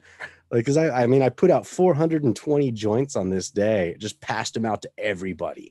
And man, it was a great experience. And fuck, I just miss it. I want to get back to doing an event so bad. Just to be there, the vibe, the feelings that we have that are created around these events. I'm fucking envious, bro. I really want to be there. Really. That concert that I referred to earlier tonight, the Tool concert, that was the first kind of really what I would consider. I was expecting like a good old like mid '90s, like when Tool was at its peak, fucking kind Yeah. of vibe. Well, I guess we all have gotten a little bit older, but it was like much. It was a cannabis event, pretty much. Everybody was smoking and laid back, more friendly, still enjoying the vibe. But this was the funniest thing I had still seen in a long time. And I would never thought I would have seen this to this day. They were actually, because like I said, we were in the pavilion and Tool starts playing and you could see like security, like the flashlights going around, checking the crowd. And this cat right in front of me, and I had seen it like over the way happen, and I was like, what's going on over there? and they carried somebody out, and then like they'd be like in front of me, and I was smoking, passing joints and all that shit. They fucking practically tackled this guy for a cigarette and left Right. us smoking weed. Yeah, they knew we I were. fucking love it, Wait, man. I love it. get that cigarette out of here. Yeah, I was like, no shit. That was, oh man, it was a good day. So hey, I got to give out a concert story then. Back in like 1999, 2000, I went to go see the Steve Miller Band at the Coors Amphitheater with my father. And I don't even remember how old I was then, 16 years old, something like that. I went to go see the Steve Miller Band, and my dad is like a very charismatic guy. He always has been. And he goes into the box office. He bought two normal tickets, and I don't know what the hell he did. He flirted with the ticket girl, and we ended up getting front row tickets, very front row. It was like double A. Like we kept going down, like, where's double A? They're like, keep going down. So we ended up getting very front row tickets to the Steve Miller Band. And like it was a fucking amazing experience for me. And my dad like had some weed on him, and the security guard was literally sitting right in front of my dad. And I'm like, no, Dad, don't do it. Don't do it. And he pulls out the pipe, he pulls out the bud, he looks right at the security guard, he pulls it out, and he's like, what do you think? The security guard goes, like, so I mean, this is like the year 2000. We're blazing up front row, watching the Steve Miller Band, like having a fucking amazing experience. And like the guards, yeah, didn't give a fuck. Like he specifically looked at us and went, yep, I don't see you. Just do what you got to do. Go ahead, smoke weed with this fucking 13, 14, 15-year-old kid. I don't remember how old I was. But yeah, man, it's great being in that vibe. And like, man, I wish I could trade cannabis for cigarettes. It's just not quite there in this country yet. But one of these days. It has definitely changed so much in my journey. That's for sure. I never thought I'd see it. Never thought I'd be openly growing, smoking cannabis. I never thought I'd be sitting here talking cannabis openly with plants kind of sitting behind me. All that shit. I never thought I'd see this day in general. So to see what comes in the future, it'd be pretty crazy. That's for sure. Man, I'm right there with you, man. Like, I remember I used to joke, like, here in Thailand, I used to run a wakeboard and water ski school. I used to, hang out with the cool cats back in the day. And we always joked around about cannabis. And I always, I've always been a grower. I've always been, a cannabis advocate. But here in Thailand, a place where, I mean, when I got off the airplane, there were huge signs saying, if you brought drugs into this country, we're going to fucking kill you. Like death penalty for drug smugglers. And I'm fucking sweating bullets because I got fucking, I got a little knot and a hash in my fucking shoe or something like that. And I mean, like it scared the shit out of me. I mean, we would take bongs. Like, I swear to God, I felt like tweakers, bro. Like sitting there smoking weed in the bathroom and looking out the window, like, oh fuck, did that guy smell it? Oh, he definitely smelled it. Like, guys, get the fuck out of here. Let's go. Let's go to fucking this dude's house. Like, and I mean, it was some serious paranoia. And to the fact where I'm sitting in 2019 on stage with kilos of weed that somebody I knew grew there. But like kilos of weed, all these fucking plants. And I'm sitting here like presenting this to police, bro. Like, that's a surreal fucking experience right there. Like, I thought I was going to jail. I mean, I thought that I was going to be fucking deported from the country, excommunicated from the Thailand church and get out of there. But hey, I'm here. I can't fucking believe it either. You pretty much did read my mind a little bit with that whole thing there. I'm pretty grateful for, and that my cannabis journey runs deep, real. I believe it. It's I've been around it just like yours for, like you said, for my whole life. I've been dependent on this plant in one way or another. I for surely at one point allegedly sold it or whatever. But as far as legality comes around, I'm very grateful for it, but it sure has taken a lot of some fun out of it. I have, there's different highs and lows, but I was thinking this the other day. I'm like, man, I've walked away from this show a few nights, very, very adrenaline high. You know what I mean? From a great show, great vibe, and all that.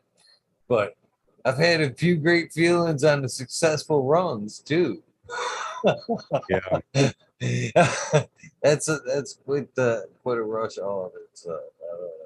It's I don't know. I still ride around with few people because I am a caregiver, and like you said, I am allowed to carry a little bit more than others. I've had people in the car that are like nervous that I even have cannabis on me, even in a small amount. And it's like, this is nothing. I don't even, I wouldn't even second guess Right, an right. ounce. You Oh, know what I mean? yeah, an ounce. I got more than Shit. that in my beard. Right. That Yeah, I it's, get the same thing. oh man, I'm being kind of numbers, but Yeah, but uh, people like I'll be sitting here smoking a rec or sorry, a joint that's or something, and people are like, I'm like, all right, guys, let's go, hop in the car, and they're like, you just smoked a joint. I'm like, do you know who the fuck I am? Like, it was a joint. Shut up, get in the fucking car. Like, you know, but hey, it's still out there. People are still nervous about it. a little bit. People are definitely getting a little more open about it here. I definitely, I at one point was using it for a deterrent for making me pull ahead at the local fasties. Uh, I shit you not. Carry the pre-roll too. Please pull ahead. Undoubtedly, when you bring me my bag, I will be sitting there chiefing. I've had local workers come like this.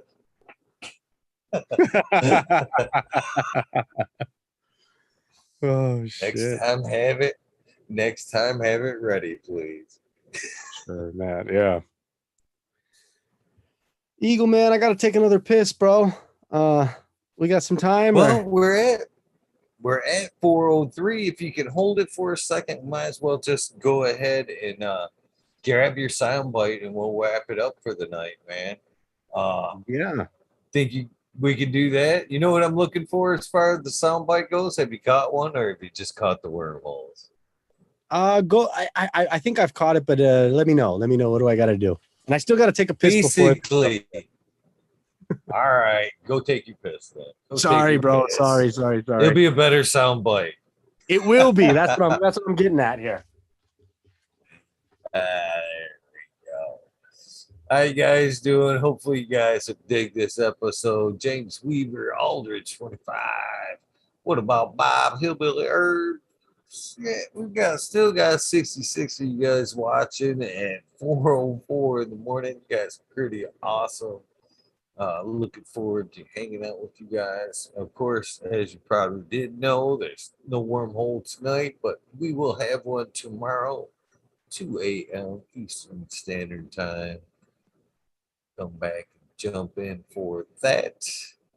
15 minutes short. Oh, 420. Really? Really? Chad Westport said, cut the bad biz. You guys are all right. Oh, so funny. All right, we could probably stretch it out to 420, Mr. Westport. Oh, for those you guys have, I have gotten a bunch of DMs, inquiries about shirts. Shirts, this isn't one, by the way. Shirts are on a pretty much you have to catch me or get one on a giveaway type thing. Uh, hopefully you do catch me though this weekend, 27th and 28th. I do have a shitload of shirts available for this weekend. Medium, large, extra large. I have some large tank tops. I have some female large tees and all the bullshit I plan on giving away if you catch me this weekend. Catch me at Kyle Cultivation Friday and Saturday. Sorry about that. No worries. I was catching shit on two grounds. I was not making it then extra 14 minutes now to Oh, we can bullshit 420. for They're 14 more minutes. I just had to take a piss, they're man. like, no, they're blaming me. They're like, fucking really? 402, you can't, you can't go a few more minutes. And then they were like, I let Jesus, let the man piss. Just let the man piss. Oh man. Yeah, a lot of apple juice going through me here today. I gotta love the chat, man. It's I used to suggest it to the guests, but it can be kind of hard, keeping track of both. As Right. on my end, it's tough. Man, I used to have one cat that used to go out of his way to crack me. Uh, as far as what he was saying, what he was trying to get me to say. There was times where I was literally, because he was funny as shit. I don't know. Dr. Buzz Lightyear Acetone was his screen name. And he just kind of fell off the map. But he was a funny cat, and he would say whatever he had to say in a funny manner to try to get me to smile or whatever. And there's times where I literally had to bite my cheek to keep from just fucking just outright losing it in the middle. And I guess from what he kind of divulged in chat a couple of times, he used to be like in the editing room for like a news type atmosphere. And he said he used to do that to the anchors all the time, be in their ear, talking shit, trying to get them to fucking lose it on air. But I miss that cat, man. Right. How long has Hopefully it you been get one. he's been around? Get into your lives. Hopefully it's not always serious. Hopefully you do get one of those guys that pop in and want to have some fun. Right. And then I read the other side of podcasts, like Joe Rogan, like his first rule of podcasts is never read the comments. And I'm like, oh shit, that's all Eagle does. Like he's all about the comments. He builds the community through that shit. And I don't know. I mean, it is a little bit nerve-wracking putting yourself out there like that and being open to the comments and open to feedback that's like maybe some of it's on point, but maybe some of it's not on point and they're just calling you out to be a dick. So I don't know. It's something that I'm definitely a little bit nervous about. Like I'm not putting any bullshit out there. At least I'm trying not to. So, something I'm definitely concerned about when starting the podcast. And that's why we actually discussed like, okay, the comments on the video will be one thing, but we'll do some live feedback for some people who are really like interested in what we're doing.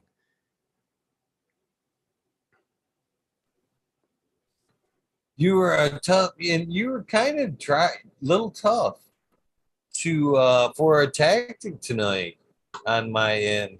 I like to go into it just as blind and naive as possible. That makes for me on my end the questions I ask more genuine, uh, right off the cuff. I don't know. For some reason, it's always seemed to somehow half-ass work for me. You know what? You know what happened? Why I ended up doing that is in the beginning of this, when I take a guest, like for, I'd like go over their YouTube, you know, their Instagram, try to learn as much as I could, get some questions, ready, try to be all Mr. fucking reporter or like on it, kind of. They'd never show. That guest wouldn't show. Okay. Every time. Right. Every time I did my homework, the guest would never show. And I found it to be an omen. So at that point, I was like, fuck it. I'm never going to do this again. And from that point, I've had some cancellations, but for the most part, it ended that problem. There you go. And kind of worked out. And I know that, like, I've only done a couple podcasts right now, so I'm like nowhere as experienced as you are with this. But like on my first guest, I did a lot of research. I've known these guys for a long time, but I mean, I still even have all my notes and shit here on the table from these guys, like pages and pages of fucking notes. Um, but and then I found that, like, while talking to them before the podcast, like in the green room, I feel that we got like the best conversations in the green room talking about the content. When we actually got on the podcast, it was like just scratch the surface. And I'm like, fuck. And then the second guest, I didn't do any research. Again, is another person I've known for a long time. But again, when we entered the green room together, we didn't talk about the conversation. We didn't talk about the podcast. We talked about, life and this and that. And when we sat down in the podcast, it was a completely different vibe. Like I felt more like everything was coming out naturally, not just repeating stuff that we talked about earlier. So I definitely felt, again, only 2 podcasts into it, but I have a similar feeling already. That's why I don't do the green room type thing. I got so used to that first feeling, that initial feeling, and that first interaction can be so genuine.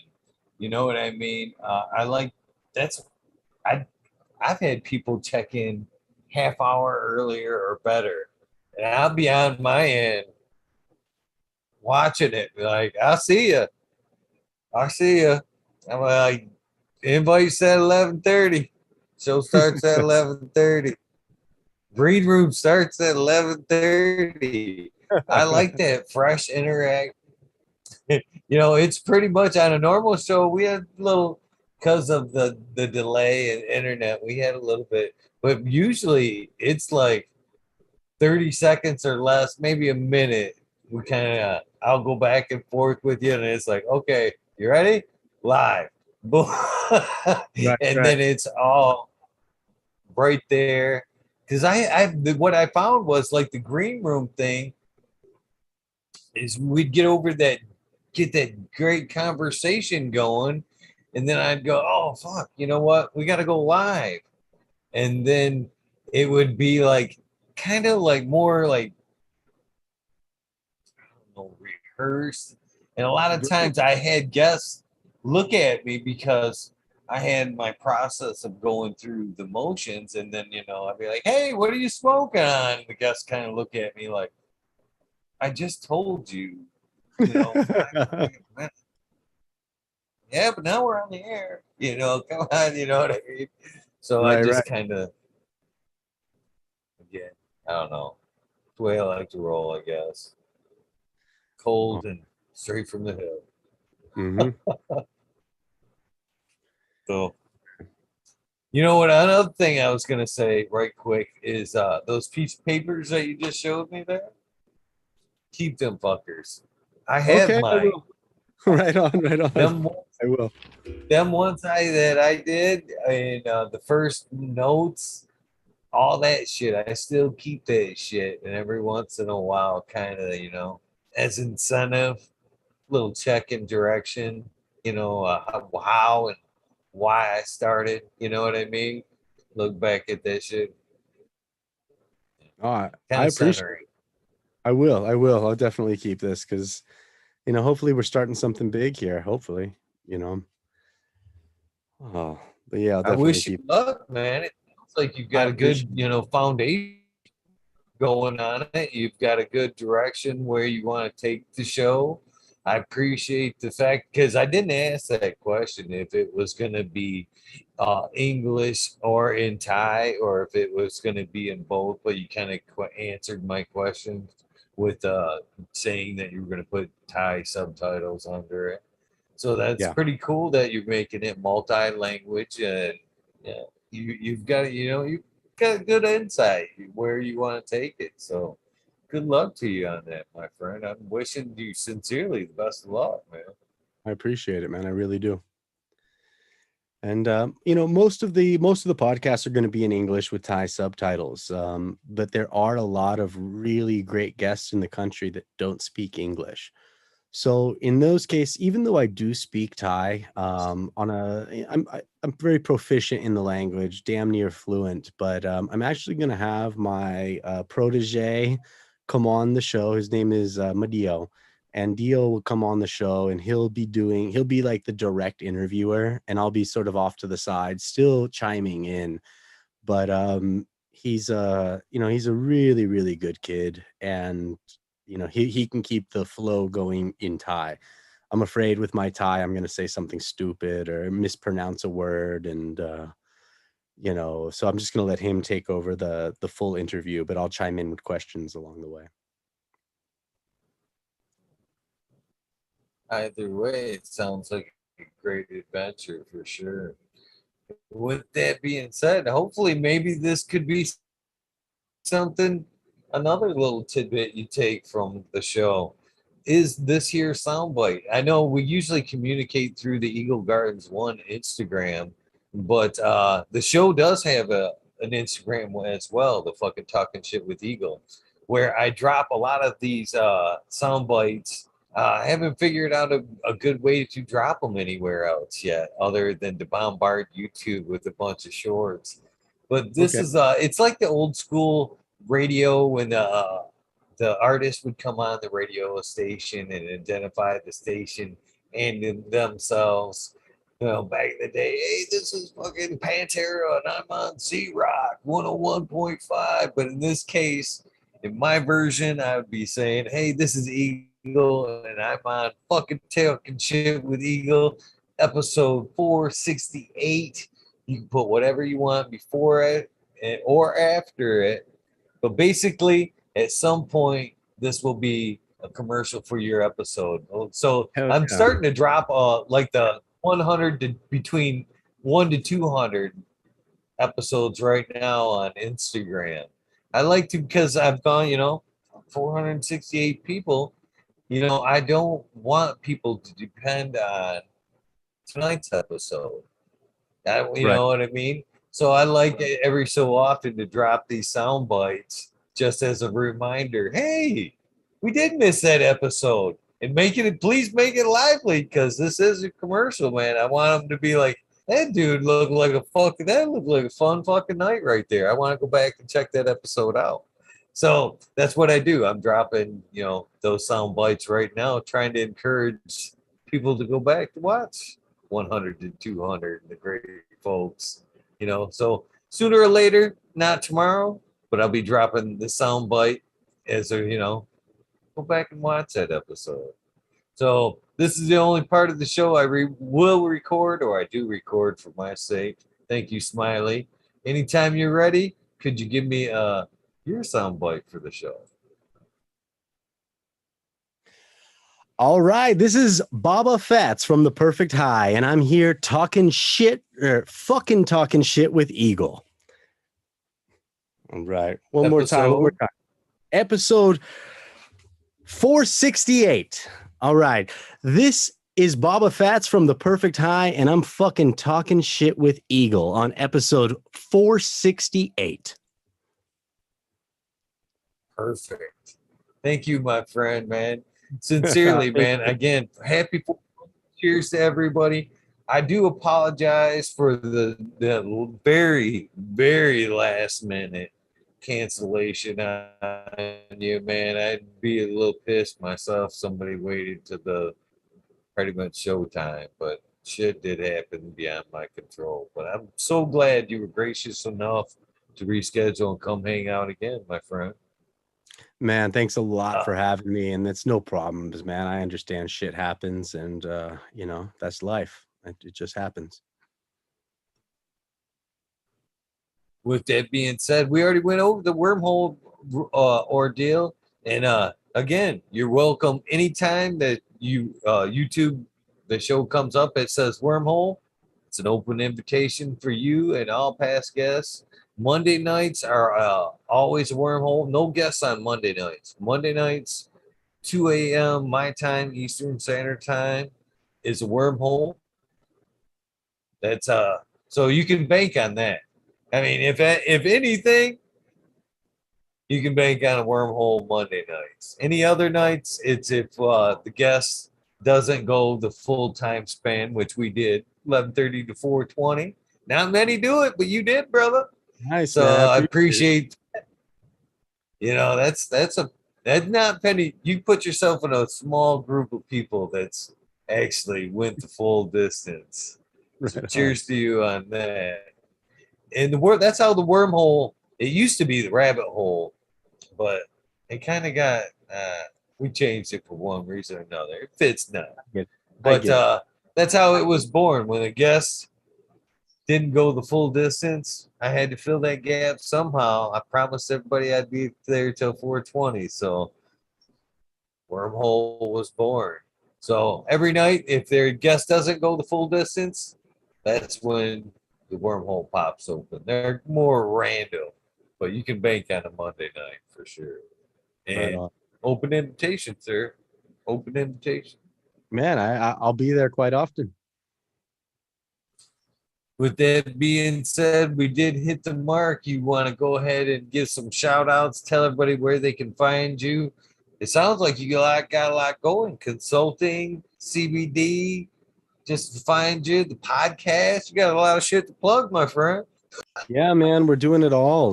My company, Cannabis Agronomics, because you're not allowed to use the word cannabis in a Thai company. So Cannabis with a Z. Agronomics is my consultancy company here in Thailand. The Perfect High podcast on Facebook, Instagram, and wherever else we can plug it. You can find me on there.